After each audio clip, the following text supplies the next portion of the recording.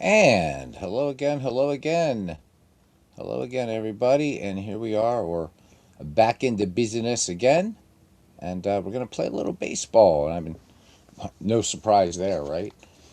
So I've been talking about wanting to get back to some games I haven't played for a while. So tonight we're gonna do a little exhibition game. 1961 Yankees against the 1975 Red Sox in old-time baseball from Stormfront Studios. This game is pretty fun. John DFW, how you doing? Great to see you, and thanks, guys, for stopping in today and having a look with me in beta 3 of Payoff Pitch Baseball. It's really shaping up to be a hell of a game. Yeah, use real ballpark images now. All kinds of good stuff in that great game. So just watched a Sports Time Machine broadcast, and that was a barn burner Mike had in 19th of April 1975, a Yankees Tigers game. So really good one. Really, really good game. So if you're a Yankees Tigers fan in 1975 and all that, you should check it out. You should check it out anyhow. So John says he bought some more season ticket baseball teams today, including the 61 Yankees and Tigers. Ooh, nice, nice, nice. Good stuff. Those are two tough teams there, those Yankees and Tigers. There's D. Scott Howard out there on the left coast. How you doing, man? Great to see you. Great to see you. Indeed it is. Indeed it is. So yeah, so payoff pitch looking good. I know everybody's the seasons are expensive, and I get that. I'm gonna move you guys sort of just partially over here so I don't lose you. I just want to move this over. There we go. But I think I'm still gonna get it anyhow. I mean, I know I'm gonna buy it. I'm just taking my time, but everybody seems to like it. For those of you who have Pocket Pennant Run Baseball, there's a hot fix that was released for those of you that are having crashing problems with it loading specifically. It's been 1971. There was some sort of database issue. So that is available for download if you want to do that. It's there. Live and Let Die, Paul McCartney. That definitely counts by Sir Paul McCartney. Great to see Robert in here tonight. And yeah, I hope you're doing well, buddy. Hope you are doing well. As Robert is in the postseason now. Good stuff over there. So check it out. Usually, I said Robert's off tomorrow, so good to have him here. So D. Scott Howard says just arrived at his next pet sitting gig. He had too long off. Yeah, too long away from animals is not a good thing. So that is cool. That's cool. So D. Scott Howard is our like animal guru, totem whisperer guy. Had a great game earlier. Need to catch it, and I will, my friend. Definitely will. It's hard to catch you live, and it's going to be almost impossible for me to catch you live now with these new work hours, unfortunately, that'll start on Tuesday. I'm taking tomorrow off, but I'm back to a Monday through Friday schedule, 2 to 10. Ugh. So it's going to be awful, awful, awful. So, guys, you got to get your RJL network while you can, because you know he takes a hiatus and drives the community crazy when he does that.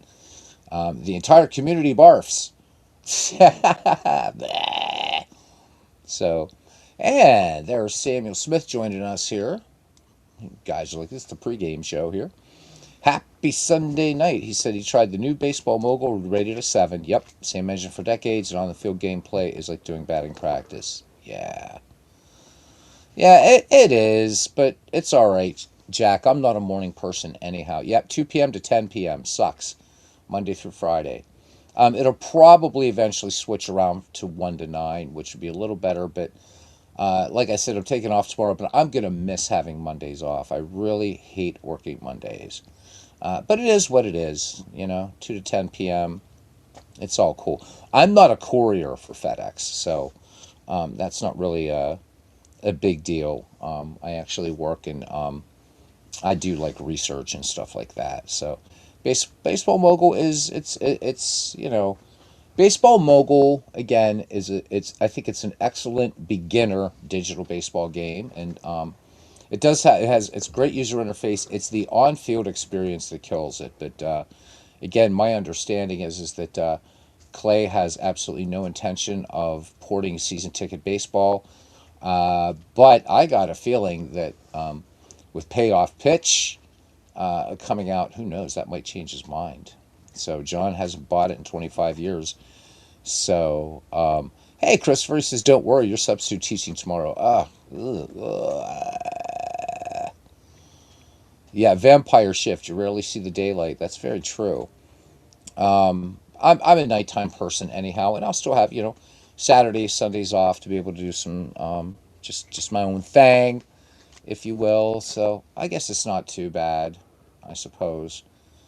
AP, how you doing? AP, I was hoping to see you. We did do we showed off a little bit of the beta of Payoff Pitch. So it's great to see you in here.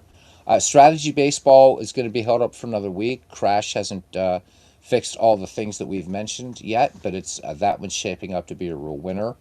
So, but we don't want to release the demo until it's ready. But it's a very, very generous demo. So I do hope you guys will, when it is finally up in the Discord, download it, play it, have fun with it, offer good constructive criticism, and maybe tip Crash also a thank you. He's really, really working hard in the game. Boy, it's just been crazy, crazy week for baseball sims, hasn't it? Baseball Mogul, of course, dropping, and again, not a bad game at all.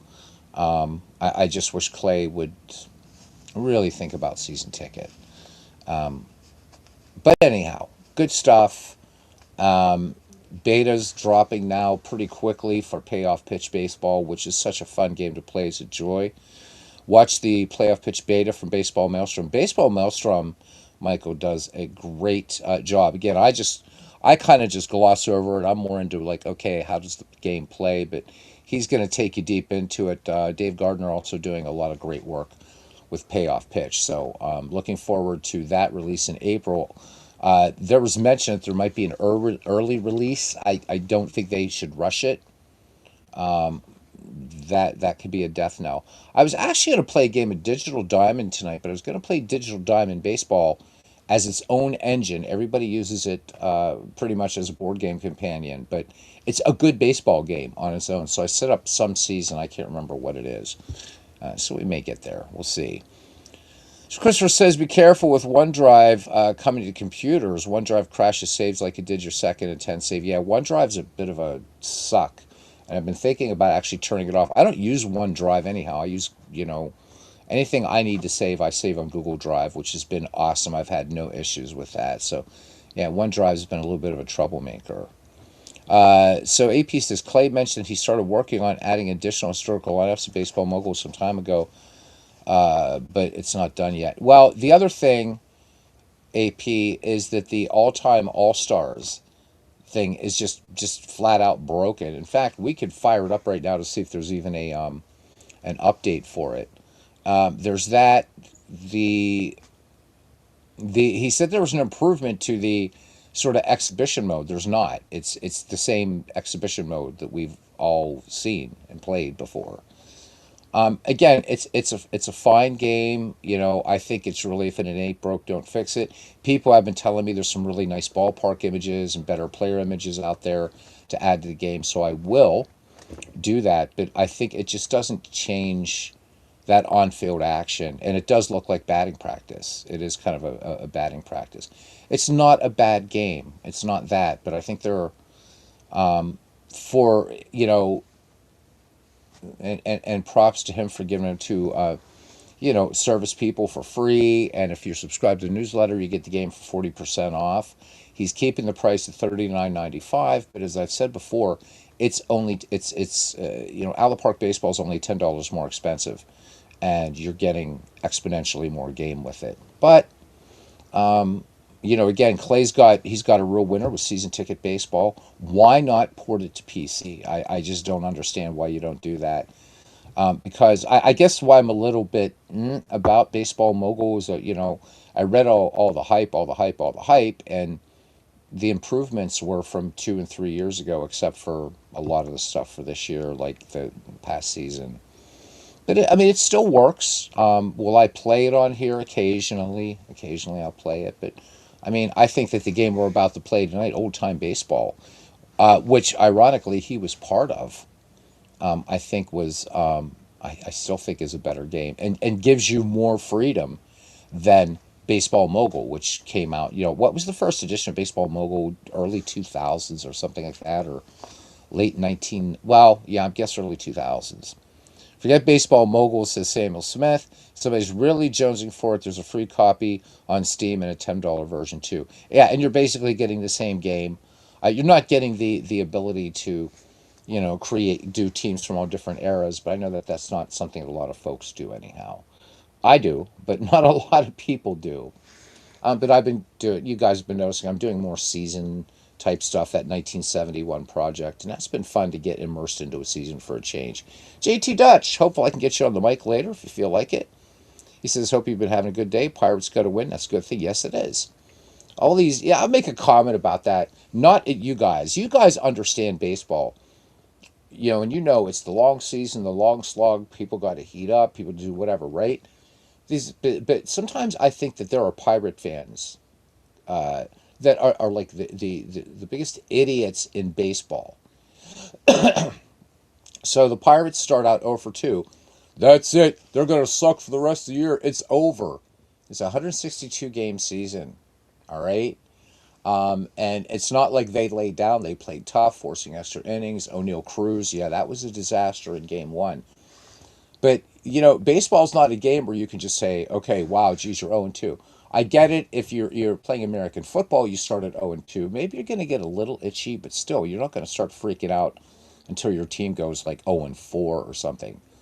We're not what is it, the 89 or 88 or 89 Orioles that started off like 0 and 20 something. Then you start to worry. But anyhow, so I'm happy. I think that, again, the Pirates have a lot of potential. I never said and never think that they were going to contend this year. We're fielding a better team. We got to figure out what we're going to do with O'Neill Cruz. Had we held McCutcheon, who went 1 for 3 today with an RBI for the Texas Rangers, we should have kept Cutchin as last year. Bring up Connor Griffin. We'll see what's going on. And D. Smith, how you doing? He says good evening to all. So I thought I would do old time baseball tonight because I think that way people so you don't get tired of hearing me call a baseball game. So we're gonna jump into this thing. I'm gonna have to leave my mic on for this thing. So just because this takes control of the mouse once I go into it. So yeah, Unifix says hello from Thailand. How you doing, buddy? It is great to see you, man. I just had some great Thai food the other day. It was awesome red curry. It was so good. The coconut milk curry, nice and red and spicy. Thai food, I love it. I love it. I'm going to move to Thailand for the food. You should see if FedEx Thailand is hiring and move to Thailand. I don't know if the woman I'm seeing right now would want to move to Thailand, but she loves the warm weather. So I'm like, come on, it's warm in Thailand. So, and the people are super cool there. So, cost of living is pretty nice too. So, anyhow, good to see you, man. All right. So this game that we're going to do tonight, just a little history about it. For the 2 or 3 of you out there in baseball simland that don't know about it, it began life really as what we would call DLC these days. Old time baseball started out as these kind of expansion CDs, literally, that gave you the seasons 1871 to 1981. Then later on, they did some additional. I gave you 10 more seasons up to 1991. It's a very, very, very, very important milestone in baseball simming. Go to the Philippines. I'd like it there. Wherever it's warm, man. After this winter, I'm done with it. I've hated winter ever since I was a little kid. Doesn't matter. Although winters in Europe were a lot milder than what we just dealt with here. It's bullshit. Yeah, where everything's increased due to Orange Boys War. Everything. So, man, I went to the grocery store today and had sticker shock, and my car was over 3/4 of a tank. Over 3/4 of a tank. Still cost me like $17 to fill it up. I mean, come on, man, this is ridiculous. And for what? Anyhow, I know I don't want to keep this. I don't want to make it political, and I don't. But I'm pissed. I'm pissed. All right. So anyhow, And it proved so popular with Tony La Russa players. This so came out for Tony La Russa baseball that Stormfront Studios released it as its own product. Came with a nice chunky manual at that time. It came with over 12,000 players or 13,000 players. Every season from 1871 to 1981, including Players League, Union Association, American Association, Federal League. There's some Negro League teams in there as well, like sort of all-time greats. You can do drafts in this game. You can kind of create what you want given that 1871 to 1981 window, which ain't bad, 110 seasons of baseball. The ballparks were very beautiful for their time, especially in 1995.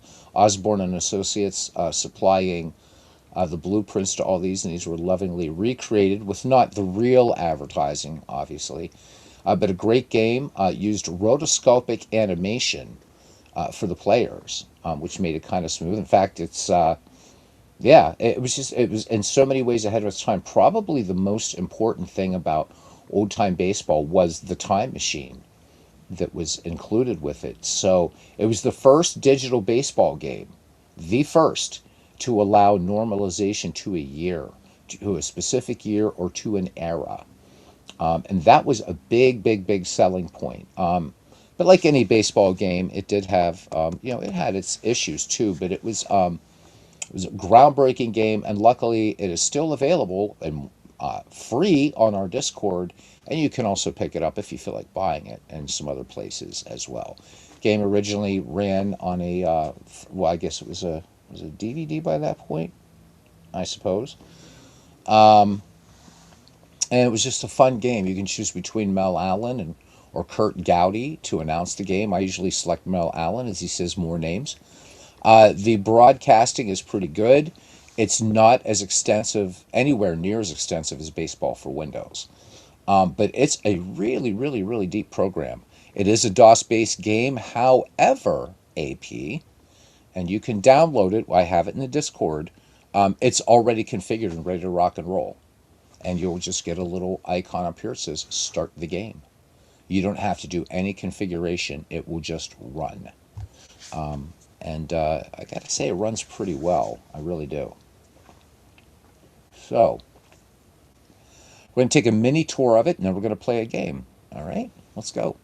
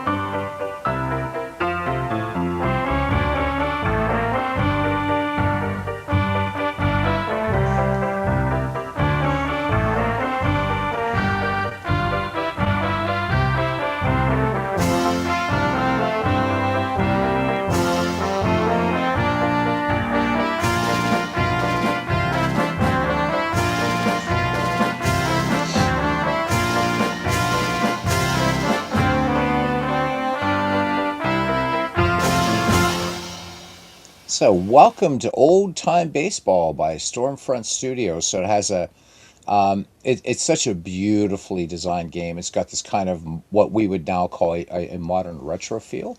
As you saw there, it came out in 1995. Unfortunately, Stormfront Studios was acquired by EA, the Evil Empire, and went away. Yeah, great memories of a great game. Played the hell out of it. And if you're not afraid to get your hands dirty with this game, it plays a really good game of baseball. Um, so we're going to be doing an exhibition game tonight, but you can do fantasy drafts, seasons. So that you can do here. So they're called universes in here, and if we go to universe, and we go, you actually want to go to CD-ROM. There you go. Look at this. That's a lot of baseball, baby. A lot of baseball. And if you want to, I didn't put them up on the Discord. In the Discord, sorry, when I get a bit tired, this is what happens. I didn't put it in the Discord, but I may. The additional universes, you can, if you mount them on a virtual drive, you can get access to 1982 to 1991. But I think the real charm of this game are the old ballparks. When you get into later things like, say, if you'd want to play, like if you're Robert and you wanted to play a 1969 Mets replay, you're going to have to play in the Polo Grounds. Shea Stadium's not in here. Now, that being said, Todd B, OneDrive is a piece of shit. He says Todd B, and good to see you too, Todd. OneDrive's been causing a lot of problems for people. I do know that. Let's look around this very very deep game. I remember buying it and had a. You remember the old days, guys? The big, nice, big manuals, and this was a nice glossy manual, very very well written, and it also came, like how computer games used to be boxed, and you opened it, and there was a built-in little music box, and it played "Take Me Out to the Ball Game." And really, really cool. The only thing that takes you out of the immersion a little bit is they use the same player models pretty much as Tony La Russa baseball. So you are going to see guys, if you're playing in 1917, they're wearing batting helmets, whatever. But it's really really no big deal. But it's what you can do with this game that's really really really really incredible. Again, you can do a fantasy draft. If we click on fantasy draft, what you do first, let's give it a second here to come up. Hopefully it will. Hello. There we go. So when you're setting up your draft, right, you already have to have like your team pool. So right now we could conduct a fantasy draft using all of these teams if we wanted. Okay, post-war and pre-war. Or you can load a bunch of different universes, whatever ones you want, and create your draft pool from there. So I always say that this game is kind of like the grandfather of MLB The Show and Out of the Park Baseball. And the reason I say that is because if you wanted to, let's go back to the main screen. I just wanted you to see what goes on with the draft and all that kind of stuff. Is that you could also play this as an arcade game, but it was a little bit of jank. Yeah, you can create a past historical replay, whatever. Again, any season from 1871 to 1981, you can do in this. You can mix and match. You can draft. And this really, really, it still is a very deep baseball game. And again, that time machine was super super cool. You can go up. You could of course set manager profiles and stuff like that. So I've already set just what I wanted to do just for the two teams that we're going to play tonight, and you can see right there. The one thing that you always want to do, no matter what season you're playing or whatever project you're doing, and if it's especially for post dead ball, there's only one setting you have to really fix, and that's this one: push it or play it safe. One of the problems that this game had is you would get they were called off the wall singles. So ball would be hit all the way to the wall and the runner would stop. So you really want them to push. If you're playing dead ball baseball, you want to crank all these things up. But you can see there's really a lot of things that you can set up here. You can have each manager set up differently. I leave everything, if it's after dead ball, the only thing I do is just set this up right here. I know Chris Slovic was really excited and downloaded this game. I think it was last year.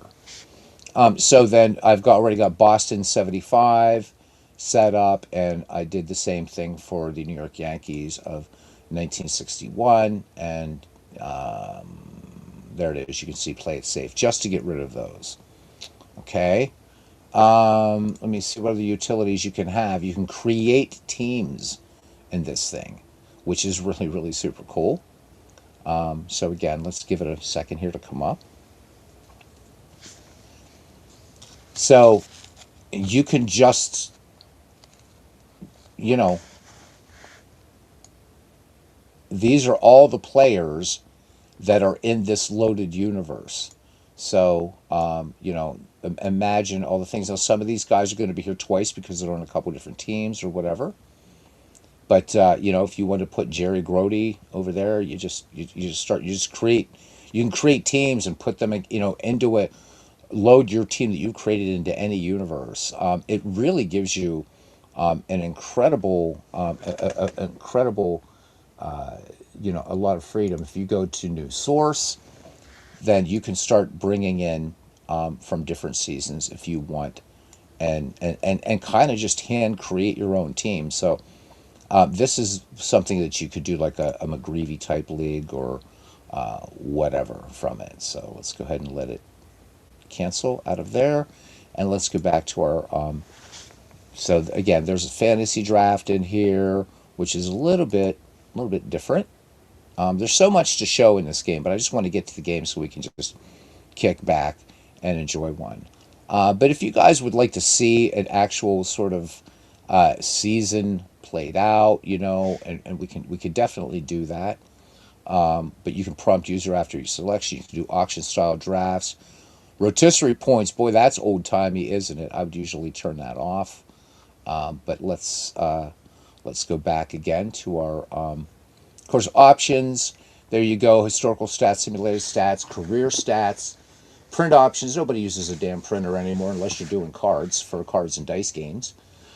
Music on and off, and it has some pretty neat music that plays in the background. Has a great help file, by the way, too. So if you really want to learn about this game, you can just click the index here, and you can look at all it can do. And there's a lot. There's a lot. So this was also kind of you can see that slider is just starting to move. There we go. So if I click on Create Team Help, there you go. Allows you to build a team from scratch. The team you create will appear in the currently loaded universe. You can also create empty universes. So imagine the things that you can do with this. So this was also pioneering in the fact that it also had a manual along with the analog manual is the best way to put it. So again, this is really, really, really important. And Don Daglow, I believe it was a year or two ago. Let's exit draft. Said that if he thought it would work and he could get the Kickstart money, he said he would love to do a sequel to this. And Don Daglow is a legend in the gaming and gaming in general. This guy was a real pioneer. And look up that you can find interviews with him on YouTube. And the guy's just a bloody genius. And I would love to see what he could do with this as a sequel.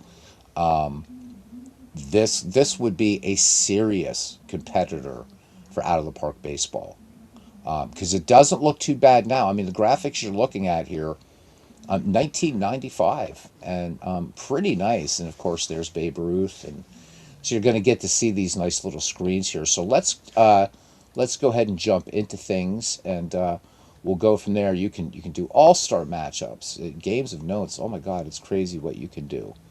But let's look at the exhibition game menu. So again, it's whatever universe that you have put in. So I just fixed the managers for New York 61 and Boston 75. All right, we go to our next screen. And here's the thing that I was talking about.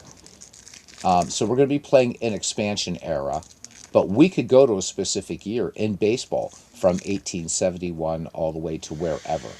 So a lot of fun that you can play. And let's see if we go to this about here. The time machine mathematically levels the statistical playing field between different years or eras of baseball history.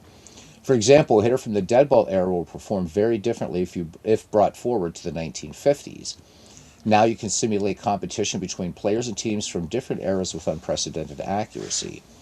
And that's not hyperbole. There was no game that did this before old-time baseball.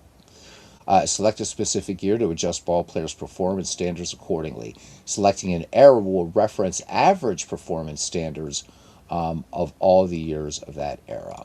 So, again, this is something that we take for granted today in digital baseball simulations. Out of the Park does it, Action PC does it, Diamond Mine Baseball does it, Dombrov Baseball does it.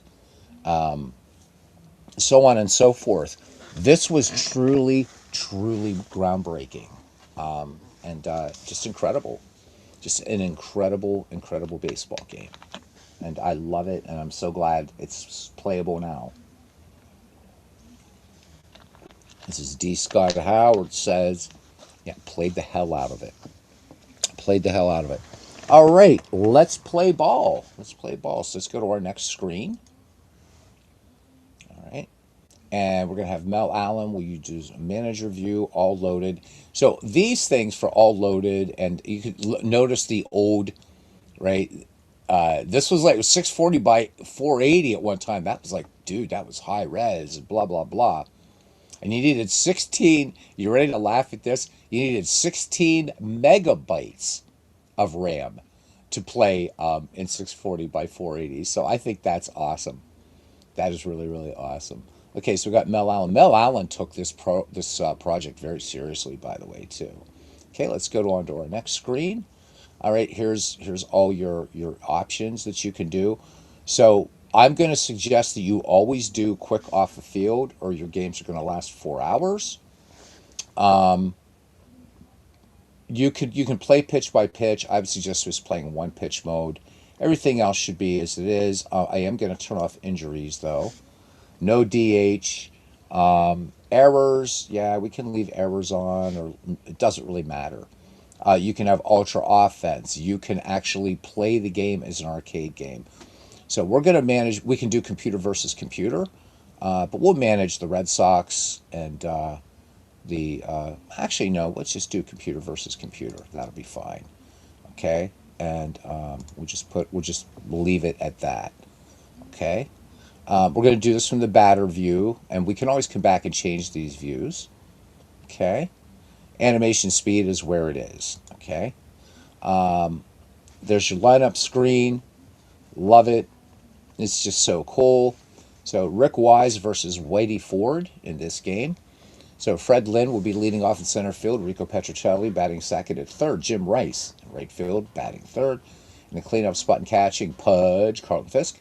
In left field, batting fifth. Dwight Evans batting sixth. Second base, Denny Doyle batting seventh at short. Rick Burleson way down in the order, batting eighth. Carl Yastrzemski. And pitching and batting as Rick Wise for the hometown New York Yankees. Leading off at second base, Bobby Richardson. Batting second, center field, Yogi Berra. Batting third in right field, Roger Maris. Batting cleanup in left field today is going to be Mickey Mantle. We can change these positions and do all that stuff, but I'm not going to worry about it. Let's just play it as it is. Elston Howard in the number 5 slot and we'll be catching. Bill Scour in first base, batting sixth. Tony Kubek at short, batting seventh. Clete Boyer at third, batting eighth. And the chairman of the board, ready to go. All right, so again, we can set our batters, set our pitchers, but let's just go into the game and have fun. So, old-time baseball from 1995.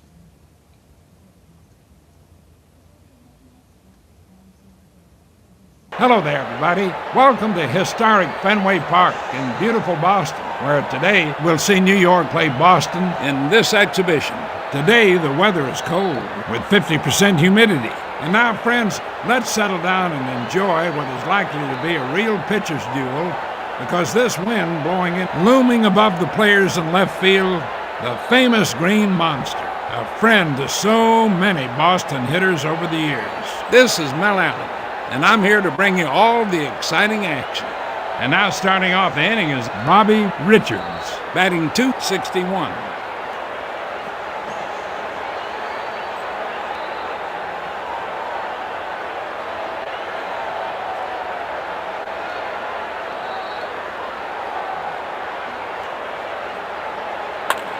A line drive down the left field line.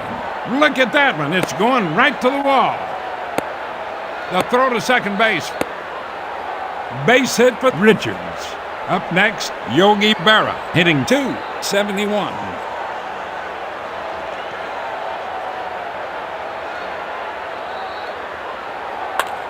A bunt to second. The throw to second base. And the throw to first. Up next, Roger Maris, batting .269. Here comes the pitch. Going.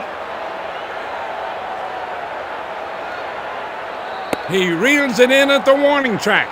Out number 2. Next batter, Mickey Mantle, batting .317.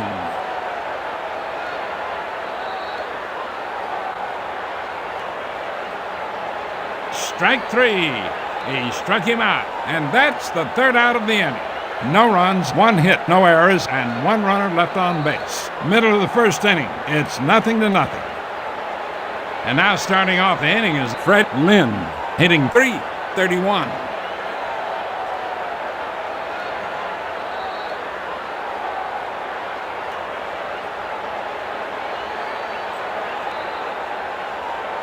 He comes to the plate. A hot grounder, and the throw to first. Got him. 1 out now. Next batter, Rico Petroselli, hitting .239.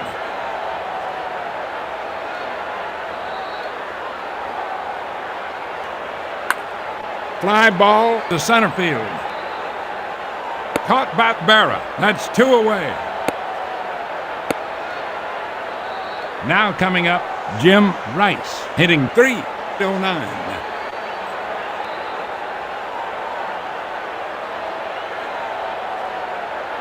For ball 4. Now batting Carlton Fisk, batting .331.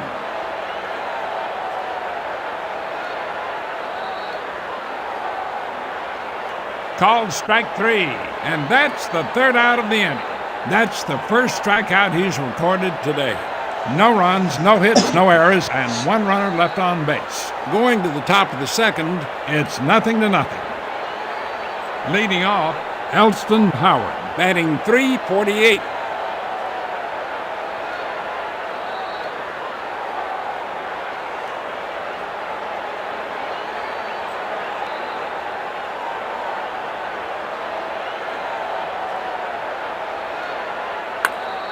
A line drive to the shortstop, and he makes the catch. That's 1 down. Now batting Bill Skowron, hitting .267.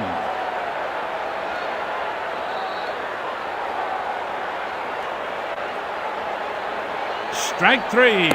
He struck him out. That's 2 away. Now coming up, the shortstop, batting .276.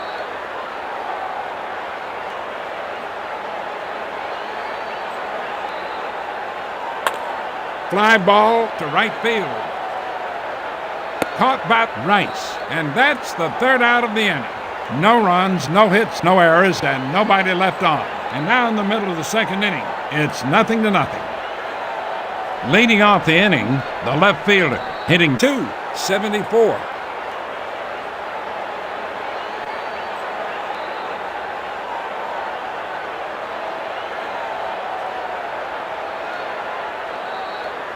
Here comes the pitch.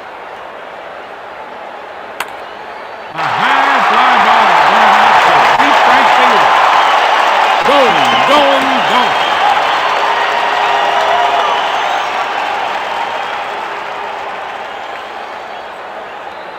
So obviously some Yankees fans turned up.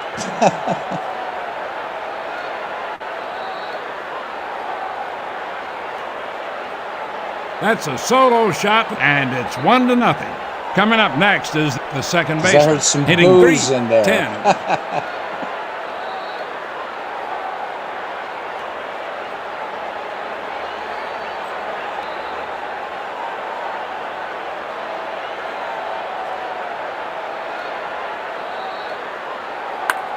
There's a slow ground ball hit out to first. He takes it to the bag himself. Now batting Rick Burleson, hitting .252. So one of the things, and I know the crowd's a bit loud, I don't have any way to lower that right now, so, that out of the park baseball works a little bit differently. As you can see how the action on the field in this game is also ahead of its time. Again, the announcing is kind of very bare bones compared to a baseball for windows, but it syncs up pretty nicely. And I just wish out of the park baseball would take the final step and put in an announcer like this. The other thing is when we get through the batting orders, we'll switch around so we can see what the batters have done today. But first time through, it's nice to see their stats.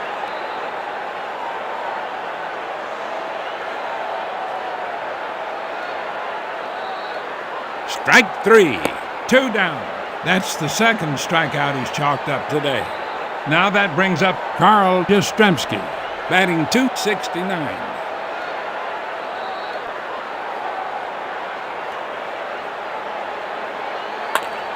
A line drive to center field, caught by Berra. That ends the inning. 1 run, 1 hit, no errors, and nobody left on.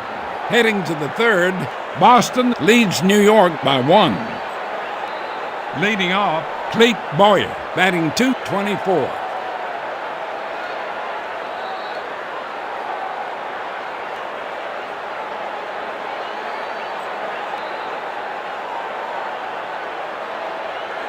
Here comes the pitch. Grounded to third, and the throw to first. Got him! Next batter, the pitcher, batting .177.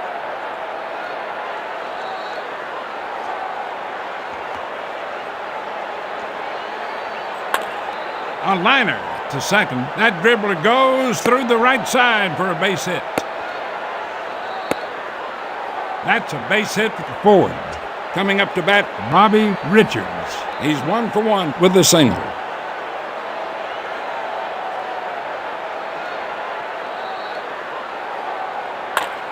A line drive down the left field line.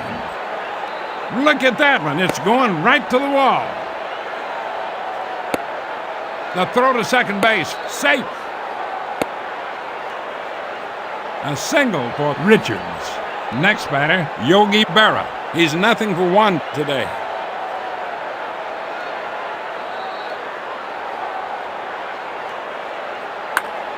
A hot grounder, and he's out at second. He's up to the ball and throws to third. It's a double play. That ends the inning. No runs, 2 hits, no errors, and 1 runner left on base. After 2.5 innings, Boston 1, New York 0. And now starting off the inning is Rick Wise.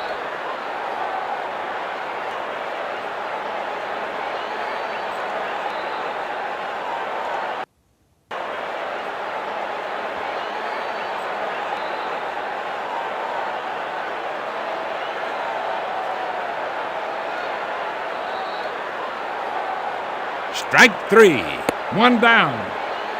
Now batting Fred Lynn. He's nothing for 1 today.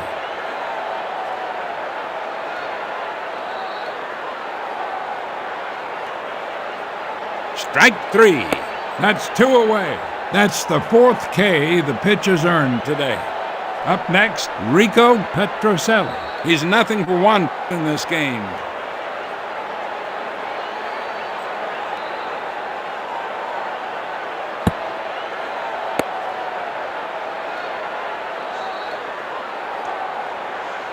That brings up Jim Rice.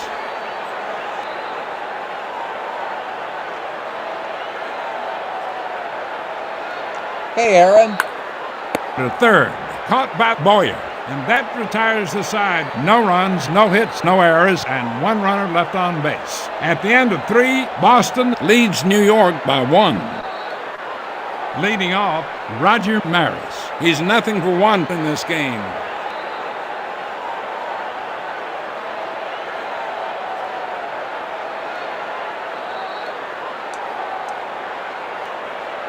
It really is, Michael, and it's free on our Discord. Strike 3. He struck him out. That's 1 down. Now batting Mickey Mantle. He's nothing for 1 with a strikeout. Here comes the pitch. For ball 4. Now batting Elston Howard. He's nothing for 1 today.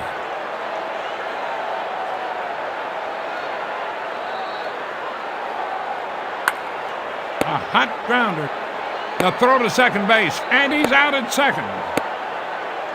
Hey, Gary, welcome in, buddy. Good to see you. And Up Michael next, Fisher. Bill Skowron. He's nothing for one with a You're strikeout. not late. You're always on time, brother. You're good. Strike three. He struck him out. That's the third out of the inning. No runs, no hits, no errors, and one runner left on base. Middle of the fourth, Boston 1, New York 0. Leading off the inning, Carlton Fisk. He's nothing for one with a strikeout.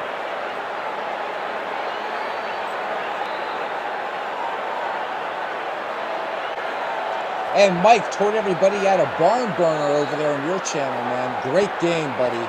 Welcome in, Mike. To third, and he makes the catch. One out now.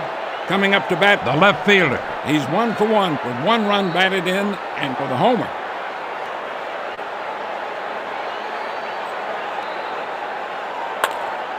Grounded and the throw to first. Got him. Up next, the second baseman. He's nothing for one today.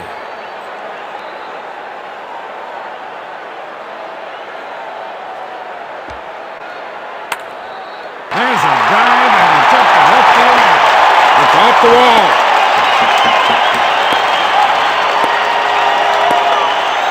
A single for... Up next, Rick Burleson. He's nothing for one with a strikeout. The payoff pitch.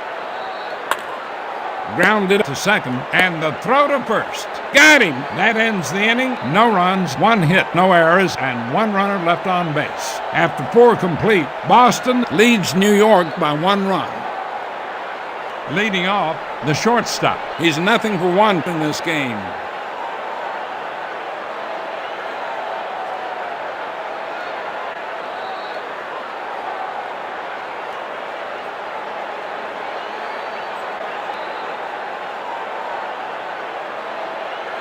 Called strike 3. That's 1 down. That's the pitcher's 5th K today. That brings up Clete Boyer. He's nothing for one today. Mike, it comes with every season from 1871 to 1981. So however many teams that is. So it's 13,000 some players. You can replay seasons. You can do drafts, create your own teams. Create your own players. And again, it's Time Machine. Funny that you're in here. But it's Time Machine was very groundbreaking. The first digital baseball game that did era normalization. Extensive manager capabilities. This is such an important game in baseball gaming history. Go grab it on our NebMcGreevy Discord and other games. Download it, install it. It's ready to work. You don't have to configure anything.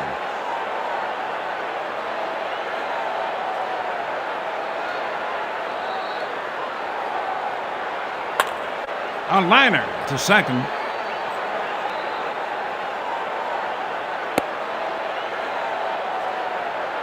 He's safe at second. And he eases into second base with a 2-bagger. Now batting the pitcher. He's 1 for 1 with a single.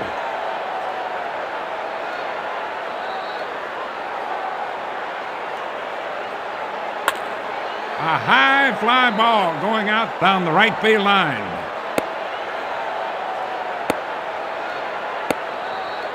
A single for Ford. That brings up Bobby Richards. He's had a good day at the plate. He's 2 for 2 with 2 singles. The runner goes. Grounded. The throw to the plate. Out at home.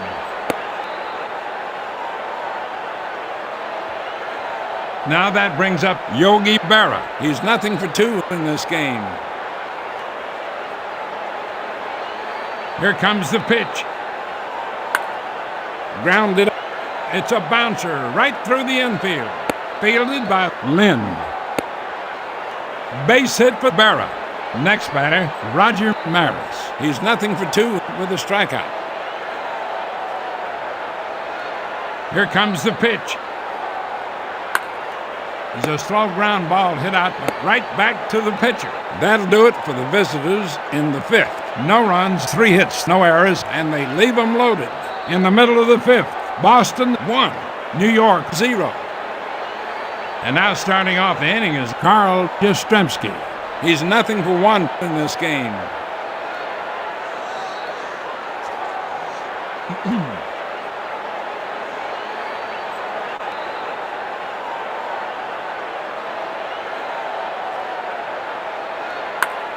A liner to second, a diving stop by Richards, and the throw to first. Got him, 1 out now.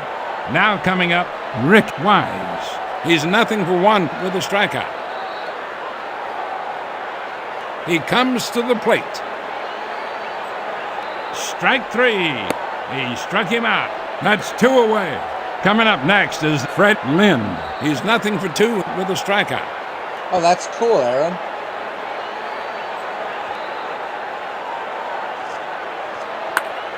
A line drive to center field. Look at that one. It's going right to the wall. The throw to second base. He slides in under the tag. You're going to like it, Mike. Pulls into second base with 2 bases. That brings up Rico Petrocelli. He's nothing for 1 with a walk. Mike, if you have any questions about it, just hit me up in the Discord. It also has a good index or manual to it. It's fun.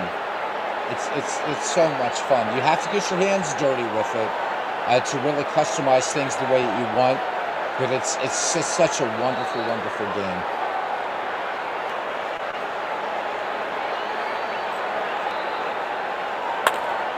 A bunt, but right back to the pitcher. And the throw to first. Got him. That'll do it for the home team in the fifth.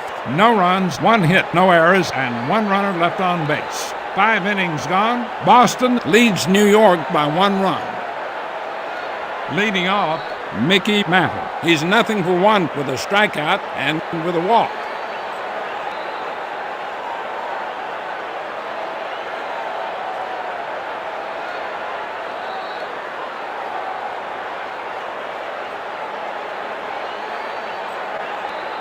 For ball 4. Now batting, Elston Howard. He's nothing for 2 in this game. Now, the sharp-eyed among you will notice that Mantle was batting righty. So one of the things that you have to do when you're setting up a project in this thing is go through and find your switch hitters and edit them and put an S in there. If not, all switch hitters just default to right-hand hitting. But that's easily fixed. But that was one of the things that they overlooked in the game, was having the hitter default to right hand. So you have to make him a switch hitter. So, but easy enough to edit players. Super, super easy. But you do, unlike out of the park baseball, which would be a descendant of this, there's some work you have to do, but really it's not much. He delivers. Grounded to second. That dribbler goes through the right side for a base hit. He's up to the ball and throws to third. Got him!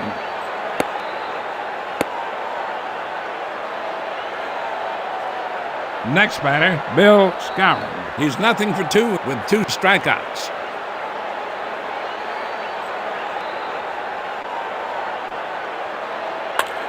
A bunt to first.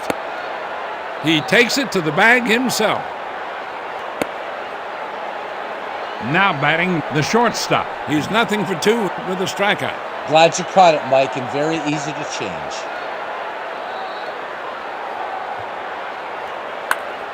A line drive to left field.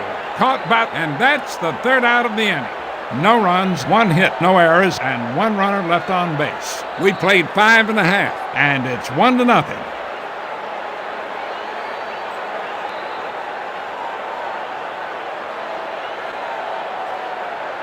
Pinch hitting for Darren Johnson as the slick-fielding infielder, and we'll probably see him stay in the game for defensive purposes.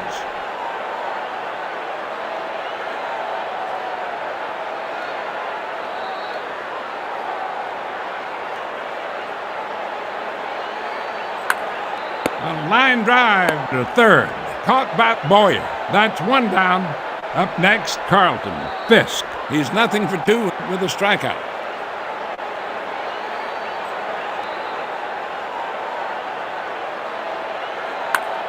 There's a slow ground ball hit out to first. He takes it to the bag himself. Two down. Up next, the left fielder. He's 1 for 2 with 1 run batted in and for the homer.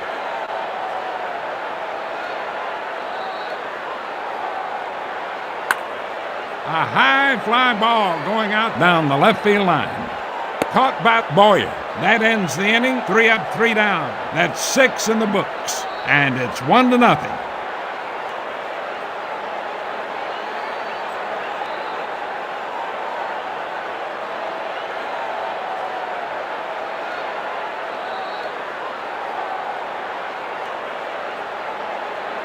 Pinch hitting for Lee Thomas, a utility infielder.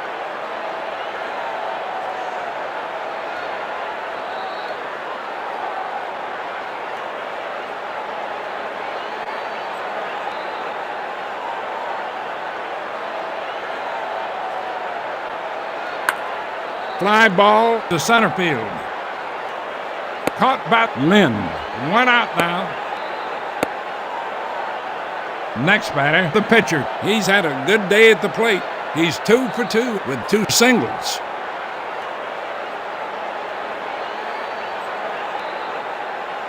For ball 4. That's his second walk.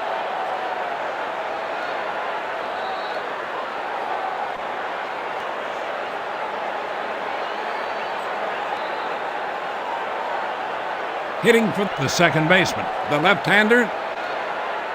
Let's check on some things here, Mike. So you can look at your lineup here. And I'm looking at the wrong team, like in Aegis. Shit happens. So Yaz playing first base in this game, Mike. So again, this is just an exhibition game using just a universe that is default loaded in here. But yeah. So, I mean, you can manage in this game. And again, if you have any questions about it, just hit me up in the Discord. I'll show you a couple things as far as player editing and stuff when I get done. But really what just impresses me about this game is how, yeah, the announcing, yeah, he got Bobby Richardson's name. He's calling him Bobby Richards, whatever. But it's how well the announcing syncs up with what's going on in the field, which I think is really good. There's a lot about this game that's just superb and still in some ways ahead of its time. All right, let's get back to action. The runner goes. A line drive to center field. Base hit for. Now that brings up Yogi Berra. He's 1 for 3 with the single.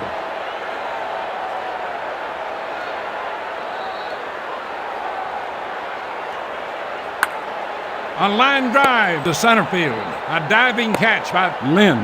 2 down. Up next, Roger Maris. He's nothing for 3 with a strikeout. Yankees leaving a lot of guys on base today.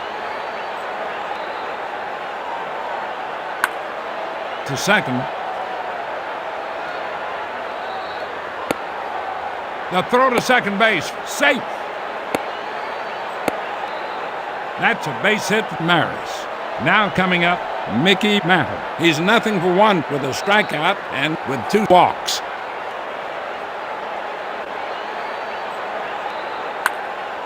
Grounded. The throw to second base, and he's out at second. That'll do it for the visitors in the 7th. No runs, 2 hits, no errors, and they leave them loaded. Heading now into the bottom of the 7th inning, Boston leads New York by 1.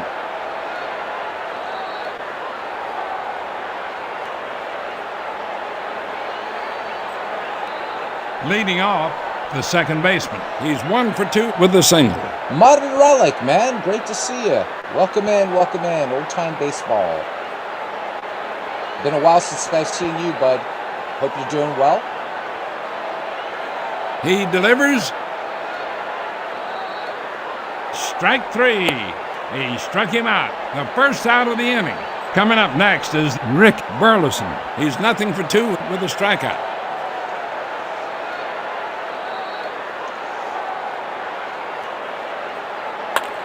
Fly ball to left field. He makes the play. That's two away. Up next, Carl Yastrzemski. He's nothing for two today. Great to hear it, Modern Relic. He says with a big old looping grin. drive to left field. Base hit for Yastrzemski.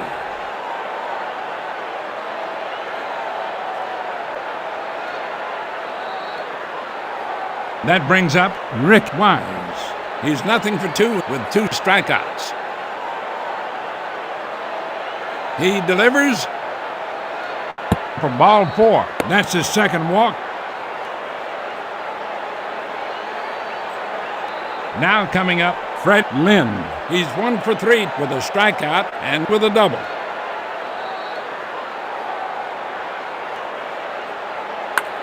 There's a high pop-up to second.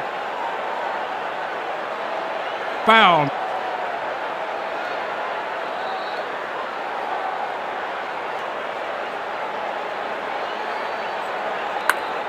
A line drive to center field. It's gone.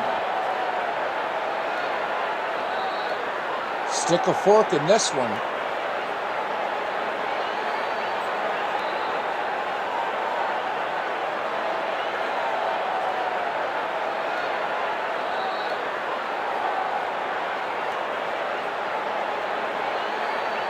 A 3-run homer for Lynn. Boston 4, New York 0.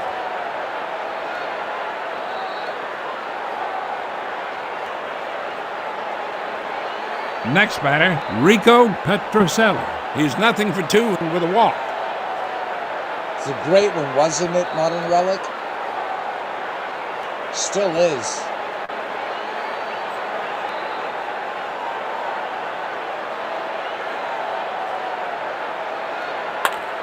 There's a shallow fly ball down the left field line.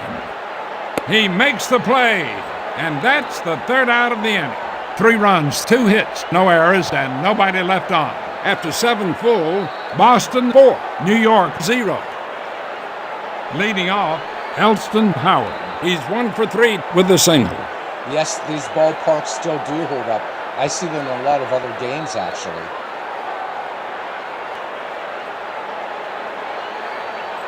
And they're not 3D. They're just so well done, though. A line drive to left field. Picked up by... That's a base hit for Howard. Dick Cole, best name in baseball, huh? Next batter, Bill Skowron. He's nothing for two with 2 strikeouts.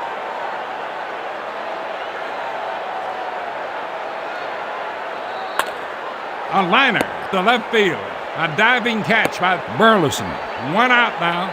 Now that brings up the shortstop. He's nothing for 3 with a strikeout.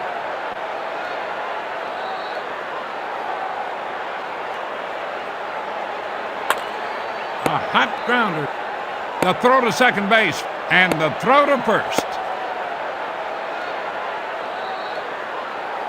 Next batter, a utility infielder. He's nothing for 1 today. Aaron. The runner goes. Got him. No runs, 1 hit, no errors, and nobody left on. After 7.5 innings of play, the score is 4-0. I would have changed my name, man. My name's Frank Cole. Whatever. Hitting for the right fielder, the right-hander. Wasn't there a guy in NASCAR named Dick Trickle? That's probably even more unfortunate. So.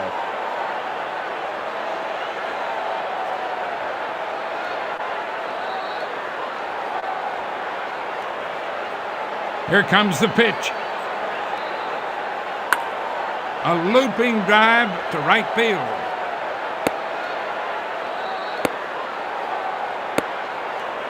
Base hit for... Up next, Carlton. Fisk. He's nothing for 3 with a strikeout.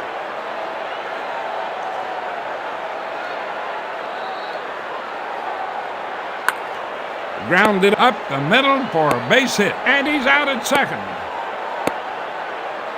Absolutely, Mike. Now coming up, the left fielder. He's 1 for 3 with 1 run batted in and with a homer.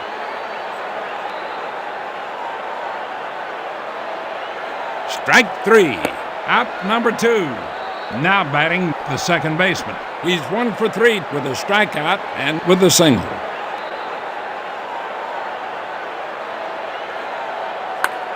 A high fly ball going out to right field. Base hit for the second baseman. Now that brings up Rick Burleson. He's nothing for 3 with a strikeout. Here comes the pitch. There's a high pop-up to second. Foul.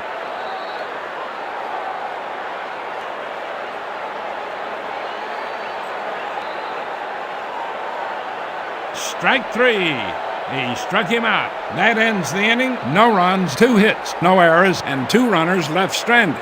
After 8 pulls, the score is 4-0.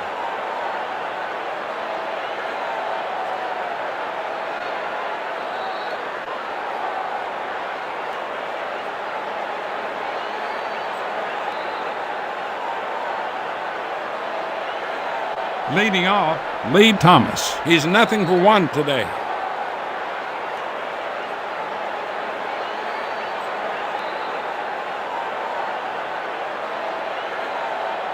Oh my God, I did not know that, JT. That's funny. Here comes the pitch.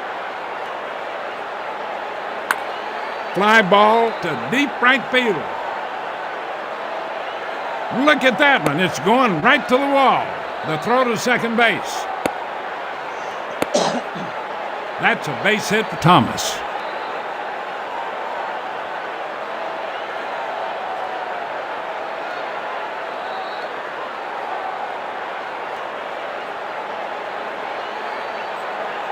Welcome back, Martin. Hitting for Bob Serve, a speedy outfielder. That's one of Dwayne Martz's favorite players, Bob Serve.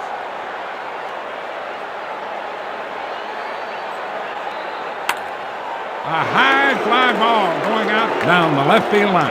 It's going, it is gone. Yanks get on the board in the 9th. Dick Pope played with the Beavers. All right, we're descending in the 9th here. I love it. Descending into depravity, debauchery. Love it. A 2-run blast for Serve. New York trails Boston by 2. That brings up the second baseman.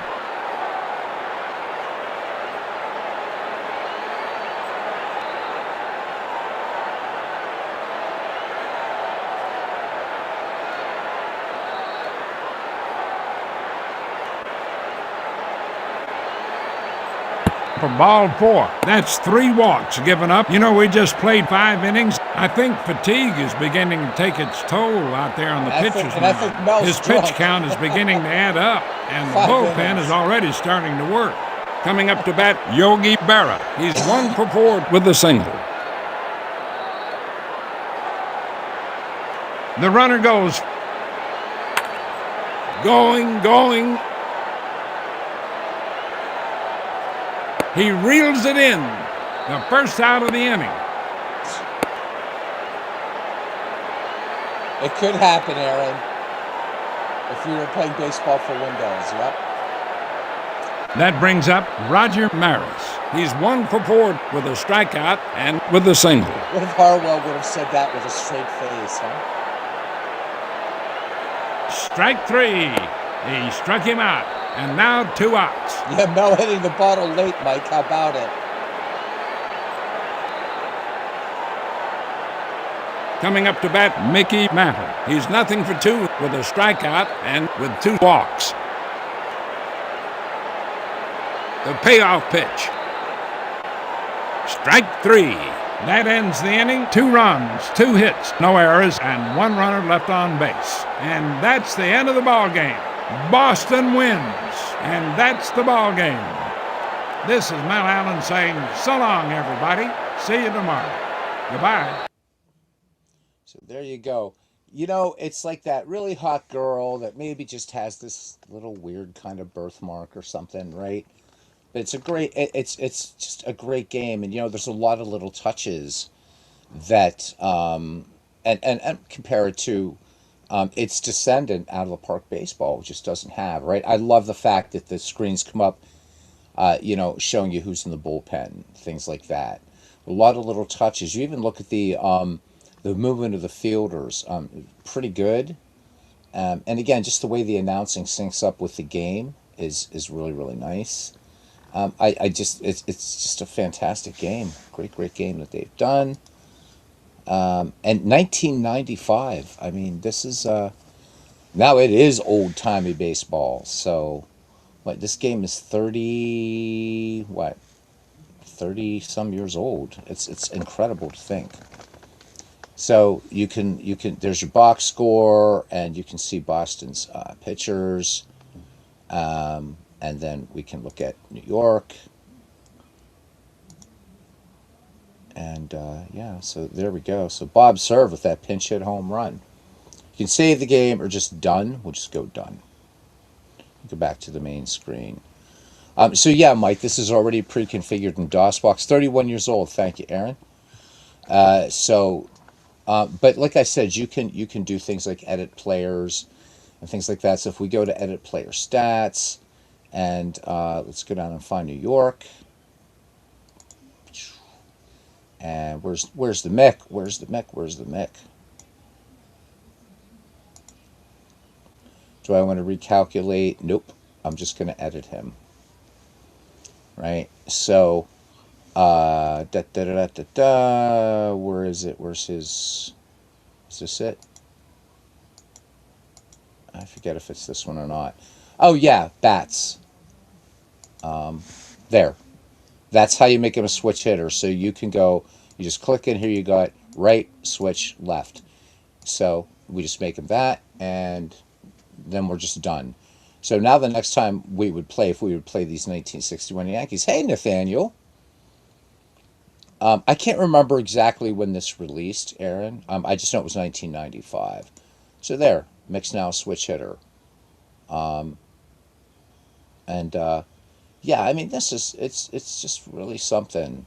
Every once in a while, I just like to bring this game out, dust it off a little bit. Let's go ahead and click done. Done. Did I done that? Did I done that? I hope so. There we go. Let's just go to the main menu. Here we go. So that's old time baseball from Stormfront Studios. Let me see. What else can we sort of show you around here a little bit? So down here, you're going to see things like import stadiums. So if you're really brave, and you know, you wanna mount Damon tools or something like that, what you could do with this game is bring in ballparks from the Tony La Russa from the Tony La Russa game. I believe from Tony La Russa 3, you could bring in those ballparks. Also, Derek Bain has recreated some old seasons for the Tony La Russa games, which I have on here. I haven't reinstalled them yet, but if you guys want to see a Tony La Russa game some night, we can certainly do that. So the Brewers are playing their 29th season in the National League. Wow. That song they played in the American League, don't know why it still seems weird, though. I know, right, JT? It's kind of a bizarre thing. I will always associate them as an American League team, no matter how many years it is. Let me see. Not help. Where is it? There's some cool stuff here. Let's see. We don't have games of note. League. There. It's right in front of me. Geez. Stadium histories. So it comes with 16 ballparks. And again, so if you're getting up to where when Shea Stadium's built, you're gonna have to play the Mets. But so what? You know, it's fun. So let's look at Ebbets Field. All right. Everybody loved Ebbets Field, even Giants fans, because the place was a halfway house for baseball fans. As relief ace Clem Levine put it, the fans knew the game. Ebbets had Eddie Baton in a white pith helmet rooting for Cookie Lavagetto, and Hilda Chester urging on Duke Snyder with her cowbell and foghorn voice. When she was sick, Snyder and a dozen Dodgers came to visit her on their own. Ebbets was a fans' park from the time it was dedicated in 1913. Nobody brought the key or flag to run up the flagpole or remember to build a press box, but the fans loved it anyway. When fans got close enough to Ebbets Field, they could smell Brooklyn perfume, hot dogs, then check the pennants of every National League team atop the grandstand to see how the wind was blowing and the bums were faring. Whoops, this went a little fast there. I'm sorry about that. But in the 1930s, the Dodger flag nearly always brought up the rear, which made their fans only too glad to give advice. Once, with the Dodgers trailing the Cardinals 4-0, manager Wilbert Robertson called on Babe Phelps to pinch hit, and Phelps hit a grand slam to tie the game. A few innings later, the score was 8-4, and the bases were loaded again. A fan, unimpressed with Robin's managerial abilities, yelled, "Hey, Robbie, you bum! This would have been the perfect spot for Phelps if you hadn't wasted him already."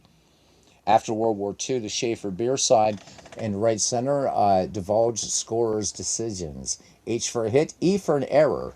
New fans came in 1947 to watch Jackie Robinson reintegrate the major leagues. That fall, Cookie Lavagetto broke up Bill Bevan's World Series no-hitter with a two-out, ninth-inning double near the Abe Stark sign at the bottom of the right field wall. Hit, sign, win, suit.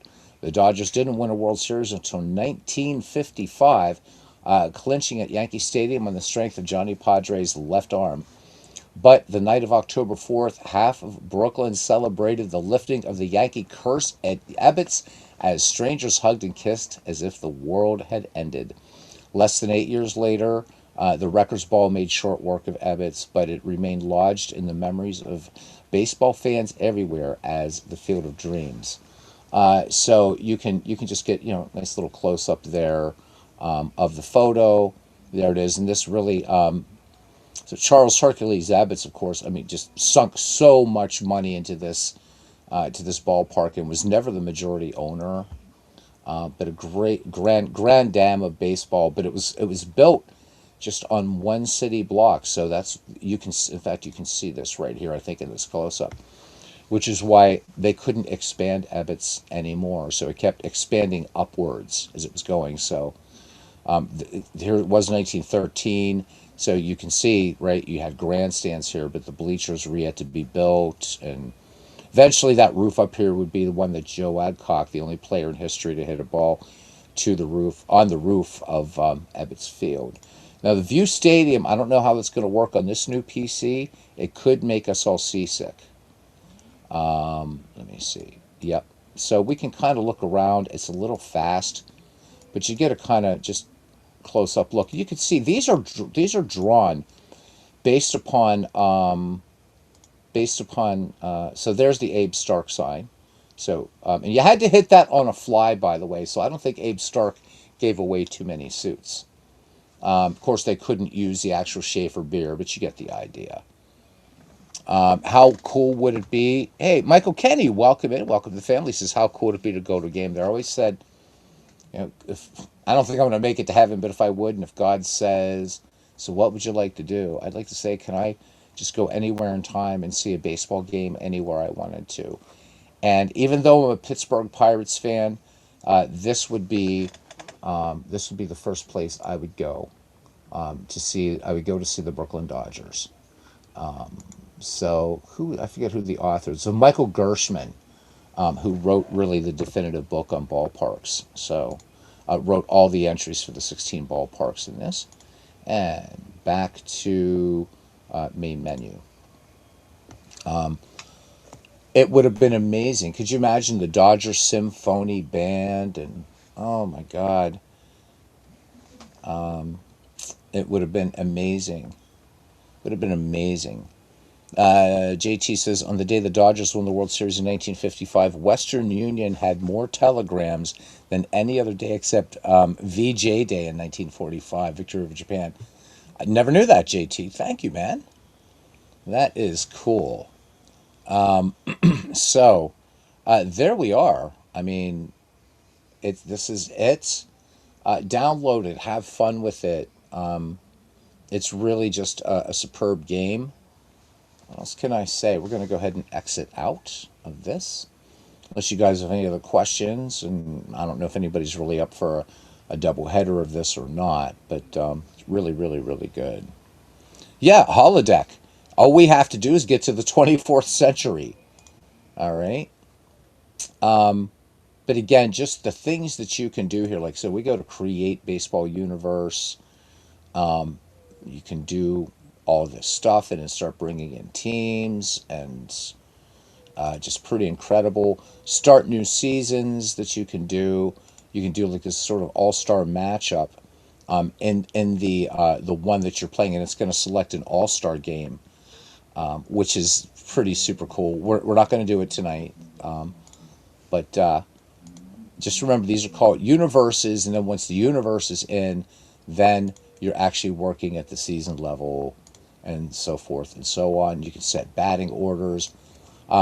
Really neat way that it does, for starting defense. You can have it advise you on setting lineups and things like that. Of course, you can easily change player positions and stuff like that. So, just a lot of fun. Just a lot of fun. And again, for Mike, who's just downloaded, just go to help and go to index, and there's the manual that will give you all the help you need. JT says, I'd like to go and see games in all of the old parks: Ebbets, Forbes, Shibe, Sportsman's, Bravesfield, Griffith, Cleveland. Oh, absolutely. I mean, each of them had their history. you know, Amazing, amazing, amazing times. Little Baker Bowl. Imagine going to a major league ballpark and it's like 290 something down the right field line. But you guys really get how just ahead of its time this game is, whatever. For as awesome and amazing as Out of the Park does to give you on-field action and stuff like that, boy, wow, just great. But I did mention that Clay Dreslaw was part of all of this. I don't know what his exact function was, but where is he on the screen here? He's somewhere. He's somewhere in here. So yeah, good stuff. The blueprints are from Osborne Engineering and Stats. There we go. I just forgot that it's doing this. So if you look, you'll see Clay's name in here somewhere. So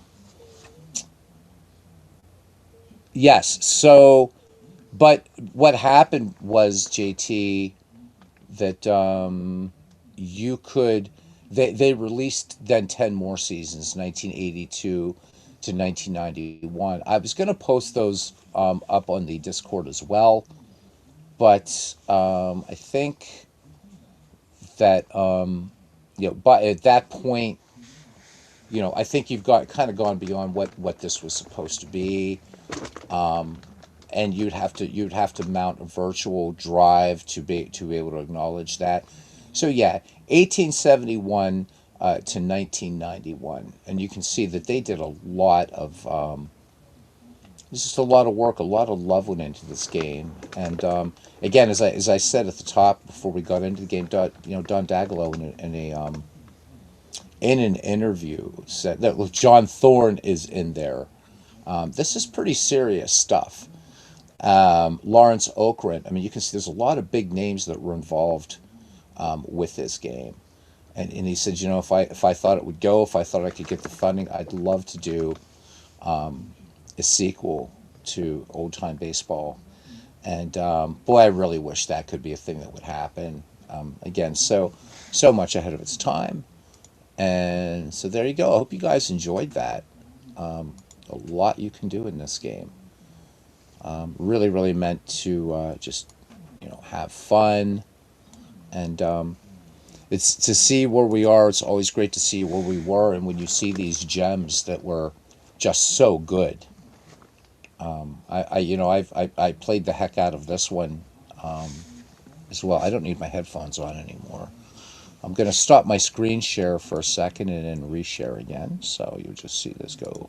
Actually, you're not going to see that disappear. And share screen, an entire screen, and here, and no sound. And boop, there we go. And we are back. We are back. So it's been a good week for baseball sims. Yeah, I can take that off now. Take off the old headphones and hear the world as it's meant to be. Anyhow, so on Sports Time Machines channel, he did a game April 19th, 1975. Yankees Tigers. It was a real cliffhanger. Hell of a good game. Not a lot of finesse in that game, but do check it out if you're looking for some more baseball tonight. Might just put that up. RJL has a hell of a game. He says I got to check out, and I'll be checking that out a little bit later, as I still have off tomorrow.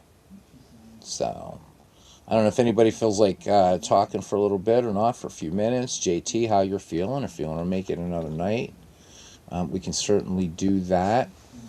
While we're deciding, I'm just gonna bring up this bad boy here again, payoff pitch, just because it's there. And for those of you that missed it, look what you can do now. You can use real ballpark images in here in the game. And if you guys remember earlier when I was having issues with setting the ballpark positions, it was a bug, and that bug has since been fixed. But if we play a game now, you can actually use real ballpark images, which I think is super, super, super cool. Yeah, I'm off tomorrow. You want to come on for a bit? Talk a little baseball or whatever? Yeah, this is my last. But even when I start my new schedule, I don't have to be there till 2 in the afternoon. So Sundays are still good for hanging out. So let's get JT on here as I've turned off share volume. I don't want JT to get the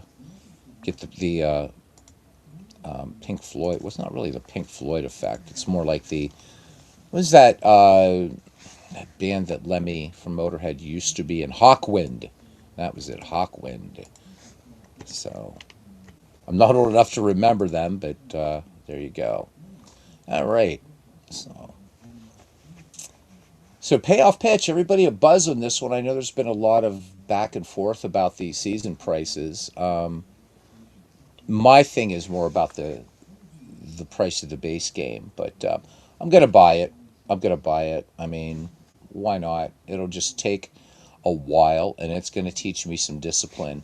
And I can't pass up a great baseball game. I really, really can't. So there we go. Let's wait for JT to click. There he is. Hey, buddy, are you there? I think so. Yes, you are. All right. You're gonna have to give me some advice. I don't hear my feedback, but that's not necessary, I suppose. No, you're hearing me in real time. As long as you've muted YouTube, you're fine. Yeah. Well, no, I mean, I hear you. I don't hear myself coming back. I don't Oh, hear that's okay. my Yeah, it. input. But Yeah. It about you don't want that to happen. You sound great. okay. All You right. sound great, man. How's it going? Awesome. Doing well, man. Great to hear, How are you brother. doing? Doing all right. Like I said, I'm starting a new job with the same company, and that's going to be kind of weird, but that's not till Tuesday, so I don't Okay. care. To me, it's still Sunday night, and to you, it is Sunday night, so yeah. Mhm. Mhm. So, Well, I'm have you, excited about payoff pitch. I heard yeah, somebody talking about it. If you sell the game on Steam, they get 30% of the sale. I didn't know that. That was yeah, eye-opening. game takes a bite. They really, really That's a do. pretty big bite, 30%. Ooh. I Yeah, mean, they hit you hard. And I mean, if no you're a wonder bit, they're worth millions and trillions of oh dollars. yeah, I mean, if you're a big game developer, you can suck that up. But these guys aren't Paradox Games, so Excuse me. or Microsoft, right? Right. Well, I'm just excited to see what kind of early bird specials they'll come out with for this. I'm pretty sure I'm going to get it. I Yeah. always said that if Payoff Pitch ever got translated to a PC, I would jump all over it Oh because it's yeah. such a great game. Like that's the one game that got me closest to saying, yeah, Cards and Dice isn't so bad. I mean, because I mean, I just really love the way the game plays. I think it's a great game. I know. And Joe Bryan is a genius coming up with that game. he is a genius. And the thing Yeah. is I've said, JT, I didn't know how to play payoff pitch, and Avid Dana, the guy he's the principal programmer, and he said, "Hey, do you want a Hmm. beta test?" I'm like, "Yeah, of course." And the first night I ever showed the first beta on this, so we're beta 3 now, and I told everybody, "Okay, I'm coming into this as a new user, literally," and I was able to just figure it out. It's just so well thought out, and I It is. understand it. Whereas PC Replay Baseball, I couldn't. It didn't make sense to me. It's a good game, but yeah, I'm excited about this. I really, really am. So, I've always been a Strat homer because that's the game that I got when I was a little kid. That was my first game. hmm And I never thought that any Cards and Dice game would replace it. Although I thought that Pursue the Pennant was really good. That was yeah, a very good Cards and Dice game. As a matter of fact, that's how I discovered Diamond Mine. Diamond Mind. I was gonna say it lives as Yeah, Diamond Mind. Yep. yeah, because I thought it had been translated to PC. It had been a while since I'd been playing sim baseball, and I Okay. just one day in '04, I was getting excited about the Dodgers. Looked like they were going to win the division that year, which they ended up doing. And I just looked it up at Google search. I said I'd put in Pursue the Pennant PC, and that's where Diamond Mine came up. And I'm like, oh, what's this? And I Yeah. played that, and I thought, oh, this is outstanding. So, And still is. And yep, still it's still a great is. game. I mean, Oh my again, God, it is. Yeah. doesn't bring the bells and whistles, but you can do a lot of stuff creatively if you want to customize it. You can do stuff with it. So, And you better know how to manage in that game because it'll kick your ass too. It's oh, a it smart will. game. It will. There are games where I play where I just woken up. Just woke up, and so I'm just Yep. kind of like I'm clicking and I'm kind of mindless. And boy, they will humble you, and you're Oh like, yeah. oh man, I'm getting so outmanaged in this game. It's Yep. embarrassing. Yep. And I'm glad I didn't put this up on YouTube or whatever. I'm like I'm getting embarrassed right now. So yeah, it's still the best managerial AI I've ever seen. I don't know, but I will say to be fair, I don't know that I don't know how much strides OOTP has taken as far as management. I played quite a few games with 27, and it hmm seems like it's okay. It seems like it does fine. So I don't know whether they've advanced the AI for the field managers or not, but Well, they have, but again, it's one of those things where, out of the park does require, that you. I've got a cat trying to jump up my lap. Go on, baby. My two cats are huge baseball fans and apparently JT Dutch fans. So every time you're on, they want to jump up on my lap. ah, So and if one's on my lap, the other one has to be. But, back to Diamond Mine baseball. Uh, there's a game that doesn't need an announcer. That play by play, as you're reading it, it just draws you in. it's great. It's Oh great. my Still the God, it's best. it Still is. the best readable play-by-play there is. Yes, it is. Yes, it is. I think the best play by play. I mean, the only thing that rivals it or is on par with it is baseball for Windows. There's no question. Um, Yeah. you know, but I really love Diamond Mine baseball. But people will look at it and it's not pretty. Yeah, there's some things that you can do. And I have one cat on my lap. We'll see when the second one jumps up. So right now, Darcy is on my lap. Hi, baby. There's only one thing about that game, JT, that drives me nuts, is when you have to do substitutions because you have to get that cursor right, just at the right Yeah. place, and it's like, Yeah. God, guys, please fix this. But it's got a You know what I great you know what community. else I'd like to see is I don't mean to interrupt you. No, you're fine, But dude. I Go ahead. what I'd like to see is the pro it changes colors of the panels based on hmm who's batting and who's in the field, which Yes. I wish it did it by home team and away team, so that way you could change the color. I wish there was you could incorporate changing colors of the panels to Yeah. match the team colors. Yeah. Because there's nothing more frustrating than the Dodgers being at batter in the field and they're red, and I'm kind of like, oh, it's just the antithesis of, like Right. I'm so tempted to just go in and change it every game I play. Oh, I know what you mean. Let's bring it up so people. We're talking about the game. Let's bring it up. Damn it. So there's nothing sexy about it, but if you're No, looking for a really deep baseball game, you can do it. One of my favorite things, of course, in this game is I love the organizer. The organizer, you can just do so. So my cat's the giving me a reports, you kiss. can do custom reports. It's very easy to do. Once Yep. you kind of get it, I mean, you can't do it like right out of the box. You have to kind of learn how the report system works, but it doesn't take that long, and it's you Nope. can you can customize reports for every little thing. Oh, absolutely. It'll figure out And runs created for you. I think the old formula by Bill James, runs created, and hmm quite a few other things that like this game was before the advent of the uh, the the term BABIP, which is of course batting average on balls on play, right, and they call it like in play average, like IPA, because I don't think BABIP was really a common thing that was said when this game came out, so it right. predated it. And I remember that was something I was always curious about as a kid. It's like, if only we knew how well guys hit when they made contact. Yeah. Because you would see guys like I remember there was a player named Dave Anderson that played for the Dodgers, and he hit about 240 every year, and then he got dealt to the Giants. He hit something like 340.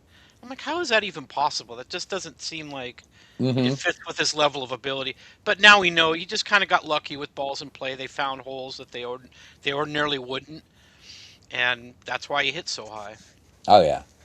There were a So I few have it guys up like here that. for everybody to Yep. see it. And so what JT's talking about right now is, again, so the Mets are in blue right now, but when this switches around and the Phillies are in red and it looks right, but if we played through this first inning and we go to the bottom of the first, yeah, you're not the Phillies aren't going to stay red, unfortunately. So it's a little distracting, but you tend to look beyond it. But I think the thing that throws most people is it looks like okay, there's really not much to this game. When you start digging under the hood in this game, you're like, oh my god. But it's easy to work with. It's easy to, uh, you know, work with the databases and stuff like that. Once you understand how that works, you're off to the races with this game. Said it is very Fantastic. exacting in that you got to select the correct pixel to make substitutions. Yes. Yes. But other than that, I mean, I still think it's as accurate as any sim going Oh, today. I've yep. played so many Yep. seasons, and it has pitch mode, pitch by pitch. If you want to go that route for a while, you can do it. Yep. Yep. That was the first game that ever had that, and I don't know. I just love it. I love every bit of it. I mean, yeah, there's some things I wish it would do, but take the whole thing taken together, it's quite a great game. And Yeah, it is. it's never been deleted off of my computer. I've always had it on my hard drives over the years. So, Same. and And so I just wish that somebody could give them a big old cash injection and just yeah. let them go ahead and do some further development. But the thing for me is I have seen there is a way that you can use like overhead ballpark photos in this and Oh just yeah. Oh yeah. ballpark photos. But I have custom photos, but you have to line up right with the panels if you want it to look good. right, but for some reason for this game, I like this aesthetic. Always thought of Diamond Mine Baseball as if what would a cards what would a cards and dice guy think if he never saw a digital baseball game? What would look sort of somewhat familiar to him? Right. And Hmm. that would be it because these players have cards, right? And yeah, so it's super cool. I Also, love this it. version can accept pictures that are big enough to put like baseball card images on them. Yeah, When they're like you can use 90 by 135, which is what's being used here, but right. it accommodates I think 200 by 228 or something like that. Yes. So you can do it if you want to do it, and it Yeah. looks great. The player photos in the game. I mean, Strat PC obviously is people have opinions on that, but that also Yes. accommodates that kind of photo. Mm-hmm. And I kind of wish Action PC did. I think that's one of the few things that's missing from Action PC. I think it's a very good game. I Mm-hmm. play it. Mm-hmm. Um, but I mean, I mean, every game you could say that about every game where it's got a thing or two here that you'd like to see tweaked. And Oh yeah, They're I all mean, very good though. They're all very good games. Compared to what it used to be, oh it's my, all very yes. good. And yeah, we're in this golden age. Yeah, And it's like I an said, I can't. embarrassment of riches. Yeah, yeah, it really is. It really is. And so I understand your point as far as a sports time machine. Are you asking about Diamond Mine new seasons or price for their seasons, or are you still talking about payout Let me pitch? let me pop these comments out again so I can see what's. I get so engrossed in talking to you, man. Yeah, Let me slide same this here. down here. Diamond Mine is Yeah, not cheap, my friend. It's not cheap. yeah, yeah. The It's a seasons it's a aren't cheap. premium for each season. But again, I just think you're getting great sim seasons for it. Hey, But yeah, Jamie. I wish that I wish it was a little bit more affordable. But I bought so many seasons like back in the day, and unlike unlike Strat, you don't have to buy a current game to make past seasons play. You know what I mean? It's not like that. So the past seasons I bought over the years, I've been playing Diamond Mine for 20 years, Well, let's 21 years. let's go to their site, Mike, and we can answer questions. What I would say is a great point of entry into Diamond Mine baseball. Now I know, Mike, you're pretty much a strict seasoned replayer. However, if you get this game and you buy the all-time great players discs, volumes 1 and 2, you get 4,500 players, which gives you humanly infinite possibilities. They also have an 11 volume set of the greatest teams in baseball history. They're also, in their infinite coolness, every season from 1871 to 1926 that were created by very knowledgeable fans are available for free. So they're very good about that. But let's go ahead and let's go to their That guy, website. second degree black belt, Stephen Drake, I think his name was. He created quite a few seasons for that, and Yeah. he was a pretty devout fan of the game, and he was a little prickly, Mm-hmm. personality wise, but I Right. always got along with him because I loved the game as much as he did, and I was pretty. I don't know. I think when people do that kind of stuff for free, I think you should be effusive in your thanks for it. Mm-hmm. Oh, And make absolutely. him make at least if he's charging you money, that's one thing. But he wasn't charging. I don't remember him charging anybody anything. No. You could just download that stuff. So So, Mike, because base game. Oh, go ahead. Go ahead, JT. Yep. no, I mean I just was going to mention that they started doing seasons in 1927. So all the Right. stuff before that is fan made or was fan made for a long time. I don't know if Diamond Mine has started making those seasons themselves now or what, There's but a it used to few. all be fan made. So here's where it gets expensive. The price point for the game itself isn't bad. It's twenty nine Nope. ninety five, and you get the encyclopedia for free. Hmm. But here's where you start getting into the money. So the cheapest are the classic past seasons. All right, and you do get so you can see here there's 1923, 24. So they're starting to go back in time. So these are transactions and lineups. So seasons are 1995, so the same price that they're going to be for payoff pitch.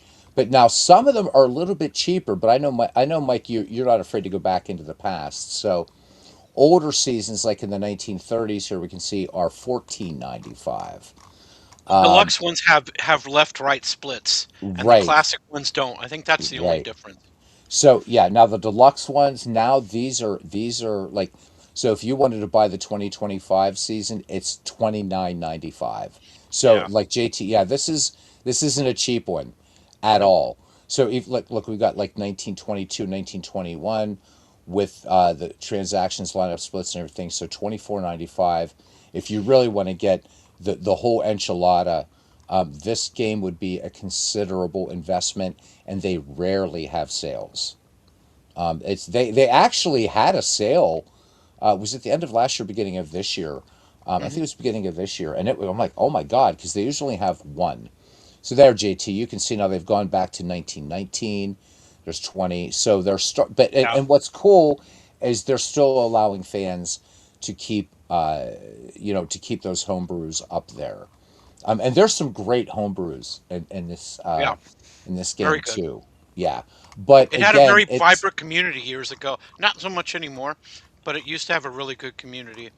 yeah. Um, but The that so comes when you don't update the game, like the the community sort of peters out because there isn't much to talk about anymore. Right, exactly. This game, also another way to get in it. So the way I look at Diamond Mine Baseball is this is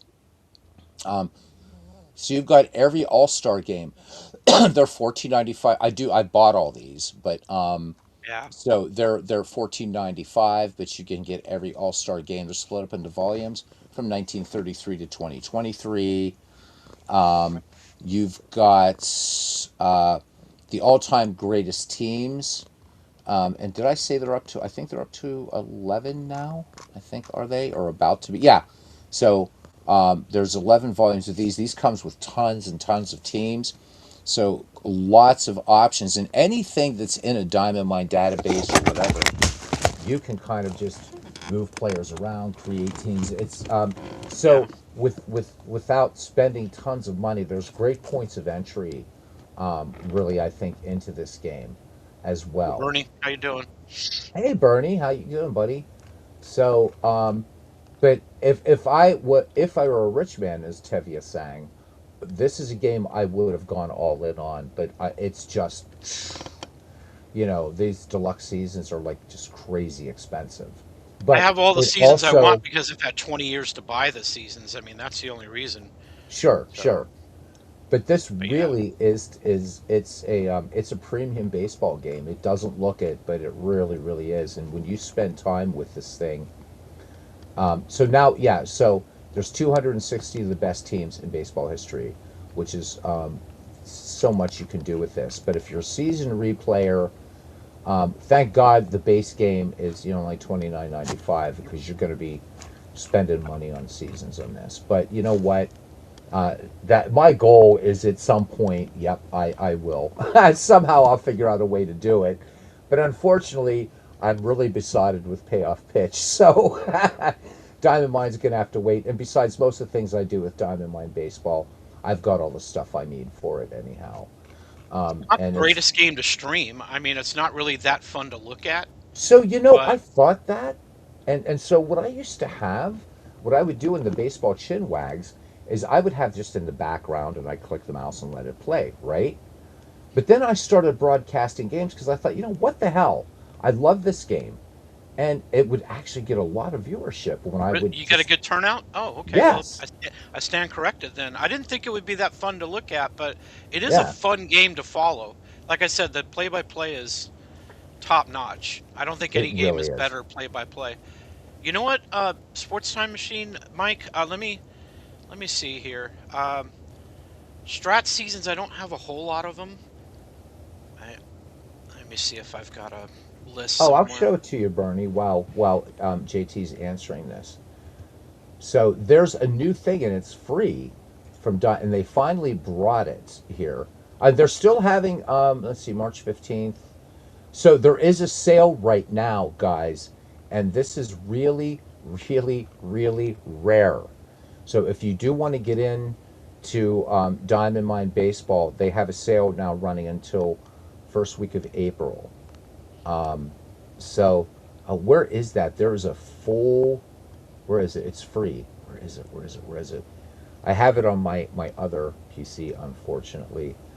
I can trying to remember where it is because Bernie was asking about the online game, and it's pretty cool actually. It's not exactly the same as Diamond My Baseball. I love it. I love this. This is from, I think this is from the Natural. That little. Oh, where is it? Where is it? Where is it? Where is it? Damn it! Where is it? Did you ever pick it up, JT? There's a free version of this. And Diamond it's an Mine? an online diamond mine. Yeah, Oh, I never did that. I I did. It's pretty Yeah. cool. Now the one that comes with tablets and phones kind of sucks. Only because there's ads like every three batters or something. But this one is really cool, and I can't find it, Bernie. I have it on my other PC. Shit. Um, but let me see. What are these is it under new So releases? Mike, I'm playing 2023E. That's the version of Strat PC that I play, and I have about 19 or 20 seasons. Not a huge total. but they're all from about 1969 to, I think I have a newer one. Like I got like 2019 that came with the game, 2023 that came with the game. But the other ones are pretty much centered around the late 60s, 70s, and 80s. There it is. There it is. So it's pretty cool. I don't remember if it's gonna. I do have a sign in, but I think it. God, I forgot my Mike, username and let's trade password. codes. There you go. I'll show you But my codes if you show me yours. We'll fight against the man. We'll like attack their so profit margins. so for the baseball game, you could play. There's like perfect lineup, which is under construction. 6 degrees of Abner Oh yeah, the Doubleday. Imagine Sports. Yeah, yeah, Right, yeah. but it does have a Diamond Mine sort of single player mode. You can play today's challenge. I remember Dane Myers was leaning on this heavy. He thought that this was the way people wanted to go, and they were like, "No, give us our game back. Like, upgrade the standalone game, not the." But he It's really having pivoted trouble to the online authenticating. game. Yeah.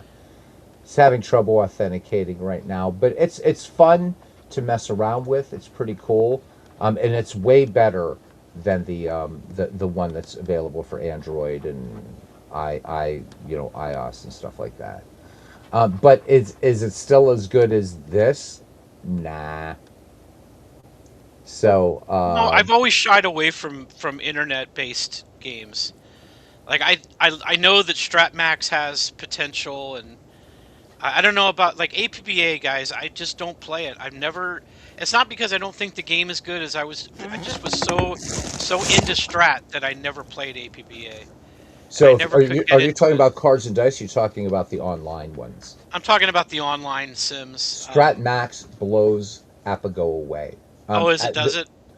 the better the definitive digital APA game is Baseball for Windows, and it's superb. The only thing you can't do in that is roll dice, but Yeah. then again, you can't in Strat Max either. Strat Max, I really love it. It's well thought out. It's great. I know a lot of people don't like the fact that you're playing against an AI manager. Coming from a digital baseball background, that doesn't bother me. Right. But That wouldn't they're bother still me at all. developing it. Yeah, but they're still I developing think it. what bothers me is the same uniforms. You can't select a color of uniforms you want to wear, and you Mm-mm. can't. I wish they had some different ballparks. Again, I think it's more the aesthetics of the game that I don't really like. But Are you talking about it's. app? Are you talking about Strat Max now? I'm talking about Strat Max. Yeah. Yeah. Other than Um, that, it looks fine to me. I mean, other than that, the cards look good and all that stuff. It's fine. oh yeah, I did a broadcast a couple weeks ago where we were playing Strat Max, but I was using Action PC Baseball's manual entry, and it was a blast. Oh, okay. Yeah. Except then I made a mistake. I forgot what I was doing, and so the downside to Strat Max is you don't get like not all the players are there, whereas with Action PC you get everybody. And I It accidentally doesn't have all the players. That's interesting.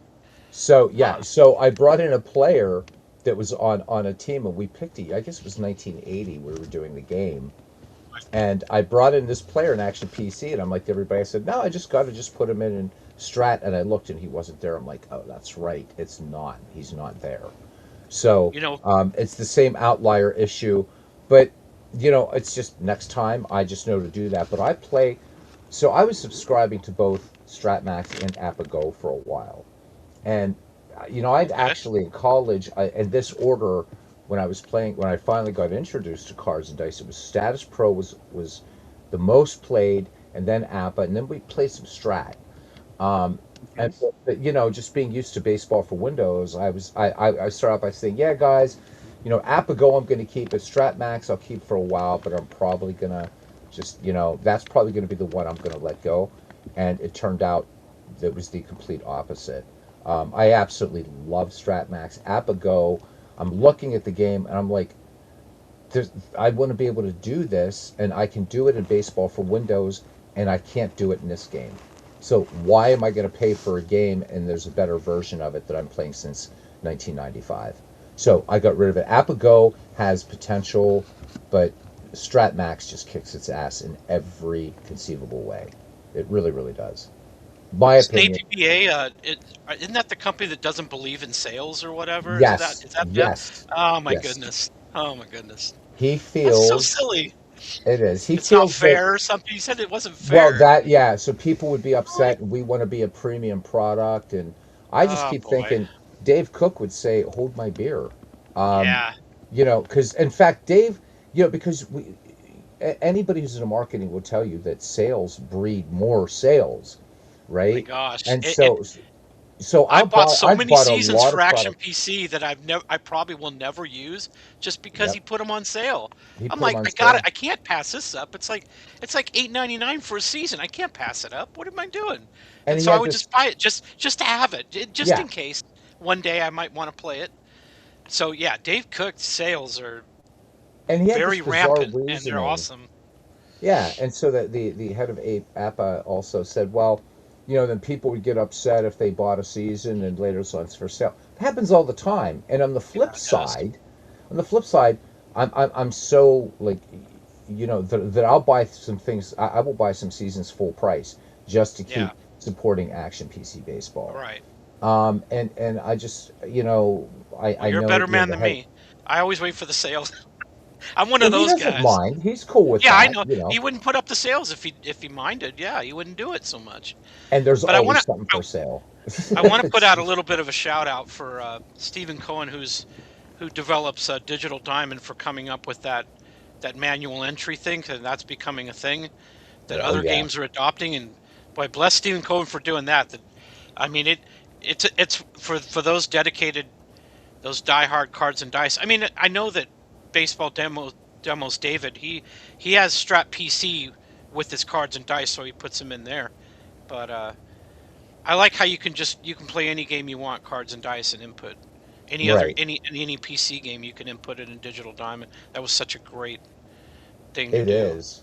And I mean, and then now we have, Pocket Pennant Run does it, Action PC does it, Payoff Right. Pitch will Yep. act as a board game companion as well. Yep. Now I'm not quite sure. There's still discussion on how that's exactly how the board game companion component is going to work in Payoff Pitch.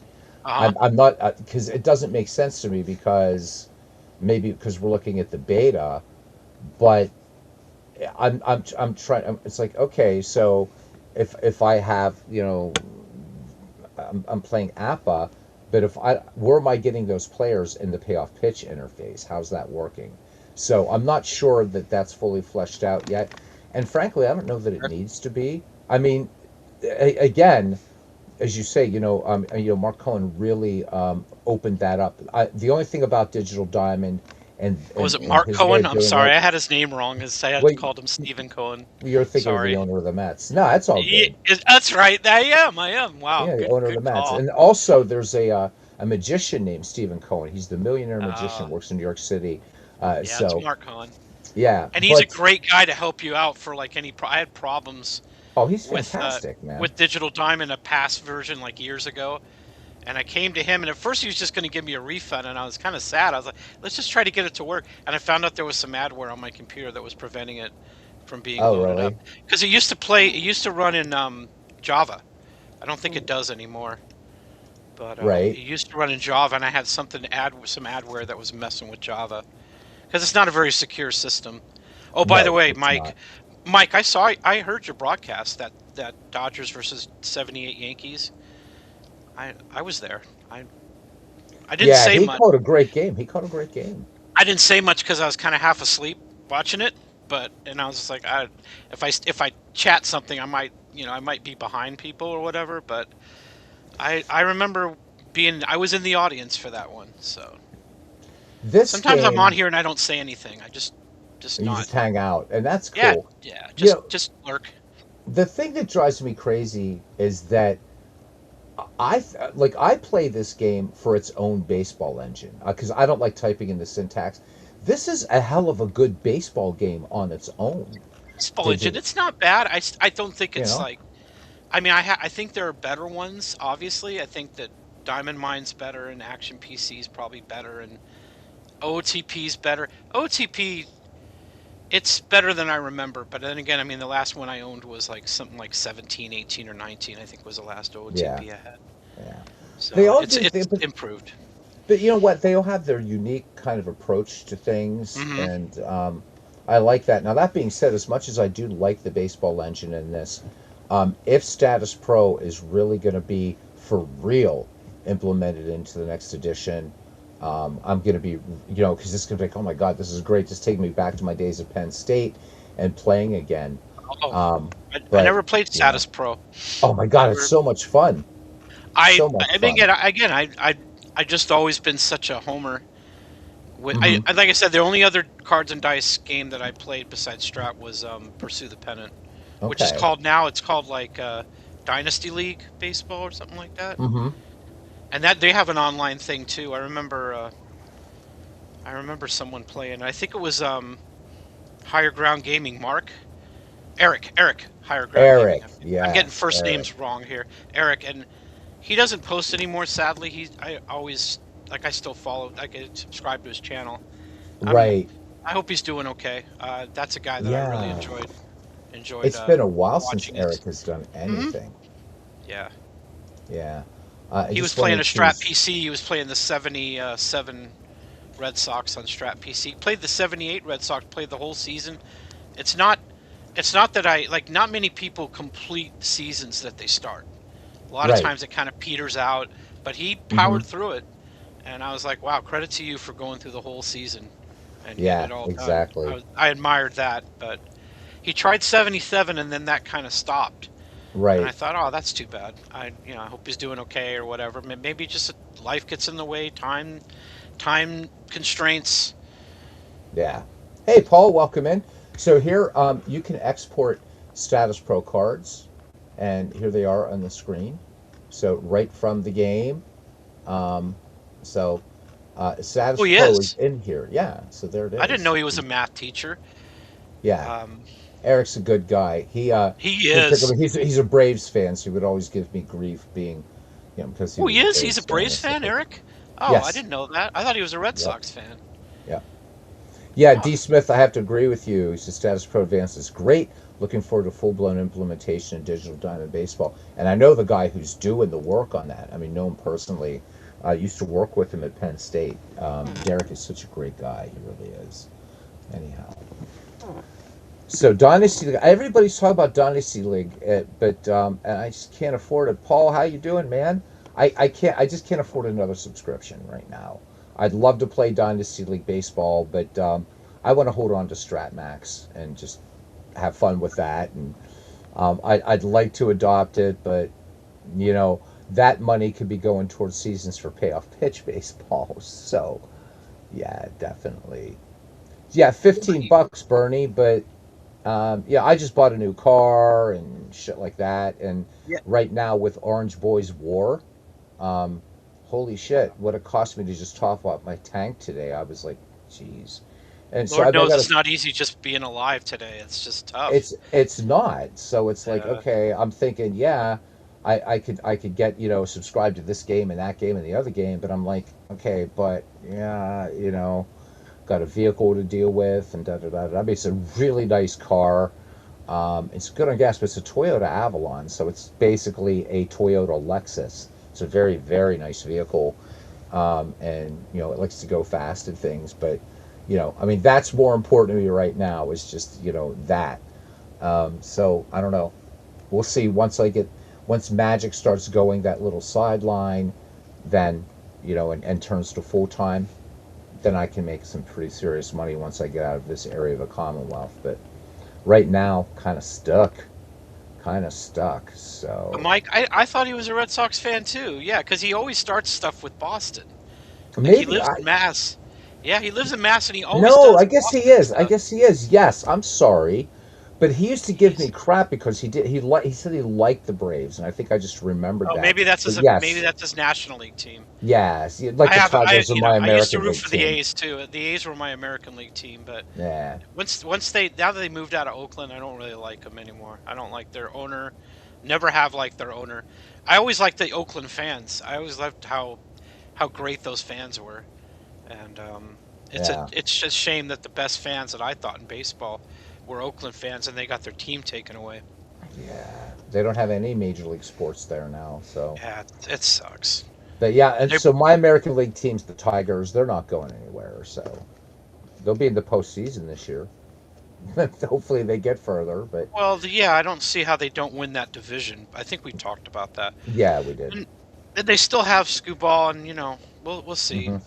Yeah, but We'll see. I mean, we are guys. I mean, it's such a great time for baseball games, and that's the thing Hmm. for such a niche hobby. And you know what? These companies aren't doing it for free, so No. um, you know, I wish somebody was hiring in one of these companies. Like, come on, let me come to work for you. I'd love to. I wish that Apple would hire me to do their web design for them. It's like, all right, let me in there, man. Um, and I was looking at the prices for ballparks today for baseball for Windows. It's like they're up to 10. They used to be $6, and it's like I'm gonna spend $10. It's like, nah.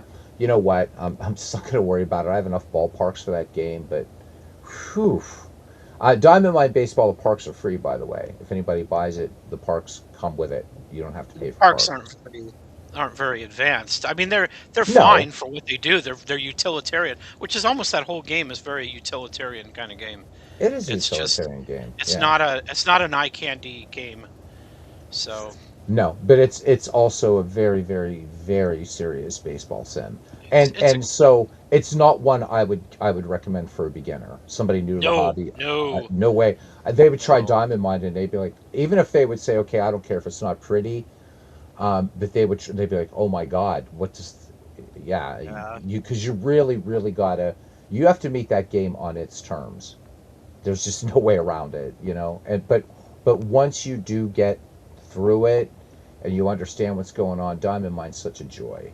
It Talk really about is. getting your hands dirty. You kind of got to get your hands dirty with Diamond Mine. You have to get Yes, into you the do. weeds and Yep. kind of see how it works. See how first you go along in that game, then you get along, and that's Yes. basically how it kind of goes. Exactly. Exactly. But So, if you're a diehard baseball fan and you've got a great imagination and you could see a play in your mind that it's describing on the play-by-play text, you'll have a blast. I mean, there are moments that I can see like I don't know, it's like if you played like D&D, you have to imagine almost everything. If you're playing on a tabletop, your mhm, imagination has to fill in the blanks. And if you're good at that with baseball, Diamond Mine's a great game. it is. You know, it'll give you the template to form the picture in your mind of Hmm. what's happening out there, and it's pretty neat. And yeah, and again, that play-by-play is just brilliant. It's brilliant, brilliant, brilliant. I have found myself literally in the edge of my seat in games, Yep, just yep. reading it. And you see and Hmm. the best graphics are always your imagination anyhow. That's why no movie can ever touch a novel. As great as the Lord of the Rings movies are, and there's two more coming out, yay. Stephen Colbert is writing one of them now. It's called oh my God, All Shadows right. of the Past. And it's Oh the my gosh. chapters that didn't make it. And Colbert knows more about Tolkien, I think, than Tolkien did. But excited about that. But Wow. anyhow, like as beautiful as the Lord of the Rings trilogy is, the books just you can't. The Godfather, same way. I don't know how many of you guys have ever read the Godfather novel. It's so different than the movies, and the movies are well, two of the three movies are masterpieces. But that's the same with Diamond Mine Baseball. You're reading it, and just it throws in these little things, and it's super descriptive without being verbose, and it's just It incredible. keeps it simple. It's simple yet it's descriptive. It's simple and descriptive. Yeah, yeah, it It really takes you to is. where you want to go in your mind. At least it does with me. And I Yep. always feel like I'm in the dugout. Like I have more kind of managerial moments where I'm thinking, out. Is my pitcher going to go out, or is he going to come? Am I going to leave him in or take him out? In. I'm always questioning it because I never know what the AI is going to do, Right. and it's really fantastic in that way. This game, so I mean, with looking at Digital Diamond, because everybody is kind of just doing it now as a board game companion, this is really a very, very, very in-depth game. Um, but there's a lot of things that I bet most people have never touched, like these chart editors and stuff like that. Never ever been touched, I wish and the reports were different. I wish he'd overhaul the reports. Actually, a I, lot of I people have talked about that, and some people have yeah, have gone back to version 12 actually too. it's it's Um, just. I think Action PC's reports are better. I think Diamond Mines are better. I think Strats are better. Um, just my own 2 cents on that. oh, absolutely. I You mean, know, the nice thing about it, D. Smith says that Diamond Mine's also great for head-to-head online league. Played it in several, and it's a ton of fun. I'd love to play it sometime. JT, maybe we should do that some night. Play a little head-to-head Diamond Mine baseball. I think it'd be a blast. Digital Diamond, best value out there. There's Dwayne Martz. Dwayne Martz, earlier in the game, you didn't your favorite one of your favorite Yankees came in and hit a pinch hit home run in old time baseball. Bob Serve. So good to see you. Dwayne Martz is like he's the community guru of Digital Diamond baseball. it is a Um, great value, Dwayne. it It absolutely is. it is, except that Mark hurts his own cause, because if you look at the Steam page, seasons from 1924, you can create anything in this game. Anything. It's super super easy. I showed one night here. I think I did like the 1908 season. Boom boom boom. There it is, guys. So you actually can play every season in baseball, and if you have the time and you have the stats and everything, you could do minor leagues in here if you want. They're not included. There's lots of great freebies. I did 2 roster sets for this game, best of the 1900s and best of the 1910s. If anybody wants them, they're over there. Go get them. I love this game. I'm just kind of sad that it's just now it's like a board game companion. It's like, but it's a good baseball. Yeah, is it? But I think I've been playing this since version 3, JT, and I've seen this, except for this version, I've seen this game leaps and bounds. This game used to be a bear to deal with. It Um, up in 6. I think 6 was the first one I owned. okay, because I So played Dwayne likes version Bob 3. Serve. Bob Serve was an original LA Angel, and then he didn't hit for the Angels. They dealt him back to the Yankees. So Paul Return to disagrees. sender. Huh. Paul disagreeing with Digital Diamond best value. He Oh, says no way, not in a million years. what's the best? What's the best value? Maybe PC. I don't know. Maybe Action PC. I don't know. Action PC is a pretty good value. Well, I tell you what, this I find that what's and not just because Paul's on here, but don't sleep on this guy I just popped up on the screen. Um, Pocket Pennant Run, don't sleep on this, man. This is incredible value and has the biggest database of any baseball game. Nothing. I mean, the closest that comes to this in size is Out of the Park Baseball. Can you But guys fill again, me in why version 13 was a bust? I haven't played it. I've only played a few games like using the digital diamond system. I don't use it for manual entry or anything like that. So what made version 13 a bust, and why are you going back to 12? Can anybody fill me in on that? Paul, I'm you were one that I'm asking a genuine. I mean, that's a genuine question. I'm not trying to mess with anybody or disagree with anybody. I just literally don't know why. Because it seems pretty much the same as 12, but maybe that's just for what I do. I don't know. I so do yes. I do the minimum. I don't play Status Pro on there. I don't use it for manual entry. I just play that system, the Mhm. Digital Diamond system. So Paul, you had said that you went back, and I know a couple people did. Why did you go back, Paul? If you don't mind, I know it's very early there for you in Cyprus. Yeah, I want to Just like what made 13 a bust? I mean, I'm well, he's saying, asking earnestly. well, earnest, overpromise, under delivery. And one thing I was really, yeah, and Paul was, I was about to answer, but Paul, for the same reason, although I'm keeping 13 on here because, but Oh, yeah, okay. so the big buzz last year was there was going to be full The Status integration Pro. for Okay. Status Pro Advanced. And I was Okay. telling people in the channel, I can't wait, I can't wait. And then when it happened, it was like the implementation was like, are you kidding me? This sucks. So yeah. Um, Curious about the version 13 question. Also, you have 11 and have hovered over the buy button a few times for 13. Wait for 14. Okay. I would say wait for 14. D Smith. Dwayne says play version 13 like that. Status Pro is the background engine for your teams. You don't play with APA. Um, it's just the way that it was implemented. There's nothing wrong with the Digital Diamond engine itself. It was that there was a lot more promised, that the delivery was not done well. I think one of the things that I find very difficult with Digital Diamond Baseball is creating what if leagues. It's a pain in the ass. If you want to do a season replay in this game, you're 2 or 3 clicks and Bob's your uncle. But if you want to create a Ned McGreevy league, if you want to create like an all-time franchise league from scratch, this thing's a real bear to work with at the player level. Kind of the way Out of the Park, although Out of the Park, when you do that mass text import, all of a sudden it's super easy. But there's no shortcut with this, unfortunately. But I still love the game, and but I don't have like versions 3, 4, 5 anymore. This was before they ever made it to Steam, but I remember being frustrated way back in version 3. I was making long distance calls from the Netherlands and talking to Mark. I would be calling on the phone. How do you do this? Well, it's really simple. No, it's not. And it wasn't the very early. And so, to see what this thing can do now, and you've got things like a play-by-play editor in here, which it's really, really significant. Transactions editors, all kinds of stuff that you can do.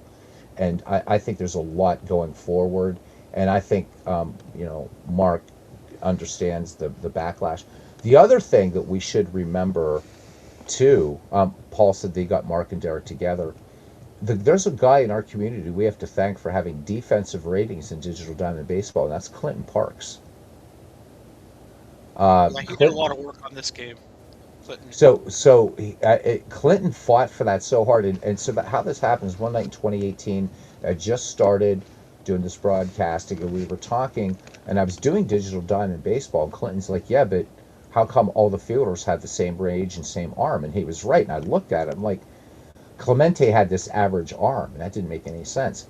So I had written to Mark at the time, and he said, well, and I wish I could find the email, because this is not slander at all or anything. It's not about his character. He said, well, it's not really that big of a part of the game. And I was like really shocked. And I just made the comment to Clinton, and Clinton was off to the races, fought so hard, got into some heated arguments with Mark, that he actually got banned from the Digital Diamond forums for a while. But Mark relented, and that's why we have defensive ratings now, is thanks to Clinton Parks. For as much as he's a curmudgeon, I switch him in my games anyway. When I do a season, I switch him anyway. So Bernie says OTP is the best value. I think there's certainly an argument to be made that Out of the Park is the best value, because you're not buying seasons with it. It's they're all there, and it's certainly a pretty game. It's the jerseys that have been done by Mike Silva, the ballparks, they look great. Yeah, they're very nostalgic. So what I love, it's interesting for me to think about Out of the Park Baseball and Pocket Pennant Run Baseball, because both offer everything. Well, Out of the Park has more extensive. Out of the Park right now has all the minor leagues. Pocket Pennant Run doesn't have it yet, but Pocket Pennant Run now, just with the new patch, now you can pretty much play the totality of Nippon League Baseball. Out of the Park Baseball stupidly lost that license. But Out of the Park, that's a weird situation. That was a weird deal. You spend $49.95 on that thing, and you can create what you want. But on the flip side, you spend $14.99. Although I try to encourage people, spend the $24.99, get the physical Pocket Pennant Run Baseball game, and there are a lot of things like setting up a season. Playing any game in baseball history without having to load the season is really, really cool. In fact, I was going to mess with Mike a little bit. Sure, Paul, you all right, man? No, don't get angry. Don't get angry. Why are you getting angry? I mean, so I'm not. I just said he was a curmudgeon. I am just talking, Paul. Yeah, Clinton's a crotchety guy. He is. He's not easy to get along with. Right, but he doesn't agree with you. Look, I'm just saying credit where it's due. If he hadn't fought, this game probably would have never had. Clemente would have still had an average arm. So Paul, come on. Yeah, man. There's no excuse for him. No excuse for him sending personal abuse to you, though. That's uncalled for. I mean, he was kicked out of the first McGreevy League. So I know his history, Paul. All right, you're here, he's not.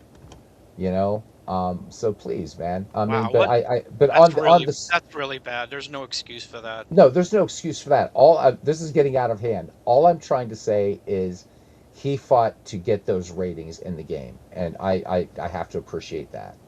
Yeah, cross boundaries. I get that. Let's take a breath. All right, Absolutely right that he did. I mean, he's you not know. here now. I mean, we're not trying to say like, this is a easy to get along with guy. He's not. Right. No, He's he's not. He's not. he's definitely He's not. he's not easy. But No. a lot of that stuff you just gotta, I don't know. I've been on the internet so long and I've heard so much stuff. And Yeah. I think if you take it, it's okay to remove yourself from the situation Mm-hmm. at the time. If you're like, I got upset in the chat here not long ago and I just left. I said, you know what, I'm just gonna go. I don't want Yeah. anything to build. I don't want anything to get personal.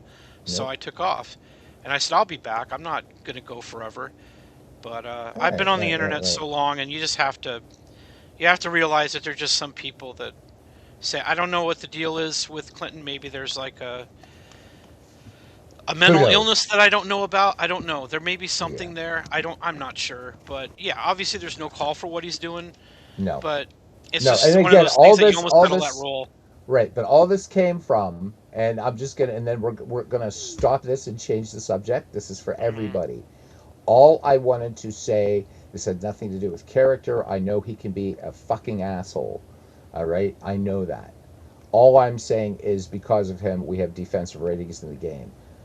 Paul, I know the history. I was hoping to get you guys, getting that ironed out, but I know that's not any way to do it. So let's get back to talking about baseball and baseball gaming. And let's just D let it Smith, go. you're 100% right. D Smith, it's all about what Depends on you what you're want looking out of the for. game.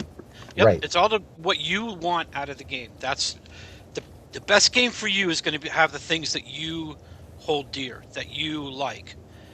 I Hmm. mean, if you like manual entry, then Out Out of of the the Park park's a doesn't nacho have that. cookie. Right. Right, it's just not, and that's fine. That's one of the reasons why I say this is the golden age of gaming is because of all the different options that you have. It's not about, Yeah. to me, it's not about ranking games like on a scale of 1 to 10 or whatever. It's about what does this game do well, what does this game not do well. Right. So that way you as the consumer can say, "Oh, well, I really like the things that this game does well. I'm going to go buy this game." But the things that I like that this other game doesn't do well, I'm probably going to leave that on the back burner or whatever. I mean, again, it just depends on what you're in the mood for. And I will say this, and I've said this all through the years. This is the most, and I'm booting it up now. Out of the park baseball is the most polarizing game there is out there. it is. There's no middle. People don't have middle ground opinions about this. They love it or they hate it, Hmm.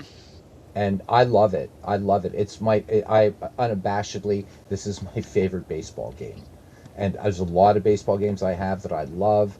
Baseball for Windows, Action PC. Action PC is a very, very close second. I love Pocket Pennant Run, da da da da da. But this is really my go-to game. I love out of the park baseball because everything that I've wanted to do, I found to, except for working at the player level, I can do it in out of the park baseball. If I just want to just replay a World Series, boom, I can do it. If I want to, it's got all the seasons. Mike Silva's uniform mods and ballpark mods have added immensely to this game. Um, it's a great baseball game, but it fits my needs. I don't come from a cards and dice background like most guys here, like all of you actually. So for me, this was a natural progression playing digital baseball, and I love it. But I know there are people that hate this game. Hey, But Captain Carl, how you doing? hey, man, he said been listening for a while, been playing games. And what you? Yeah, I know that when during Mike's stream you were playing. You're doing a 1972 National League replay in PC replay. Is that correct, or is it Inside Pitch? Which one is it, Captain Carl? Good to see you in here. Named after a great baseball player right there. But yeah, I mean, I love it. I think this game. There have been some sorts of criticisms level with this game that are simply false. like the fact that it's not a good replay engine. Actually, it's a very good replay engine. Um, and I will remember to do it some night when I've got a project going in this to show you a little hidden function that Out of the Park Baseball has to show you how accurate it really is, and it's real good. All I can say is I've done season replays offline on this, and it's really, really spooky how good this game is. But you got to get your hands dirty in this thing. If you're afraid to get your hands dirty, don't buy Out of the Park Baseball because it's going to be It frustrating. has its flaws Yes, of course it does. What game doesn't, right? with season replays. The rosters weren't quite correct on opening day. You have to make a little tweaks here and there. Yep. But I'm getting more used to it, and it's fine for a season replay. Mm-hmm. It's like, I mean, I didn't think it would be a terrible season replay game. I just thought there were other games that did it better. Mm-hmm. But again, it's fine. I think what kind of got me over on the Out of the Park side was the way the jerseys looked, how easy they are to, Right. how easy it is to make your own custom jersey if you want to use it in the game. Sure. The ballparks are, it's not just it's not just God, Mike Silva that does ballparks too. There are a few other guys that do ballparks. Oh yeah, there's some good ones. One of the advantages of having such a popular game is that the forum and the community is really vibrant. It's really active, and everybody's trying to do something to add to the game. And so I do respect that. I admire that. So And A.S. Rivkin is one of the people that also has a ballpark collection, and the guy yeah, I have to get his stuff. I have him on 26 is Flying Canuck. So, but yeah, but again, love for Mike's uniform mod. That everybody forgets that one, but yeah. this is an incredible mod as well. It's a But yeah, beautiful uniform collection. It's yeah, great. and especially the way now because with they have updated the graphics in this, the uniforms really pop now in this Yeah. game. Um, If you're a fan of the '70s and the way jerseys looked in those days and the mhm. kind of out there designs that teams used in the '70s, you will love it. It's just so fun just to look at. It's a very, like I said, it's a very attractive game. It's easy on the eyes, for sure. Yeah. And and you know what? It plays fine. It's the AI manager's pretty minimalist from what I've seen, but again, I haven't played a tremendous number of games on If it yet. if you don't touch it, it can be. But again, I know people are going to get tired of me saying this. There's something about this game that without touching anything, it plays dead ball baseball perfectly. And yet, most people don't play dead ball baseball. It's perfect. I don't touch a thing if I'm starting a dead ball thing. It will do things like having the cleanup hitter try to sack bunt and shit like that. It plays station to station baseball. It steals. It takes risks. It plays. It's like because I've like with Action PC. If I want to play dead ball baseball, I've got to go in and actually tweak it around. I don't have to touch a single slider in out of the park baseball. So, watching some of the game earlier stretch the time for you to play each game. Yeah, we tend to go a bit long here. And Jamie, you're right. Out of the park can be a lot for sure. It can be really scary. But but the entry point for out of the park baseball is drive for the pennant. That's a great way to get to grips with out of the park baseball. Play a season of drive for the pennant, so that way you get a taste of what the game has to offer. Remember, you don't. I don't even play perfect team. I don't play it. If I want to build a I'm not perfect really team, interested in it. no, In I it. can build the perfect team right here and watch them play. Yeah, yeah. But the other thing about this too that I think is really fun is I never play with financials.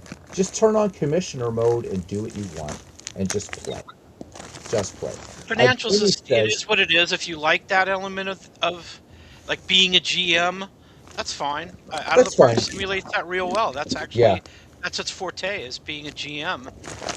Jamie, see all the time that people say this game or that game is more accurate Yeah. stat wise. They're all pretty close. I remember after one of the Yeah. seasons that Ron Juckett did on Retro Sports Network, he compared the actual league stats Hmm. to Action PCs, and they were pretty darn close. Oh It yeah. was pretty darn close. And you got to keep in mind also, and I think I heard this on a podcast, that if you're a manager of a team and you want your team to win, you're going to deliberately do things that's going to throw the accuracy of the game off in terms of Yes. stats, because you're going to play different guys in different situations. You're going to maybe want to hit and run more. You're going to maybe want to bump more. You're trying to win the game. So Hmm. you're going to probably, like, I don't want to replay that is the exact same thing as the real life, because what's the point of that?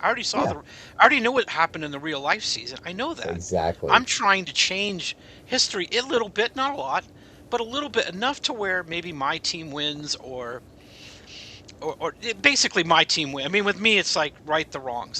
This team finished one game out in one year. Well, maybe if I can tweak a few things a certain way and manage differently in certain games, I can come out on top. That's basically what it is with me. So deliberately, you're trying to make the game less accurate with the real life stats. So So yeah, D. Smith says his ZPA thought the financial aspect would appeal to him. Nope, felt like a game, just went to baseball, and that's the nice thing. I'm not. fine too. I'm not doing any. There's no finances. There's no anything. I can just go in here and play God and mess around with Hmm. rosters or do whatever I want and play the game on the field. And the other thing is a lot of people on YouTube, because and that's why I try to talk more about this game as a manager experience rather than a GM experience, because if you Google or if you search on YouTube for out of the park tutorials, you're gonna Plays really GM. get it's gonna get yeah, you're gonna get GM stuff. Everybody plays But GM mode. right. But this thing, I mean, you start getting down into the strategy of this Hmm. game and stuff like that, and how you can bring in presets and do all this kind of stuff. Yeah. Um, it's a great ball game. Jamie says, I mean, they can all end up close, and they can all produce things that are on the wild side. Diamond Mind, Action PC, Out of the Park Replay, Strat, etc. I'm just talking stats. Game wise, people can have their preference. Yeah, I mean, I'm doing 1971 in Action PC, and I'm looking, and I'm like, damn, this is real close, and that 'Cause in makes the me end, it's all happy. It's math. believable. It is all math. Yeah. It's all But math and formulas, and so usually they're in the right, same kind of ballpark. I will be right back, guys. all right. Well, guys, the other thing is what Dave Gardner famously said. When you roll the dice, and I'll just extend that and say, when you click the mouse, you're already playing fantasy. You've already changed history. I mean, so if I was playing, like, so I'm doing in that 1971 project, can I think like Danny Murtaugh? No. Here's a guy who was a great manager, should be in the Hall of Fame. And even if you had Danny Murtaugh, may his memory be eternal, alive, and somehow you could bring him forward in time to play this. Even if Danny Murtaugh managed those 1971 Pirates the same way, it may not play out. You could take the same game, just the same two teams, and play them 1,000 times. And Back to Baseball, that great website, kind of proves that point. I mean, at the end of the day, as David Baseball Demo says, you play what you love. But it just fascinates me that I'll see people say, I like Action PC, I like PC Replay, but blah, blah, blah. It's either I love Out of the Park Baseball or I hate Out of the Park Baseball. And I find it fascinating. And again, no wrong answers. No wrong answers.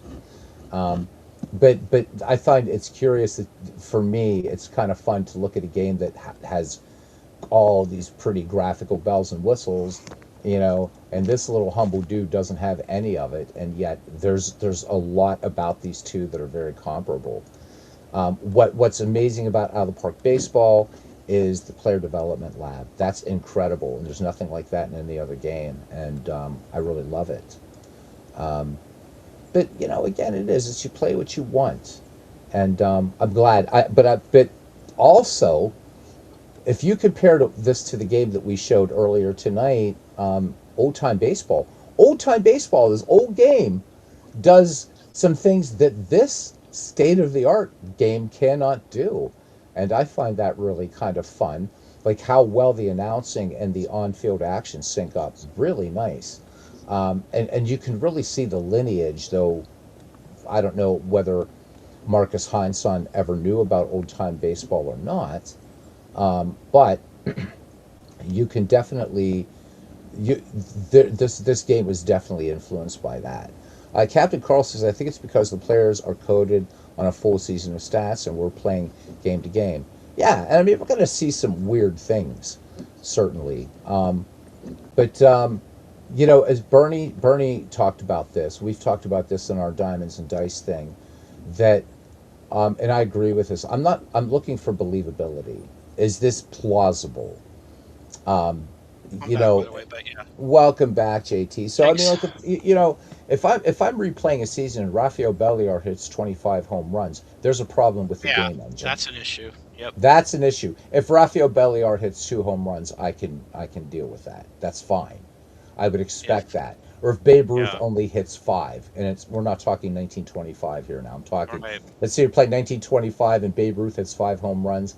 I would tell the person maybe you ought to go write a Sudoku game or something. I don't know, but you know, I don't it's agree just. with all of Out of the Park's ratings, but I Hmm. think overall they're fine. They're strange ratings, I must say. They're a bit strange. Hmm. But you know what? There's another game. We talked about Baseball Mogul. There's some strange ratings going on in that game too. Oh Uh, yeah. it's it. I don't know. It just depends on the year that you're playing. Like right now, you're playing 68. I think it is. You're the pitcher. This is Larry this is Shepard, the manager of the Pirates. yeah. This is 1968. Yep, Yeah, 68 Shepard was was the his guy who fifth managed season. him before. I think Verdon managed him after, or was it, Danny Murtaugh. Murtaugh Murtaugh is came in? next. All right. Yeah. DeRocher had the Cubs. Mm-hmm. Leo the Lip. Bill Hands, Ken Holtzman, Fergie Jenkins. Wow, Hans' stuff, his rating is a bit low, but I don't know what his numbers were in '68. They could have been not that Well, great. so nice thing about this game that I love. One of the things I love is I don't have to go outside the game to look at anybody's. So spring up Bill Freehand, and there's his real life stats and basic and expanded stats. I don't have to look anywhere if I want to research something about baseball. And let's say so right now this will go up to 1967. Go into this league history. I love this It's a history nice index. touch. It's It's great. a nice touch that it'll go up. It'll go up to just before the year that you're doing, Yeah, if you take on that season. I think that's kind of cool. yeah, and it's a great little research tool, just Mm, built right into the game, including the milestones for that season, which I think is nice. Because now you're starting to get you're getting context, and so there's a lot of nice touches. But there is no perfect game. There's no perfect no, game out there. no. Jamie says haven't tried Legacy Mode in Action PC yet, but out of the park for doing more alternate what if style projects. You want to reverse a trade and play the season, etc. It's universe files in that other games cannot do. Yeah, and I mean Legacy Mode. I'm understanding right now in Action PC. When you go to the next season, apparently the schedule's not working right.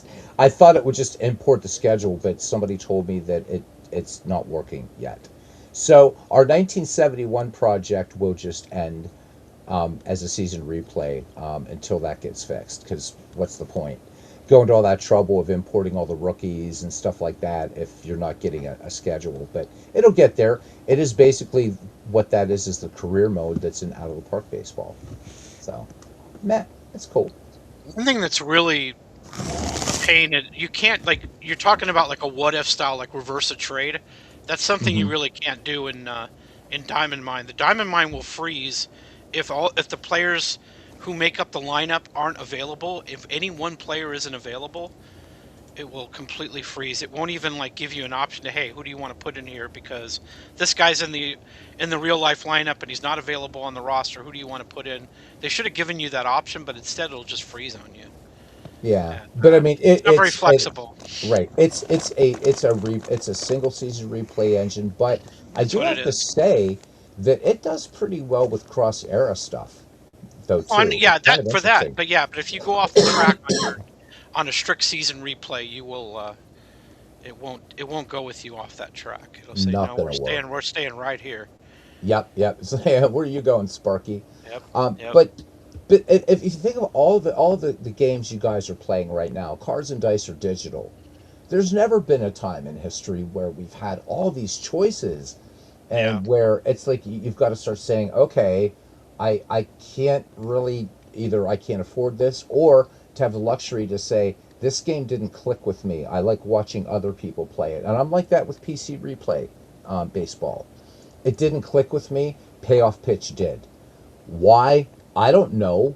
But I know I didn't know how to play payoff pitch, and by the end of it, it's like, wow, I know how to play this game. PC replay baseball, I couldn't figure out how to get a game started, and neither could a really smart guy in the community, Steve Tate, who did some amazing, incredible things for Action PC Baseball. So what is it? I don't know. What is it? And that would be a good discussion to have. Is what, like, if you think about the games you play.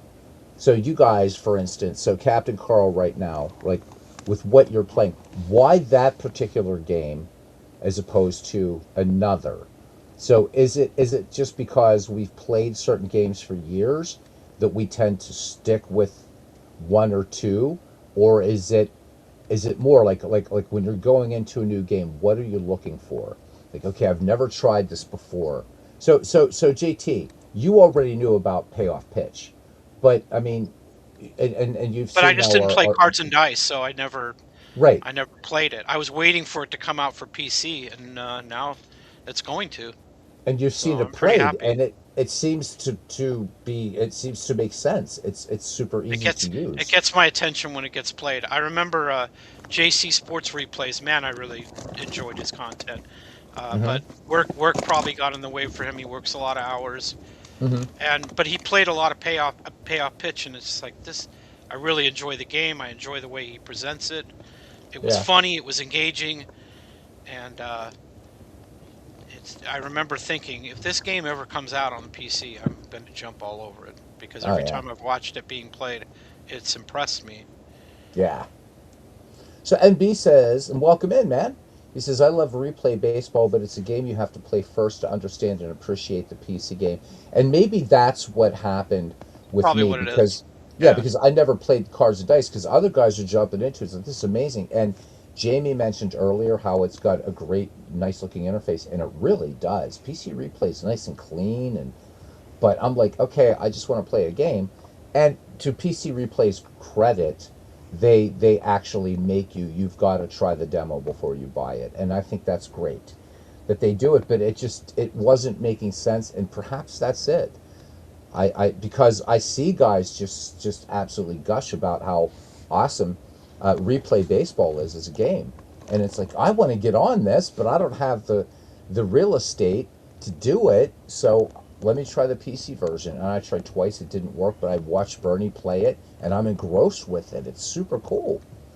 But payoff pitch, I swear to you guys, the night I put that first beta up there, I had never, ever messed with payoff pitch baseball. And by the end, I'm like, this makes sense. It just clicked. Everything fell into place. So thanks to Joe Bryant for designing something, and then for Dana, who's doing the PC conversion. Everything is just logical. I didn't get stuck anywhere. It's like, oh, this okay. Let me try this. Oh, wow, that's cool. So yeah, I'm pretty excited about it too, man. It plays beautifully. I'm the base price of the game is a little bit ouch. A little bit ouch. A little bit ouch, but that's okay. And I don't know. So PC Replay's report package is one of the best out there. I would love to experience it, D. Smith. Maybe third time's a charm, and maybe down the road I'm going to have to try it a third time. Robbie Wartburg, you guys remember Robbie? He's like, oh, you got to try this. You got to try this, and I did. And there's another one he was trying to turn me on to. Is it called? Do you know it, JT? It's called Fifth Street Baseball or Fourth Street Baseball or Or something. street baseball. Yeah, it's more of a grid-based field, and Yeah. it just seemed like it was a little bit too much, to take in at first. I remember thinking I don't have the time to really invest in this. And that's not a fair assertion right away, but I mean, it was just something like, oh, this seems like it's going to take a while to learn it. Mm-hmm. And I needed one of those games that I wish I had like a video tutorial on how to play it and how it works. Yeah, because Robbie was trying to show me, and I'm like, Yeah, Robbie, that doesn't even make sense. What are you it doing? was it was really like out of I almost got a headache. And I'm not trying to say that's bad. I mean, complex Right, sims are fine. It's just right. that, it's like somebody who never played a paradox game like Oh Victoria. God, or You're gonna, Stellaris. yeah, you're gonna Oh my your head's God. gonna hurt. Your brain's gonna Yes, hurt. You, yes. you have to kind of have somebody to hold your hand, talk to you like you're five, and Yeah. explain the game to you. Otherwise, you're just going to be lost. It's not that complicated. I'm not trying to put it in that class, but it seemed more complex than your typical game. And I thought, I don't know, man. I don't know if I got the time for this. And as far as Action PC goes, I'm just going to keep my mouth shut. I got into an argument with Pesky Pole about it, and he didn't enjoy it. He wasn't very happy. So I was just like, you know what? I'm just going to leave it alone. I've never played it personally. I've seen it being Hmm. played, and it gave me pause. Some of the stats in that game gave me Hmm. pause, and I thought, I don't know, man. That seems a little hot to me. But the presentation of the game looks fine. The Hmm. cards look fine. It reminds me of the payoff pitch adaptation to PC that they're doing now, where the cards look good. It looks like a fine game visually, It is. but It that's is. about all I know. Well, again, it's Steve Tate taught us. I mean, Jamie can attest to this too. So when we were, um, because the Shanks League and the leagues that they do were kind of an outgrowth of from when we did the original McGreevy League, and Mhm. Steve really taught all of us a lot about Action PC Baseball. I didn't realize what it can do, and it's a game that you do have to. Again, I think that's pretty much for any game except maybe Baseball Mogul. And I don't want people to think I'm shitting on Baseball Mogul. I think it's a great intro product for Oh, people to get into digital I think if baseball. anybody thought that you were dumping on it, I think that's overreacting. Yeah, I think you said it was a I was fine just game, being good honest, game. man. Yeah, Yeah, it yeah, was a yeah, good game, and it is wrong to have. It's bad to have a menu option for a whole component of the game that does not work. It's never been touched. It doesn't yeah. look like to me. I mean, it still had the placeholders there for team names, player names, and nothing's there. And I said that's not good. I mean, what Mm-mm, are you going to lie and say it's good? No, it's not. It wasn't good. no, yeah. And that's something that's been there for a while. I've checked it out, but for years. Well, NB, I I played appreciate Mogul that, from the man. beginning. I think it began in 98 or 99. I played it from the Yeah, beginning. it's been around a while, I and love it's that and in there's a the lot of beginning. yeah. I mean, there's a lot of good about it. I mean, its Yeah. presentation is nice. Yep. It's the on-field action. It's like Clay, come on. Yeah. I mean, you were part of base. You were part of old-time baseball. Didn't You're Don teach cutting you out like anything? it's just like Yeah, a hit. It's like over the line you're playing when you play the game. And yeah, I'm like, no, no, no, no. You need the fielders, or at least like in your play-by-play, the right fielder gets it, throws it in. Maybe you have a bad throw. There's so many variables that you can't really account for in Mogul because it just kind of the play ends. You hit it here, that's what the result is, and that's really minimalist when you compare it to games of today. It's really minimalist. and B, I will take you up on your offer because I do want to try. I watched Bernie play it, and it's like I want to play this game, and it wasn't clicking with me. And so I will take you up on that. I don't know if you're on our Discord, but you should join it, and you also get a couple free baseball games out of it too. And that's the other one too. Is the other free guy up there? Is not Don Broad. Don Broad Baseball Sim. That's another one that this was a nice update he did. Play that game with the sound off, and it's a good baseball game. It's not, it's a cool one. But Pure Sim Baseball, I love Pure Sim Baseball. And I tell you, but grab it, grab it, grab it. Good stuff. It's nice. Um, It's got a good layout. It's a fine game. yeah. Strategy baseball's a fine game.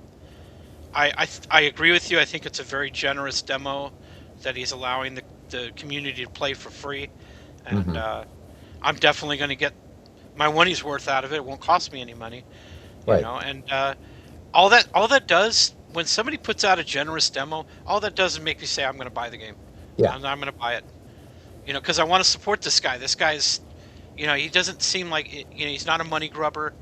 No. He's in it for the love of the game, Hmm. and I always want to support guys who are in it for the love of the game. Oh yeah, yeah.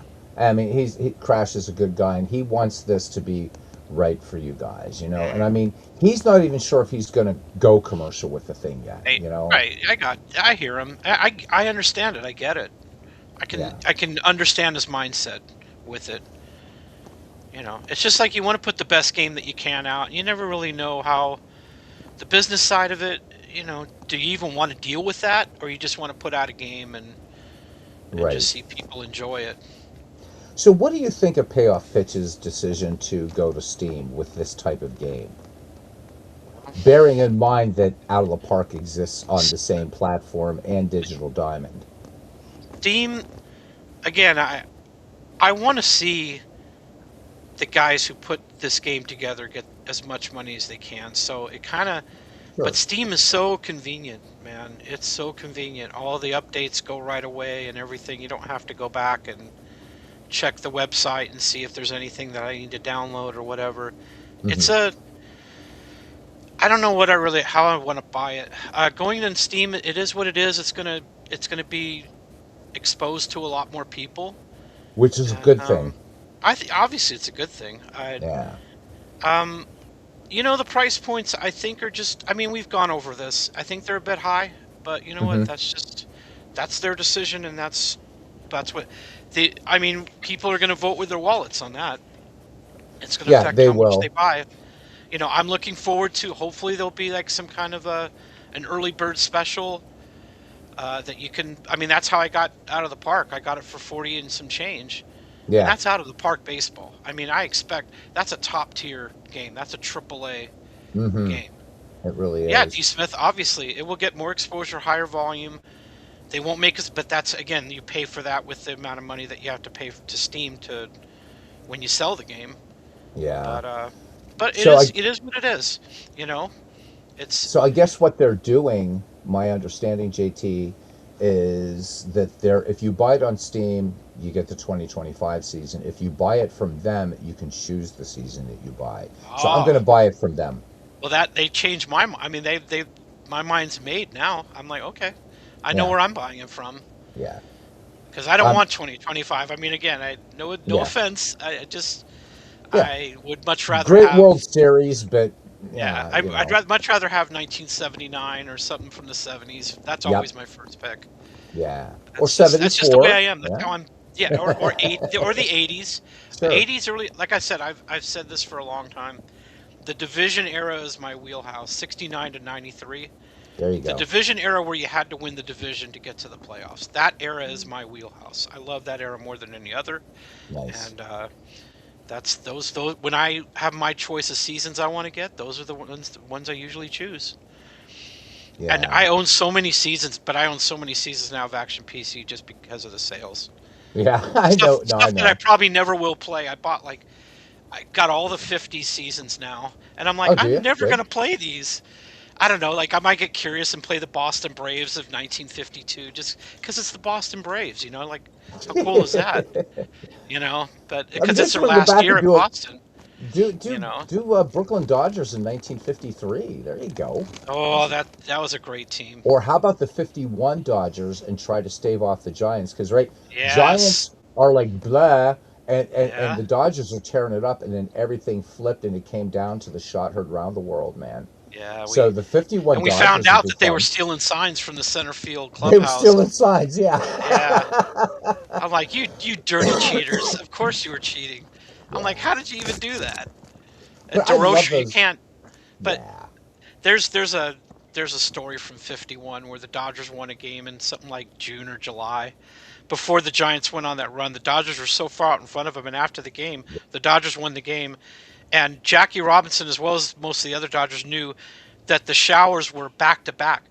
Like on the other side of the wall was the Pirates, where the Giants showers. Uh-huh. And so Jackie's pounding on the wall in the shower, saying, "Leo, eat your heart out, eat your heart out," and just yelling it because he knew that Leo could hear him on the other side of the wall.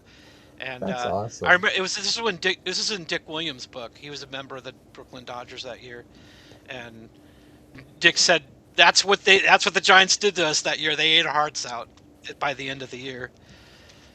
Mike has a And question for you. my hey JT, you Yeah. have a good way to contact when I'm not here. I will tell you my email address if you want to type it in. It's JTDutch, all one word, 01, all one word, JTDutch01 at Gmail. There you It'll go, always Mike. get to me on that, and then we'll go ahead and talk, and we'll trade codes or anything like that. Whatever you want to do, Nice. man. So you play I'm. Strat PC? I didn't know that. Oh yeah, Oh, I actually I love it. did not know I that. don't I did not know I that. don't bring it up that much because I know you don't like it, and I'm just like I don't want to. No, no, no, no, no, I don't no. want any. I don't like Okay, the lack of customer service that I got with yeah, them. I spent. I get it. I understand, I mean, I'm and I not like Mike, but I did put $400 into that game, and they treated me like shit. And I'm like, all right, and I bafungus can't. stunad. Yeah, and I Yeah, can't argue with you about it. I'm not gonna try to argue with you about it. It's just like that yeah. sucks, and I know that Strat's a terrible value. Dude, It's I'm kind of giving like them $20 a month though for Strat Max, so they've redeemed yeah, you really themselves. like Strat Max, so I was I kind of love it. surprised that it ended up being, but I you love love it. it, and I'm like, well, Yeah, hey, what are you gonna do? It's just yeah, we like what we like, man. And if I felt wronged by a company, I would be just as pissed yeah. off as you would be. I mean, I understand, I get it.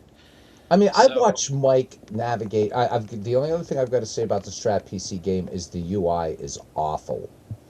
But I watched Mike zip around that thing, and I'm like, okay, that's cool. Because a lot of people feel that way about APA PC baseball because it's very modular. But to me, it's like second nature. But I could never. But so I was Strat constantly PC is like on. to me. Strat PC is like second Right. nature to me. That's why I don't Yeah. really complain about the UI. I actually like the way it Okay. looks. I'm fine with it. I kind of like Strat PC. That's why I don't play Max. I'm like I could do the same thing in Strat PC. And Yeah. I've got parks, I've got player photos, I've got logos. I mean, the logos don't come up in the game, but Right. when you're on the menu, they you can make them come up.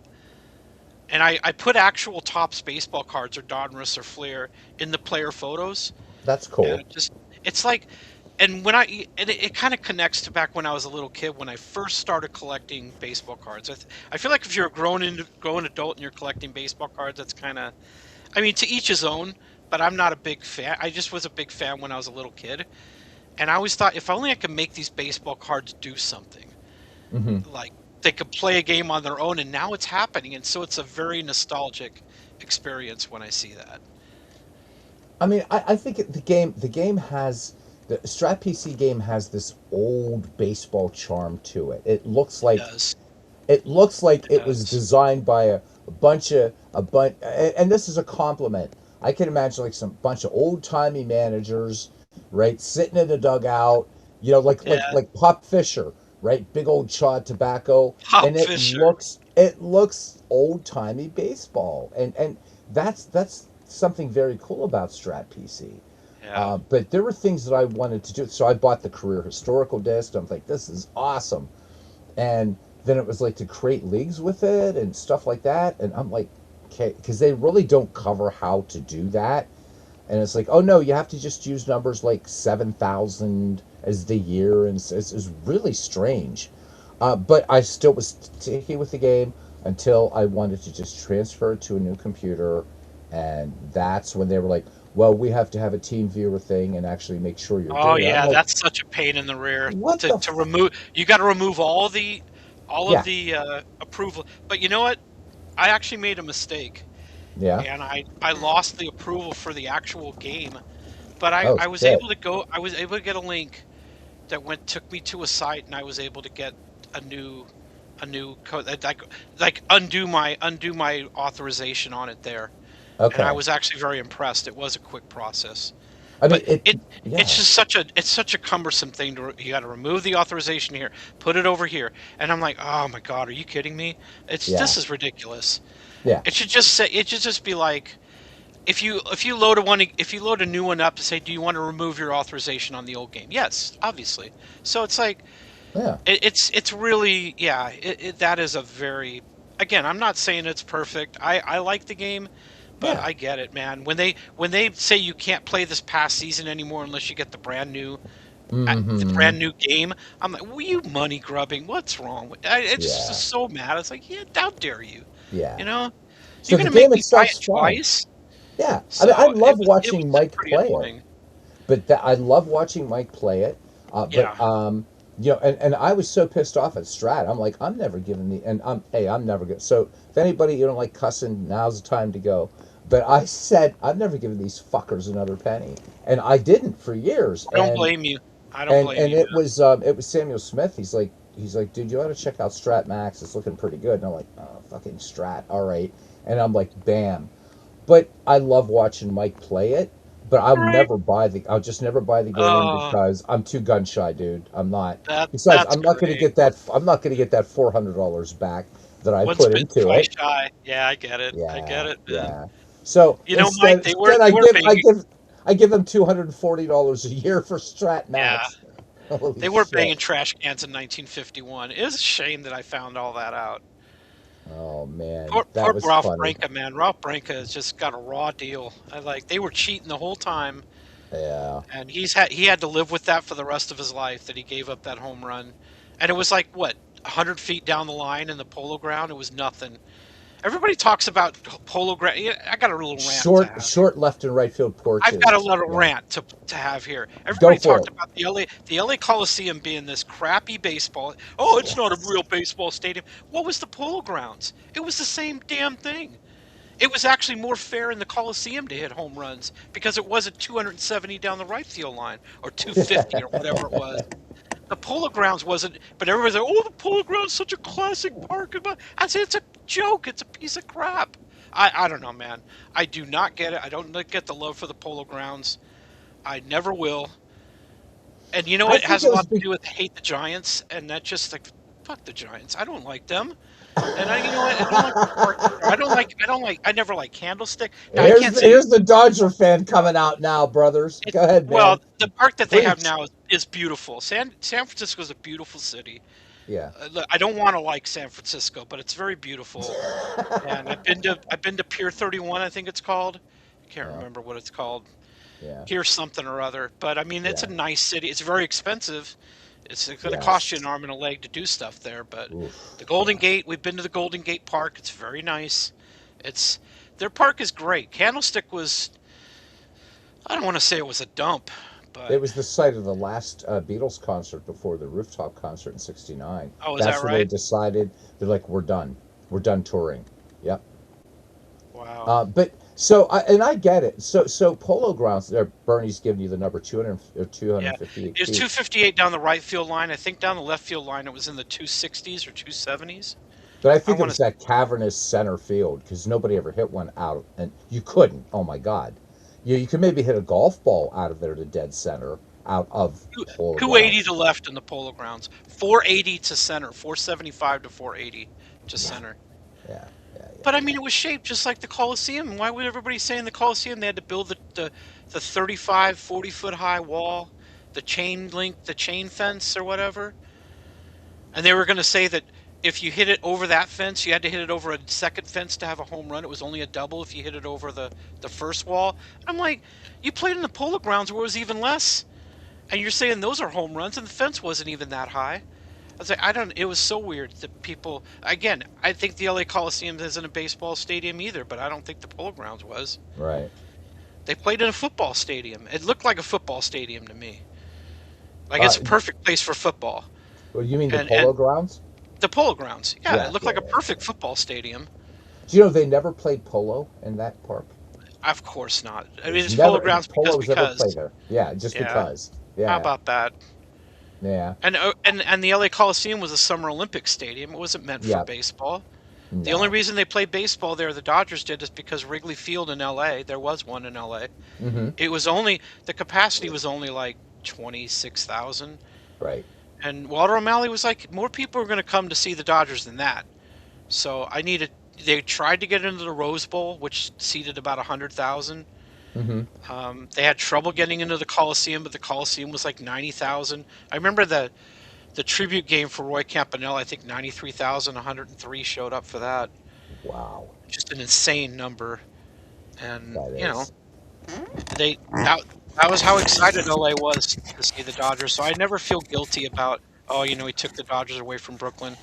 I think New York City and Manhattan pushed the Dodgers away. Yeah, Robert Moses did it. Yeah. That's the guy to blame, not Walter O'Malley. It was Robert Moses. They had a site picked out in Brooklyn And he Yep. said, no, you can It build was it in right across the Queens. street from where the Barclays Center is. It was Yeah. right across the street. It was at Brooklyn and Atlantic. And Moses said, no, you can build it in Queens. And O'Malley Yeah. said, we're not the They were Queens gonna build Shea Dodgers. State. You're gonna play in Shea Stadium, and I'm like, we're not the Queens Dodgers. Yeah. Yeah, exactly. So Walter O'Malley took a lot of shit. And it was Yep. really, it was Robert Moses just It was being a two dick. things. It was Manhattan making the decisions for Brooklyn, and Brooklyn Right. not being its own city. Brooklyn Right. needed to be its own city. Well, it was until Oh, really? 1893 or I 4. didn't know. Yes. I didn't know if it ever was. Well, Brooklyn was its own city, and then it it was should have been. incorporated It should in have the remained its own 1890s. city. Yeah, they didn't have a choice, though. Because the Brooklyn city fathers would have said, "You can build it here." They would have been fine with it. But Manhattan was like, I don't think they care that much. Well, that was a Take care, point of D. Smith. pride. Have a good night. All right, guys. Yeah, take care, D. Smith. So, I mean, but that was a point of pride for the Brooklyn Dodgers because they were the Yeah, only ball club in the absolutely. majors that weren't representing a city. That's what Yep, they felt. No, we represent Brooklyn. We're not representing yep. New York City. We're Yeah, we're the Brooklynites. Brooklyn We're not New Dodgers. Yorkers. Yep, Exactly. yep. Exactly. And in fact, the ballpark that O'Malley had thought was good, very sort of the geodesic dome and things like Yeah, that. Yeah, Polo Grounds. It was a pretty park. Got to give it that. I agree with you, Jamie. The weird dimensions. Coogan's Bluff. Over it. Yeah. there's a lot of A lot of. history. That's all I'll say for it. There's a lot of history there. But Yeah, man. Fucking Christy Mathewson pitched there. I, So I that's didn't I you know. didn't think it was a great park. Again, the history, I respect it. I get it. Yeah. John McGraw, one of my favorite managers. He's in the top five for me. Oh hell yeah. He managed there. That was his home. I get it. The Polo Grounds history, I have no problem with it. I get it. But I I mean that's the park where the Yankees played. That's where Ruth first played for the Yankees was in the Polo Yep. Grounds. They didn't Yep. build Yankee Stadium until 23, 23. and Yeah. so I mean he played a few years there in the Polo Grounds. So I get it. I get the history is it's a very historical place.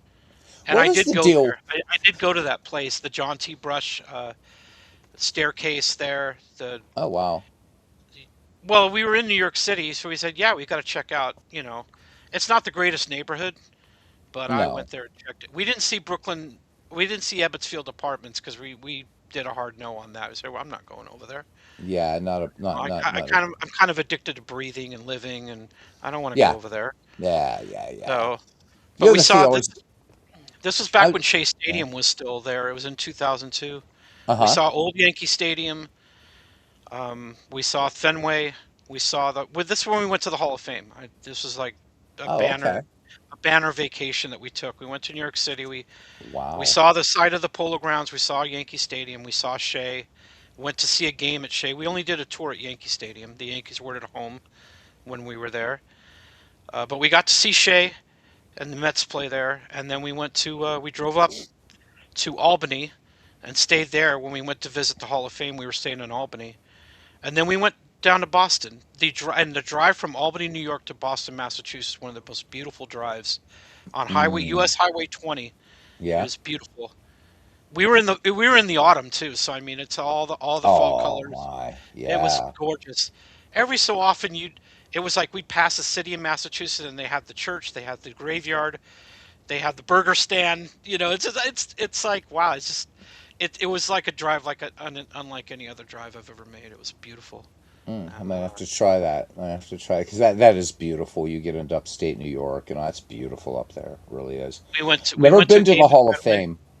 Oh, you never been to the Hall of Fame? I was Much to my shame. Yeah. I feel so honored to have gone there. I said I'm so glad my dad got there before he died. I said this was Yeah. something that he wanted to do, and and this was the year where the Angels, his team, won the championship. They won the World Series. And I Oh, remember okay. just saying Right. to him a lot. I said I'm so glad you're alive to see these days, these beautiful Yeah. days that we're having. And we went to Boston, and it was what was so great. We stayed at a hotel in Boston, the Sheraton, and we walked to the park.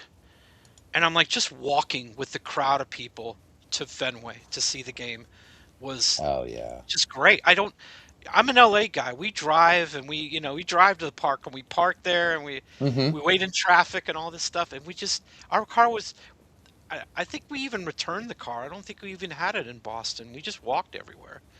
And Yeah. man, that was a pleasure to just walk to the ballpark. Well, And yeah, that and of that was course what the I'll way, never forget. well, I mean, the way those parks were built, you had to. There was no parking. Yeah, You know, there's no real estate. They had to fit it into a yeah. city block. Have you ever, I mean, Yeah. you ever been to a game at Wrigley? It's the same way. It's You know, you got my to, younger brother went to Wrigley, but yeah, where it is, and no more, no less. You can't. And so people have to walk to the ballpark, and I just loved walking to the park. The act of doing that was so fun to me. That's why I'm glad Pittsburgh does it. I mean, there is parking at PNC Park, but I love the fact that on game days, Roberto Clemente Bridge, you walk, Yeah, you just walk across the bridge to the North Shore and right there. And of course, you yeah, go into PNC Park and you look back and there's the city. It's beautiful. it But really is. but people forget, right? With these beautiful, neo retro ballparks like PNC and Mhm. Bush Stadium 9,000, whatever it is now. How many Bush stadiums there have been? Yeah, uh, you yeah, know, and what have you? Camden Yards. But so people forget. Not us in here, but generally people say, "Oh, how quaint!" It's like, but you got to remember that the old ballparks had to be built and had to fit yeah. into the city somehow. So it wasn't Yep, when they built Ebbets Field, they weren't trying to be quaint. That was just this definitely is not. we have a city That's how block. ballparks were built. Yeah, Yes, yes, Comiskey. That's how old Comiskey had to be built. yeah, It had to fit in that space. yeah. And I remember Billy Crystal in the.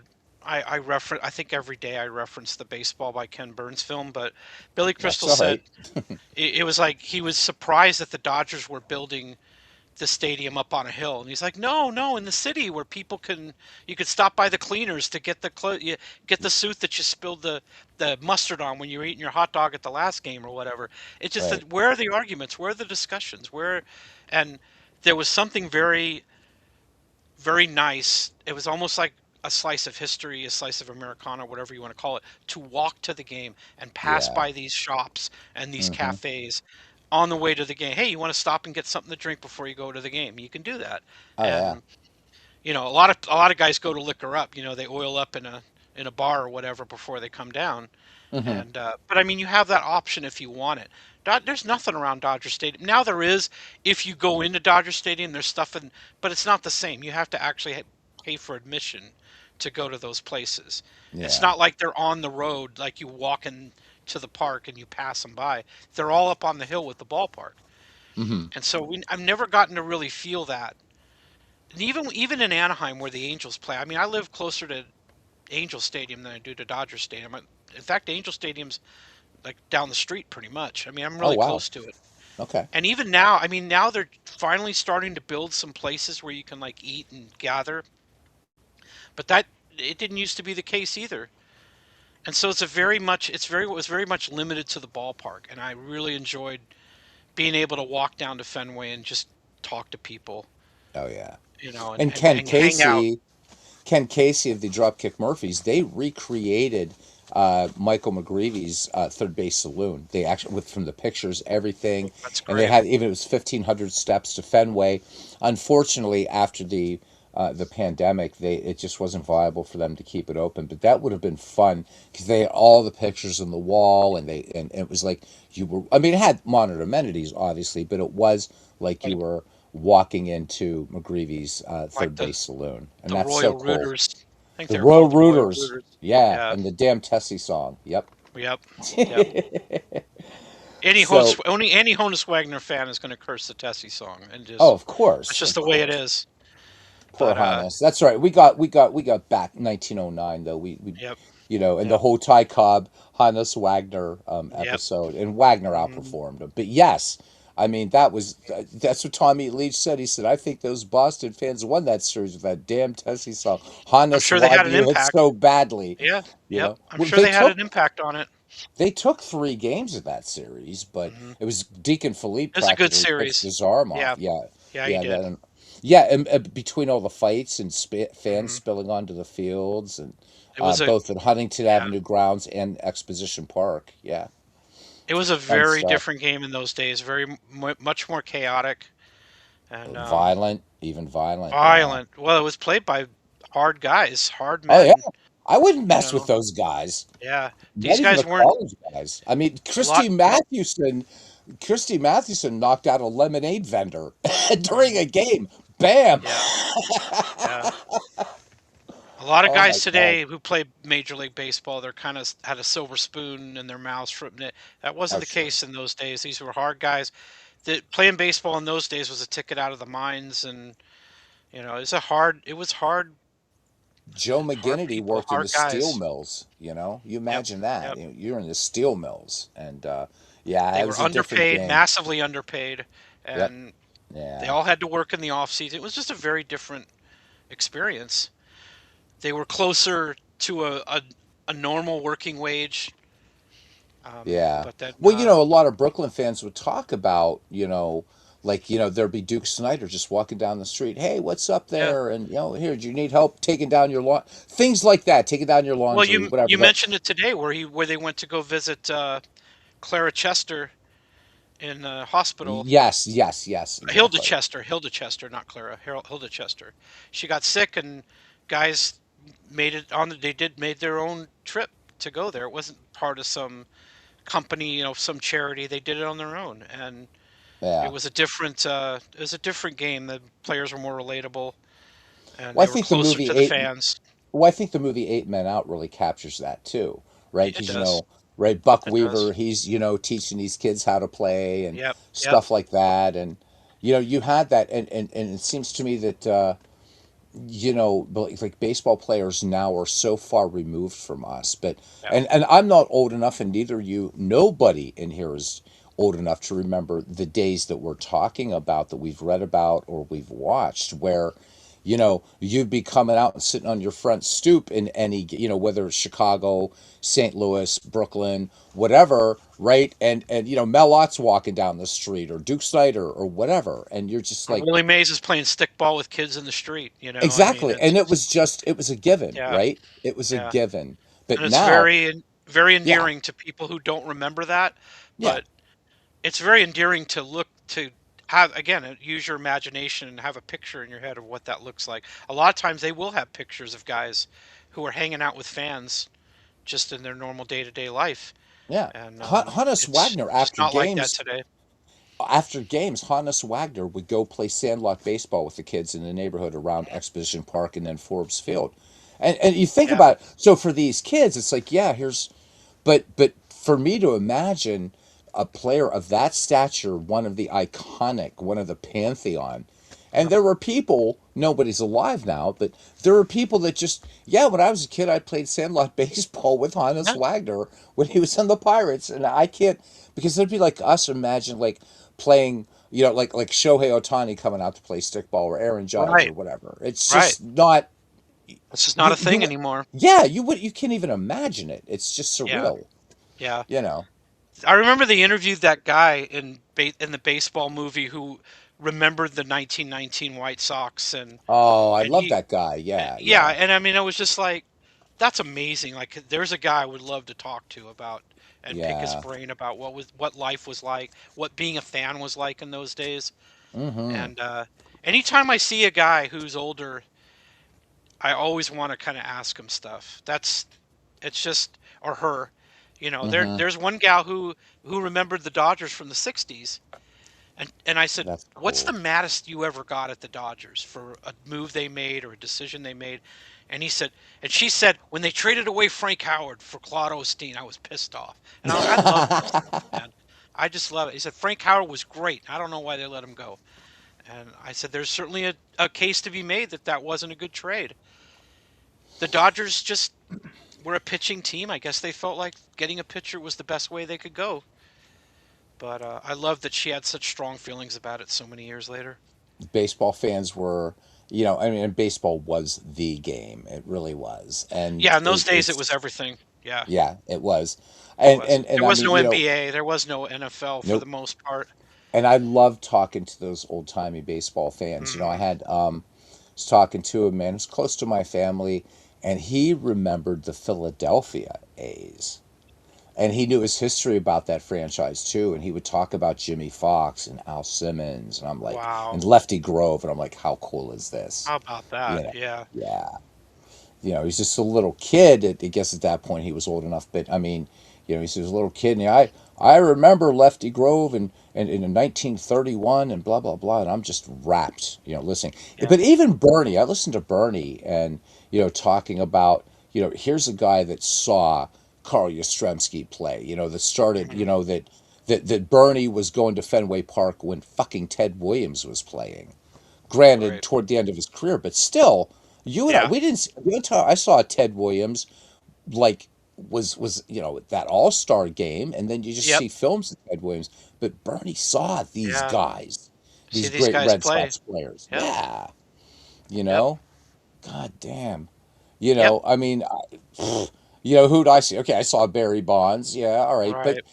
it doesn't. It's Barry's not far enough yet from that mythic quality Thing about it of is saying, everybody can see Barry Bonds play if they want to, Mm-hmm. because we have so much video archive footage of that. Not much archive footage of Ted Williams. No, We have radio, but I mean that doesn't a radio is great for baseball, of course it is, but it doesn't yeah, tell you it doesn't tell you a stance, it doesn't tell you what kind of pitches he's looking for, what the pitches have done. mm-hmm, Uh, it's just a very it's those are times that those people who have memory of that, those are memories that unfortunately we've lost, and we can't yeah, recapture them because we just don't have the footage available. no, we And don't. a lot of times they recorded games from the 50s and 60s, and then they recorded over them, Yeah, and you just thought, wow, that they did it to save money, I guess, or yeah. I don't know, but I mean, we don't have those games because of it, and it's a huge loss. We can't see those games. You Yeah, know, it's a shame. It's a I love shame. classic baseball on the radio. I love that channel. I love old games on the radio. Don't get me Yeah. wrong, Hmm. but I really do love the televised games too, especially when they go back a Oh ways. yeah. It's What is isn't it the 56 World Series they have on there? I don't know if it's Larson's Perfect Game I have one, some but games of the 55 World Series too that you can see all the way through. Uh, is that on YouTube? I got it off of YouTube. Let me check really quick Yeah, I'm here. just curious because I mean that's the only year the Brooklyn Dodgers won the World Right. Championship. And then leave 2 years later, and then 2 years after that, win their first of many in LA. It's like Brooklynites, poor Brooklynites. They have Game Jeez. 7. It's 3 hours long. It's in the Oh, MLB vault.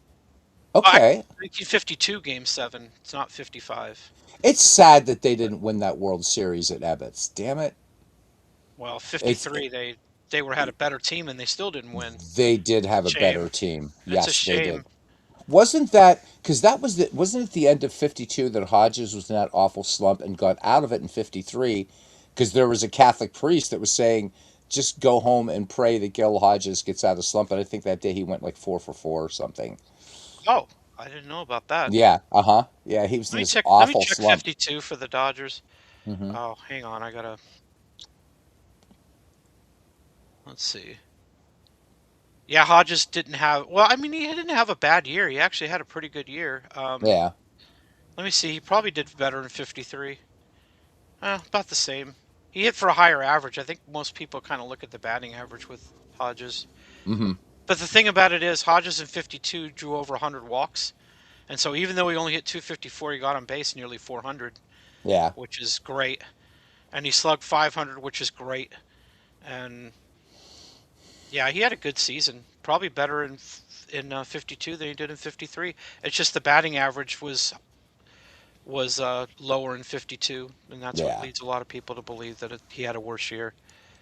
But I think a lot of people think of batting average more than they should. A lot of people say, well, baseball, you only have to succeed 30% of the time, and you're in. And I'm like, no, if you don't walk is a success. When you get on base, it's a success. Yeah, that on base percentage is I mean, important. Ted Williams got on. He was successful over 50% of the time in Yeah. most years, and so that's what is good. 30%.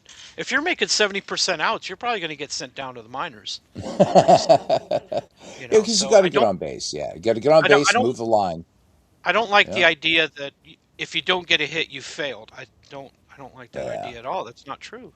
So But it's again, that being said, though, it's damn hard. Could you imagine any of us, like, and I'm not talking a pitching, even, but a pitching machine, but could you imagine? like standing in the box and having Paul Skeens and say, "Okay, Paul, go ahead and throw like you're throwing to a major league hitter." That I'd be like, "Fuck this, I don't man." think most people would even be able to catch his pitches, let alone hit them. I know. I'm jumping out. There's no way. No, Yeah, that's okay. I know yeah. you have control, but you're not throwing. I'll go to a pitching machine because it's not going to bean me. You might. I mean, You are human after all. let's But say I a guy mean, what misses a these sign, guys. a major league pitcher misses a sign. You call for a curve, and the guy throws a fastball. It'll take your head off. Yeah, yeah, You know, yeah, you can yeah. adjust to the curveball, same as it hitting, but I mean, it's not even easy to catch these guys, So let and alone that's catch yeah, it and frame it like the big league catchers do. You have to have an incredible amount of talent just to play AAA ball. yeah. Um, And Legends was talking about that Legend Sports Universe, and he said, he said you would think that AAA's, is just that step below. He said, but actually, it's a big step. He said the difference, yeah, between AAA and the majors is just yeah. unreal. And as a Those fan, these you could guys see are, it. yeah, yeah, yeah, You yeah, could see that difference, but you still, even the guy you boo for hitting 240 in the majors and he goes down to AAA, that guy's a very talented player. yeah, He's just not as supremely talented as some of these other guys are. yeah. That's an And that's elite what it is. athlete. You have to have a stupid amount of ability and talent just to get to AAA. And Yeah, a lot of people don't even realize that. Just to be drafted, you have to have a pretty good amount of talent. And yeah. I mean, most it's people don't get past high school ball, right.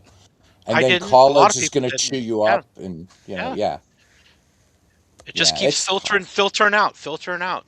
I think it's And 1/2 of 1% of people that start in pro ball at rookie league will get to a cup of coffee in the that's show. right. And as That's much right. as we pick on Harold Baines on here, the man had a career and was an elite athlete and was able to make a career in baseball, and that's something none of us could do. That's So the I got thing. I But got to that's the respect thing that I that. don't like about a lot. I don't like about talking about Harold Payne. Everybody knows he had a good career, great career. It's just that is he a Hall of Famer? No, No, he's and that's not. the problem. I mean, everybody understood that he had a great career. Anybody who saw him play, yeah, Yeah, this guy's a great player. yeah. But he's a very good player. He's a Hall of very good player. He ain't Roberto Just like Clemente. just like just like Steve Garvey was a Hall of very good player. There's a lot of guys. Mhm. Don Mattingly, in my opinion, is a Hall of very good. Hall of Fame is different. It's a different level, and the fact that they put, I mean, I'm not going to say that Baines is the worst player in the Hall of Fame because there Oh have my been some God, no. worse selections than him, but Oh that yeah. doesn't mean that we should be comparing guys. If you're better than Harold Baines, you should be in the Hall of Fame. No, that was just a mistake. I don't know why they made it. I don't know. At the time it happened, everybody said. I don't remember anybody at the time that happened saying he deserved to be there. Hmm. And I'm Yeah. like, well, that kind of tells you all you need to know. Well, Even the Bill casual, James. even the casual fans knew, you Oh, know, and that he didn't Bill deserve it. James gets into the whole politics of the Hall of Fame Yeah, and he does. things like that. And Like yeah, Rizzuto, I mean, he said Rizzuto won't be the worst player there, but he doesn't belong in the Hall of Fame. But he actually made an argument that Don Drysdale didn't deserve to be in the Hall of Fame, which was compelling. I hmm. think he's on the borderline. He got in, obviously. We all know he got in, but he was a borderline guy. See, for His me, com- Rizzuto's in because of the people around him. When you got Whitey Ford, Yogi Berra, right, Mickey Mantle, come of on. course. And of course all the fans, all the younger fans that he built because he was a broadcaster, Yeah. it's just And the that other thing just too is his position. When you think of the shortstops, you think of course Hannes Wagner and Archie right. Vaughn and Ozzie He fits Smith. the prototype of a shortstop in a lot of people's minds. Rizzuto does. Good defensively, not a big guy, not a power hitter. I get Hmm. it. I get it. Billy Martin did too. Billy Martin fit that. Now Martin didn't make the Hall of Fame as a player. No, I don't even think he's in as a manager, which is kind of a no. that's an oversight. I think belongs to be in as a manager, even though he only won one world championship. So does He had a Danny wonderful Murtaugh. career. So yeah. Yeah, yeah, Murtaugh. I remember he had almost the same record as Billy Southworth. Almost the Hmm. same win-loss record. One world championship, both of them won, and Southworth's in, and Murtaugh isn't. And you're kind of like, well, And Murtaugh why kept not? it, Why is that except happening? yeah. And I mean, and the Pirates were just We've talked about, and you've been, so cool. I mean, being a Dodgers fan, but recognizing that the Pirates had some great teams. They were dangerous in the 70s, except for 73. If you're a They fan were, of the '70s baseball, which I am, you have to acknowledge how great the Pirates were. yeah, You have to acknowledge it. yeah, You can't help it. They go to the league championship series at least. How many times did they finish first in the '70s? A lot. Six a lot. times, seven Yeah, times. yeah, It was either them or the Phillies. yep. I mean, it was who else? Who And else? then all the fights we had with the Reds. Oh my God, Mets. you The know, Mets won in '73 in that crazy season because the Pirates weren't good for a yeah, change, and the Mets ended up winning. And then they went to the World Series. They got by the Reds, yeah. And then the which was Bucks come back in which was a shock. '74. Yeah, I the mean, Bucks came back in '74. Clemente's death really hit Pittsburgh hard. Sure. It hit him hard. You look at Steve Blass's career, right? Yeah. You look, and I had Yeah. his player card up here earlier, and you can see the drop off in Blass, and Yeah. he just lost it, and they Well, they feel that it call it was, Steve Blass disease. Yeah, yeah, it was. Who knows what it was, but yeah, a lot of people have attributed to Clemente, and yeah, yeah, maybe I just think just something mysterious was afoot. Something affected him when a batter was in the box because when he'd warm up, he'd have his location, everything was working fine, yep, and then you get a batter in there, and yeah. everything went to crap, and I have no idea. You And guys were tough in the '70s, too. well, I mean, the thing about it, I mean, I don't remember '70s baseball. No, but I just, we know about it, but I read mean, about it. we know about it from what we've learned, right? Yeah, And one of the things that made Stargell such a great leader was the way he picked up. He stepped into the breach of leadership that was left when Clemente passed away, yeah, and he was one of the guys that would stand in the box, and he'd get plunked all the time by Blass, who had mm-hmm, no control when a guy was in the box, but he kept standing in there, encouraging him to just relax, just relax, hit the strike zone. I'm not swinging. I'm just standing here, you know. right. And Steve couldn't do it, but he acknowledged in his I don't know. He wrote something. I don't know if he wrote a book, but he wrote some kind of article or something, and he really singled out Willie Stargell as a guy who just stood in there and really tried to help him as much as he could with it. Oh yeah, And you could tell how beloved he was in the '79 World Series. yep. He was Pops. I mean, you have a nickname like that, man. Giving out those You're doing stars. something right. Vin Yeah. Scully had so much respect for him that he called him Wilver Dornell Stargell. Always called him by his full name. Yeah, he Never did. Willie. He Never Willie. certainly did. No. So, and he's one of the greatest guys. It's sad that he Oh, retired as soon as he did, and it's sad that he's not alive today. Rest in peace. yeah. He was a great guy I would have loved to meet. Yeah. Um, Never got a chance to. Just would have loved Scary to shake his power. hand. Just scary Yeah, power too. yeah, Oof. yeah. He was able to lift the ball too. He Yeah. was able to get it in the air, and Mm-hmm. I remember everybody has stories about Willie Stargell, but Roger Angel, the great author, Yeah. talked about a time where he talked he Boys of Summer. in Great book. '71. Stargell had a terrible World Series. He was just popping up, striking out, Yep. and you know, and Roger Angel said he talked to Stargell about it, and he said, "How are you dealing with this? You must be dying, you know." And Stargell motioned toward Wilver Jr. in the locker who was playing, and he just turned to Angel and said, "There comes a time where a man just has to decide to be a man." It just came out of him just like that. And then in '79 he rectified everything. He was an MVP of that World Series, and Yeah. he had the classic game winning home run in or game the lead in Game 7. He hit the home run off Scott McGregor, Mm-hmm. and Yeah. he It was, rectified that '71 performance in '79. He didn't yeah. We disappoint. were on the verge of elimination in that World Series. '79, that was a great both World Series was the Pirates against the Orioles. Great Yeah. series, Yeah. Well, great teams. Clemente and Blass were the stars of '71, Hmm. that series. But yeah, Yeah, I mean, Clemente was fantastic. Yeah, he was great in that well, I series. think that really put him, that '71 World Series, I think really put Roberto in the national spotlight. I agree. Who is this guy? Holy shit. Hmm. Because people would hear about him, but now you're seeing him on national television. And, I mean, that cannon he had and just the way Right. he was.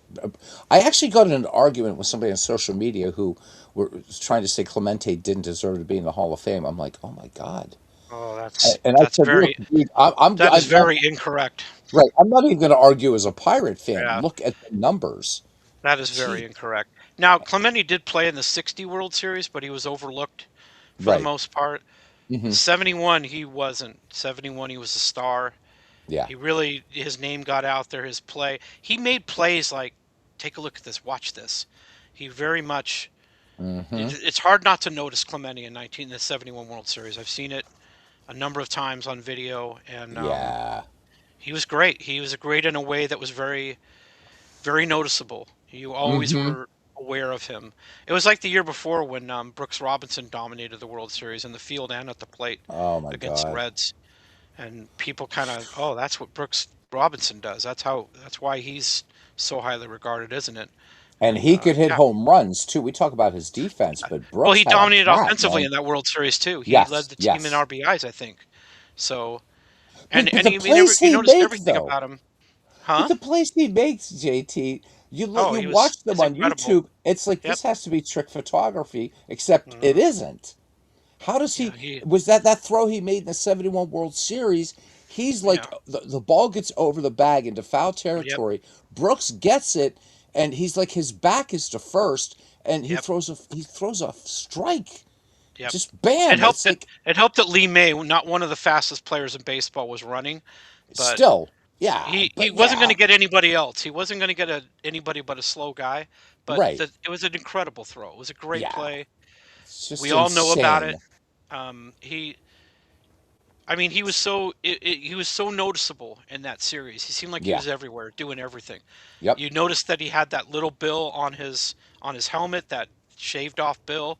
Mm-hmm. Um, just everything about him, and he got a standing ovation before his last at bat in that World Series Yeah. by the Baltimore fans, and that was a lot like what Clemente did. Clemente, a lot of people picked up on his mannerisms at the plate, kind of the Mm-hmm. way he stretched and kind of moved around. And I remember one guy Yeah. talking about like he and his friends would imitate that, the stuff that he did before he hit, and Well, you know that's what it what? was all about, When you're you a know? kid playing sandlot baseball and just played, did I mean I don't know, we did it, man. You Yeah, picked your favorite player and you tried to yeah, imitate, you that's right. know? You That's just right. did it, you know? That's why everybody loved that batting stance guy that was on YouTube, and you know, Uh-huh. he did a good job on trying to replicate some substances that yeah, Yeah. we all did. I remember I I think I told you I was an Angel fan before I was a Right. Dodger fan, and I Mm-hmm. used to imitate Don Baylor's stance where he would have the bat in a circle. He would be trolling the bat in a circle as he held it up. I did Yeah. that too, and I hit because I just admired Baylor, and but I admired a lot of guys. I mean, when I was just such a fan of it, so So the you guy I know, think that has the weirdest stance is Anthony Randone. I'd watch him, and it's like he's just like standing there like he's waiting for a bus or something. yeah. Like the way he held the bat, it was like I'm like, how does? But you know, but then And there aren't also, that many damn, he's weird on it. stances today. There aren't that many weird stances There anymore. isn't. Nah, not like I there was. remember Brian Downing being wide open. He was facing the pitcher, Yeah, almost like yeah. he wanted to sell the pitcher some life insurance or something. And that's how he stood. That's how he stood. And Dan Ford, he was completely the opposite. He had such a closed stance that you could see his full number on the back of his uniform. And Yep. I remember there's a game, still think you could see it, from '79 at Anaheim, where the Yankees are playing against the Angels, and Nolan Ryan nearly threw a 6 no hitter. I mean, he lost it in the ninth inning. But anyway, Louis Tion's pitching to Dan Ford, and they had their backs to one another before the I pitch have to because look Louis for did that that. thing where he turned his back before he delivered the pitch. So they were back to back, and I'm like, how the hell you do that? What, like, you Yeah, would never see that in baseball today. Willie McGee had a stance where he looked like he was sitting on a toilet seat, yeah. and I mean, I don't That's know, funny. it was weird. It just there was a lot of weird Yeah, stances, and Willie and with that windmill thing with the ah, the bat. windmill. I mean, who doesn't? If you saw him, you never forgot that. He would windmill 3 times, and then he'd get ready. And I mean, Reggie had that thing where he would kind of. I mean, it just Reggie Jackson. I mean, he had that Yeah, thing where he kind of he would, before he got in his crouch, he would do some stuff with the bat, and it was fun. It was fun to watch that. What I but love I about wonder. '70s and '80s, the different Yeah, teams tried to win in different ways, yeah, they different did. stances. There was a Yep. lot of variety in the game, Oh and yeah. There was But something for everybody. I don't think there's something for everybody today, and I it makes wonder me a what little sad. Bob Gibson thought about like some of these hitters, right? Hmm. Like like what Gibson. Wonder what through because Yeah. Gibson, his thing was that inside part of the plate's mine, right? But Right. you get a big dude like Willie Stargell coming up there and doing that windmill Yeah. shit, and I wonder if Gibson's Well, thinking I'm going to put one in this guy's ear. I mean, well, some because hitters were tough. imagine, I yeah, mean, Frank right, Robinson. When you threw at Frank Robinson, it just made him more determined. I yeah. don't know, man. Don Drysdale was the same way. Yeah. Don Drysdale would hit his own grandmother, it was said. What one So, guy said he got in the box. I think it was Willie Mays who said he got in the box and absentmindedly started digging a hole. oh, And then never he do noticed that. that Drysdale was on the mound. I guess it just slipped his mind for a bit that Drysdale was on the mound. He tried covering it up and would because he didn't want because he knew it was coming. He was trying to delay the or trying to avoid the Right, inevitable. Of exactly. course, Exactly. Drysdale laid him out with a fastball in. Of course, Yeah. that's That's just what you what was did. done. Yeah, it Yeah. was a different game.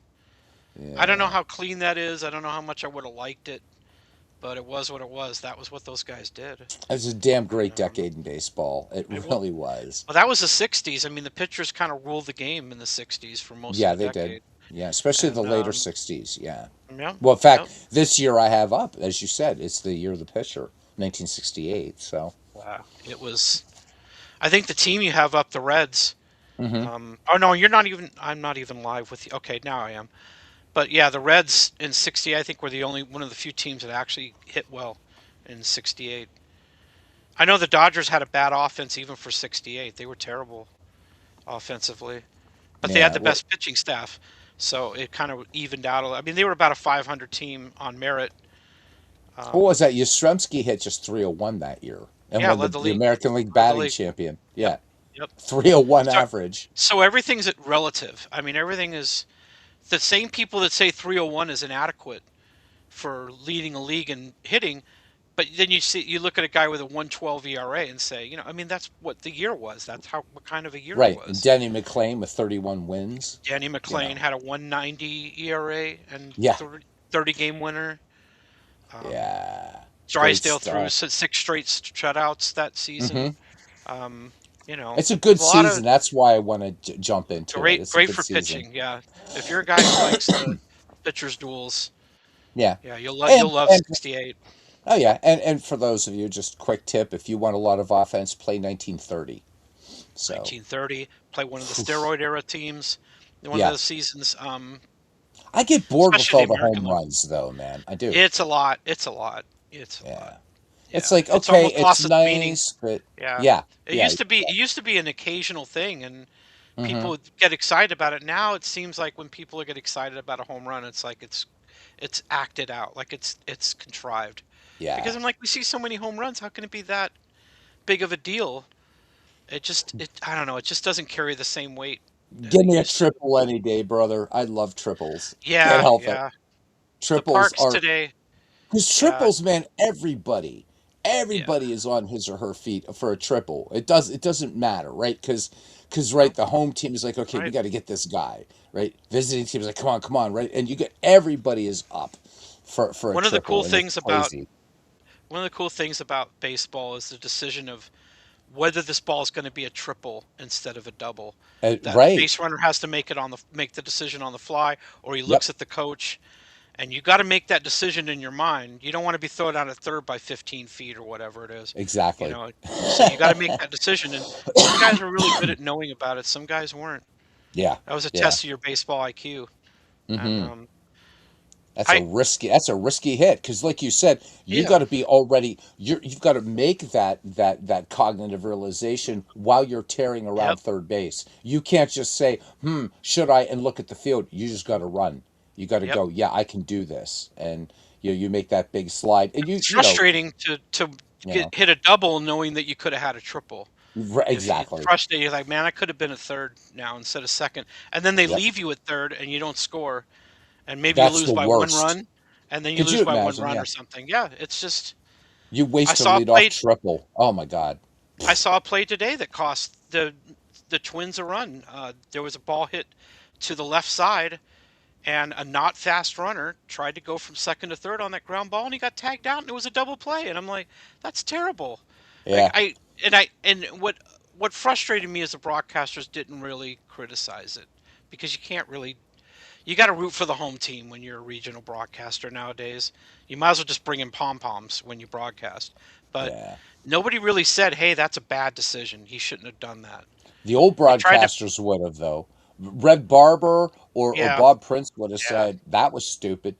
Captain yeah, Carl saying Bill James stated that Yastrzemski's 301 in '68 was just as good as Al Simmons' 381 in 1930. absolutely right. He's Totally right. agree. Yep, yep, All you got to do is look at the context. If yeah, you're hitting 300 and the whole league is hitting 303, I think the National League hit 303 in 1930. And I'm like, the whole league hit 300. So how special is a 320 batting average? Not really. right. It's good. It's better than average, right? But it's not. Well, that's At like a 320, Hack Wilson with 191 right, RBI that year. Well, right. look at 1930, 1931. That drops Yeah, off. yeah. It's Yeah, look how many runners were on base in 1930. Of course, he had a lot of ducks on the pond to drive Yeah. in. I mean, I'm The knocking Hack opportunities. Wilson, but that No, was no, an no, nothing. anomalous But season. he had a great season. But Thanks, let's Captain let's Carl, for coming in, man. Appreciate, let's let. always love it when you All right, can make it in here, man. take care, Carl. Appreciate it. But yeah, it's just the context is so important in anything historical, not just baseball, Oh, but absolutely. world events and everything. A great historical podcaster is Dan Carlin. I don't know if you've heard of him, but he does a show. He did a show called Hardcore History, and by his own admission, he's addicted to context. So he has to Hmm. give you all of the stories leading up into things that happened in history. Oh, Why, sure. and that way you get a better grasp of why they happened. They didn't happen in a vacuum because somebody woke up one day and Yeah. decided I'm going to be a fascist or I'm going to do this. No, there are events leading up to it Hmm. that are natural human emotions that kind of lead certain people to go down different paths. Yeah. And it's not just so cut and dry that people are born evil and people are born, you know, Yeah. it's just, I don't want to get political, but a lot of guys in power now, they get away with stuff because they think they can get away with it. They do it because they think they can get away with it. Well, I And will I think a say lot of this. people in that same situation would try the same thing.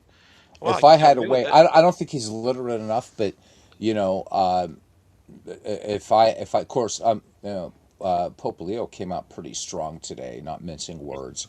But, with Hegseth and his recent quote unquote sermon, what I'd love to send for him, are you familiar with Mark Twain's The War Prayer? You should No. read it. It will take you And I'm 5 or 10 minutes. he's a distant relative of mine, Mark Twain. His real Wow. name is Samuel Little Clemens, which is very Clemens. Yeah. close to my last name. Oh, Um, nice. Nice. yeah, but I But know a lot the of Mark war Twain stuff. prayer The War is Prayer. is is the answer to everything that these people are wanting. Let's blow this up. Let's for victory. If you read the war prayer, listen to if you can stomach it. Listen to Hegseth's uh, prayer thing that he did for the Pentagon prayer group Oh thingy, my whatever, goodness. and then read the war prayer, and you'll see why I'd love to send him a copy. It's the war prayer is Well, one of Twain's got it. greatest I've works. got a tab open for it, so I will check it out. Do read it. Um, but again, that's all I really want to say. It's just the Hmm. point I'm trying to make is that context matters for everything It's in baseball, everything. as in history and everything. It's all a product of what's happening around you and whatever. See, that's the thing when people say, "Well, could Honus Wagner? How can you say he's the best when he couldn't hit Nolan Ryan or he couldn't hit?" Well, you don't really. I mean, he would if he were alive today, he'd probably be bigger, stronger, Yeah, better. The travel's much more comfortable. It would just be it's a different world today. I mean, yeah, you could only compare people to their peers and to the context of that era that they played in, and those guys deserve to be put on in the they same do. pantheon as today. And I hate that they get discounted because the game was, oh, that's back in the day. I mean, why are we giving that? No, and you might as well just throw out history if you're just going to say only players today could play today. Yeah, And it's just like, yeah, they're more athletic than ever, but obviously we've evolved as a species. of course. We run faster today. The conditions though are much better today for playing Yeah. baseball than they were in those days. Well, yeah. I mean, It's just a total different. you were facing Walter Johnson back in the day. Yeah, You were he threw facing the hard. fastest thing there Yep. was Walter Johnson. Yep. As fast as even Hmm. Paul Skeens, probably not, but at that time, and these guys were the best. And yeah, that there's a YouTuber, a very famous YouTuber on here who has completely discounted dead ball. It doesn't count. He hates it. He feels that it's kind of like glorified Yeah. softball. And it's like, and That's that just. was it was Yeah. that It's comment that made me finally start doing what I do. And I haven't played dead ball for a while on here, but those guys, they're part of that continuum hmm of the great game that we still have. And without Hannes Wagner and Tris Speaker, you're not going to have Aaron Judge and Paul right. Skeens That's right. and whomever. You needed those guys, and they Without played a crazy brand of baseball, you know, without and Christy tough. Mathewson, you don't have Carl Hubble. You don't have Fernando Valenzuela. You don't. the Right, the pitches have to be invented kind of. If you don't have Candy Cummings, you don't have Burt Blyleven, that kind of thing. right. And it's just it Or has to Jim start Creighton to somewhere. Rob Dibble. Yep. Creighton apparently the inventor I of the mean, fastball. So yeah, some people say the Red Sox pitcher, the great Red Sox pitcher in the 1910s was just as faster than Smokey Walter Joe Wood. Johnson, Smokey Joe Wood. Walter Johnson said himself, he said nobody throws harder than Smokey Joe Wood. If Right, he hadn't fallen and hurted his pitching hand, what could have been? That right. 1912 season was ridiculous that hmm Smokey Joe had. But he reinvented himself into a Hall of Very Good position player, and that's guts, that's guts. But Yeah. yeah, I remember Smokey when Joe Rick Wood was Ankiel did that. ridiculous, He man. he Yeah, he came back to the majors as a position player, and I said, I really admire that. yeah, Like the the the the persistence and yeah. the work that it took. Because he was always a great hitter for a pitcher, but then he came back and he had the pretty couple of pretty good hitting seasons that were good hitting for anybody. Oh, And yeah, I really liked that. I was like, wow, I'm a Rick Ankiel fan. This guy, his persistence paid off. I'm glad. I'm happy for him. Um, yeah. but there's a reason why he was called Cy Young and not Denton. It was Cy for Cyclone because of how fast he Cyclone. was. And I still want it's that reward. I still want that award renamed the Walter Johnson Award, but that'll never happen. no, it won't. I mean, Cy Young just has a sound to it. It's a great. I It's know. Cy Young Award. That you don't get any better than that. Dude, But you could call it the Big Train Award, though. I mean, that it's one of the yeah, best nicknames the ever. Big Train. What a Big great Train. name. And you look at Walter Mathewson was Johnson's the Big record. Six. Big I just love Six. it. I love it. I love the nicknames then, man, were great. Best And it just nickname in baseball, though, belongs to Bob Ferguson. Said it before. death to Death flying to things. flying Yeah. things. Yes. Yes. Come Yeah. on. That's great. Damn. That's great. Now we get, But what's your but nickname? the Like, '70s had nicknames too. I mean, well, you had yeah. you had John Montefiasco, who was the Count because of the Count of Monte Cristo. This felt right. And I love that. And I always loved What Oil was Can Boyd. That's a Yeah, throwback. he was a drinker. That's why it got drinking was called getting oiled, and Yeah, so that's why he was called Oil Can because he was a heavy drinker. yeah, Not a great way to get a nickname, but you know what? Oil Can's a great nickname. That's just got to yeah. tell you. I think Babe Um, Ruth holds the record for nicknames, though, doesn't he? Super Joe Charbonneau, the Bird, Mark The Burt. Fidrich. Yeah, yep. Um, The because he Mad looked like Big Hungarian. Bird. Don't Yeah, the forget the Mad Mad Hungarian. Hungarian, the Mad Hungarian. Now we Wow. just get, Oh, they're Aaron terrible Judge. now. They're just like some derivation of the guy's last name. That's all Yeah, it is. It's dumb. yeah, Um, yeah. but yeah, Oh, well.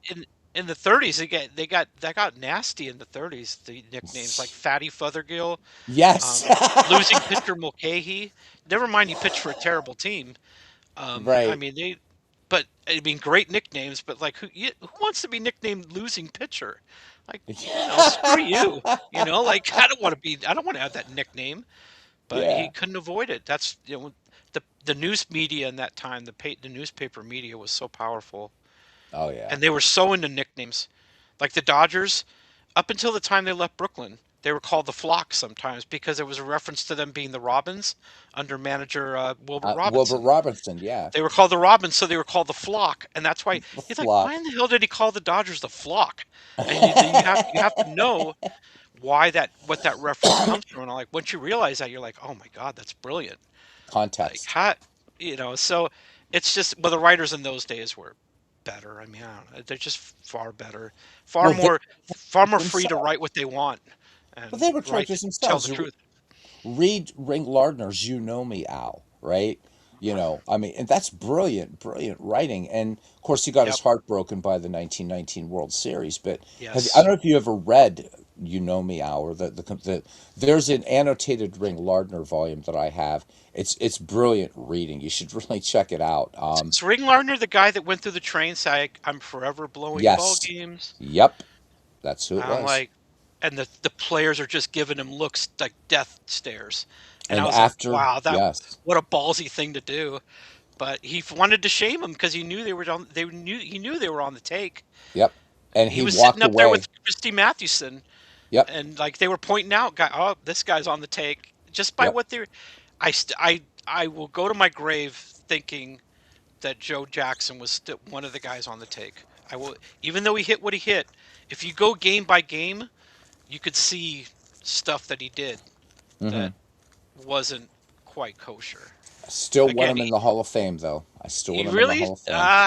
Yes, yes, I I, do. When I well, look at him as a player, but you know what? Put that on his plaque, just the same as I want Pete Rose in the Hall of Fame. But oh, Jackson first. I know we disagree. We talked about that before. I'm fine with his equipment Jackson being was a in the great hall. player, man. He was a great player. Yeah, I like with Pete Rose. I think it's a great compromise. They have a bunch of his stuff in the museum. Hmm. They've got everything but his jockstrap in the museum. They've got his spikes, his glove, his bat, his cap, his uniform. They've Yeah. got everything. Hmm. And I'm like, okay, that's fine. You're honoring what he did as a player, but he doesn't have a plaque, and I think that's a good compromise. I don't think he should get a plaque.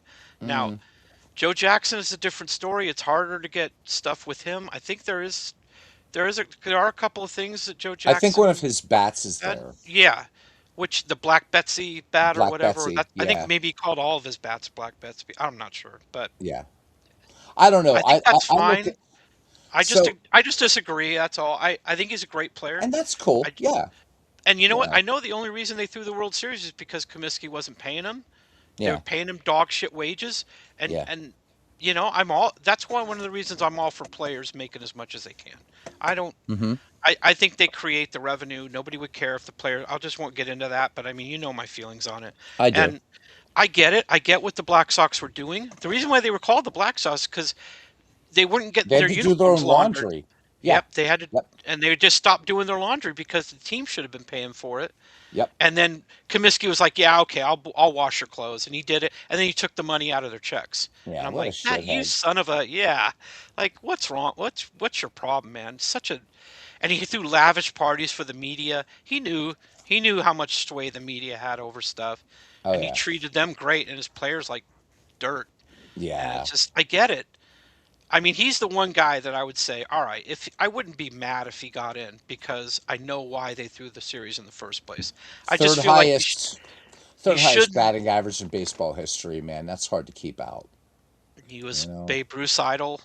Yeah. Um, a But lot of again, guys. I mean, a so lot of put guys idol. so I mean, put but on his plaque though, implicated and banned from yeah, baseball. yeah, I think that could be on there, but it's same with Pete Rose. Look, Pete Rose. much more sympathetic to Joe Jackson than Pete Rose. Yeah, I mean, look, Pete Rose was an asshole. He was his own worst enemy. You had commissioners Absolutely. trying to tell Pete, look, just keep a low profile. Let's give it time. And he didn't. He was going out You crusading for himself. And when you're a Yep. self crusader, people don't want to hear your shit.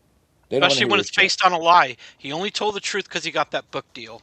Yeah. And that's when he started telling people, yeah, I did better. Oh, okay. You were lying for how many years? 2 decades almost?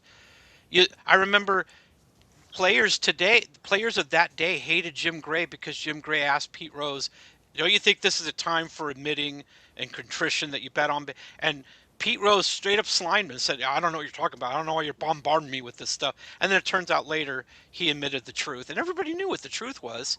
Yeah, they And he knew. finally, it took money for him to say it, and that's why I just lost all respect for the guy. And I yet just, if he would have come clean, the way we are, except yeah, for people would have forgave the him. right people, right, we would have said, okay, yeah, hey, we get it. All right. And I think Pete Rose kept himself out of the Hall of Fame I because think he was he his did. own worst He enemy, literally man. kept himself out of the Hall of Fame. He signed a lifetime ban Hmm. because he didn't want the truth to be revealed. It was either you sign this lifetime ban or we're going to come out with all these findings in the Dowd report and all this kind of stuff, and Right. we'll kick you out ourselves. Yeah. And I mean, he come on, decided to dude. sign the If it was like lifetime you ban. killed kittens, just come clean. You gambled. Right. All right. And he Just you and gambled. signing the lifetime ban gave him the ability to lie, which he did for years and years and years. Yeah. And I think the way he treated Bartlett Giamatti and the fact that It Giamatti was died, awful. Yeah. that took away any chance, because I feel like any commissioner after him would have said you're dishonoring the memory of Bart Giamatti if you put this guy in the Hall of Fame. Yeah. It's just a lot of people blamed it. And then they didn't say that Pete was directly responsible, but the stress in dealing with Pete, I feel Yeah. like that was a factor in him passing away. And Oh, I just sure. don't think Pete's ever going to be. And now he's passed away. I don't see what good it is to vote him a plaque now, but I never wanted him to have a plaque. I never, because of what he did. There Well, are I too don't many guys think. out there who deserve a plaque that don't have one yet. Why are Yeah. you giving it to this guy? Yeah. Where's Joe Whitaker? Where's I mean Lou Whitaker's plaque? Where's Bobby Gritch's plaque? Yeah. There's a lot of guys that deserve a plaque, You're. and you're going to Yeah. give it to this damn guy? I would have been Yeah. pissed. Yeah. Why Lou I'm like, Whitaker isn't in the Hall of Fame is just a mystery to it's me. mind-boggling. Yeah. It's mind-boggling. And Well, my brother, I yeah, think yeah, I know it's getting late. It's getting late over there. Getting early over East there. Coast. Yeah. Yeah. And Four you gotta, hours. yep. I look But forward to these times having you on, though, man. I really do. it's great. It's always a pleasure dealing with you, brother. It's there aren't and I don't say this with any kind of ego. There aren't too many people who know baseball like I do, and I've come to terms with it. But you're one of them, and Oh, thank you, I man. just love it. I love talking with you. I could do this forever. I could talk baseball with you until tomorrow night and not run out of things to say. Well, we got So, to start talking. We got to someday just get on here, just you and me, and talk politics, dude, because it's been too oh long. man, anytime you want. Yeah. I don't look at it as I'm just a history buff. Same. I've seen, I know reasons why things came down the pike. Yeah. And it just makes what's going on now all the more frustrating, but again, I don't want to I know, I think we just need to give a disclaimer to people. Hey, this is going to be about this. If you don't Yeah. want to join in, you don't have to. Oh, yeah. Nobody's twisting your arm and say you got to come in. But we're Exactly. going to talk about this, and you and I are pretty much 100%. I mean, I read you on Facebook as much as I can, and Yeah. everything you say, I'm just nodding like I'm right there. I'm like, yeah, I got you. I completely Yeah. understand. I definitely, I got to talk to my mom. It's like, this dude has to be my brother. So, So I always, like I said, it's always a pleasure being on with you, brother, and thanks, man. I'll talk to you soon, man. Take care of yourself, all right? Absolutely. All right. All right. And everybody else, thanks for hanging out with JT and me Yeah. Thank tonight. you. And yeah. And 4 hours. 4 hours of fun. 4 hours, we're almost as long as the extended version of the Return of the King. Great. Anyhow, don't know what's coming up this week. Again, there's going to be a change because of my working hours. So it's going to be more vampire baseball, whatever. But we'll be backing around and this family and having fun and love to all you guys. This is an amazing community. And we topped out at a pretty good number tonight as everybody's going out. Just thank you. And we'll see you around the batting cage. Good night, Take care, everybody. brother. Bye. All right. Be good, man.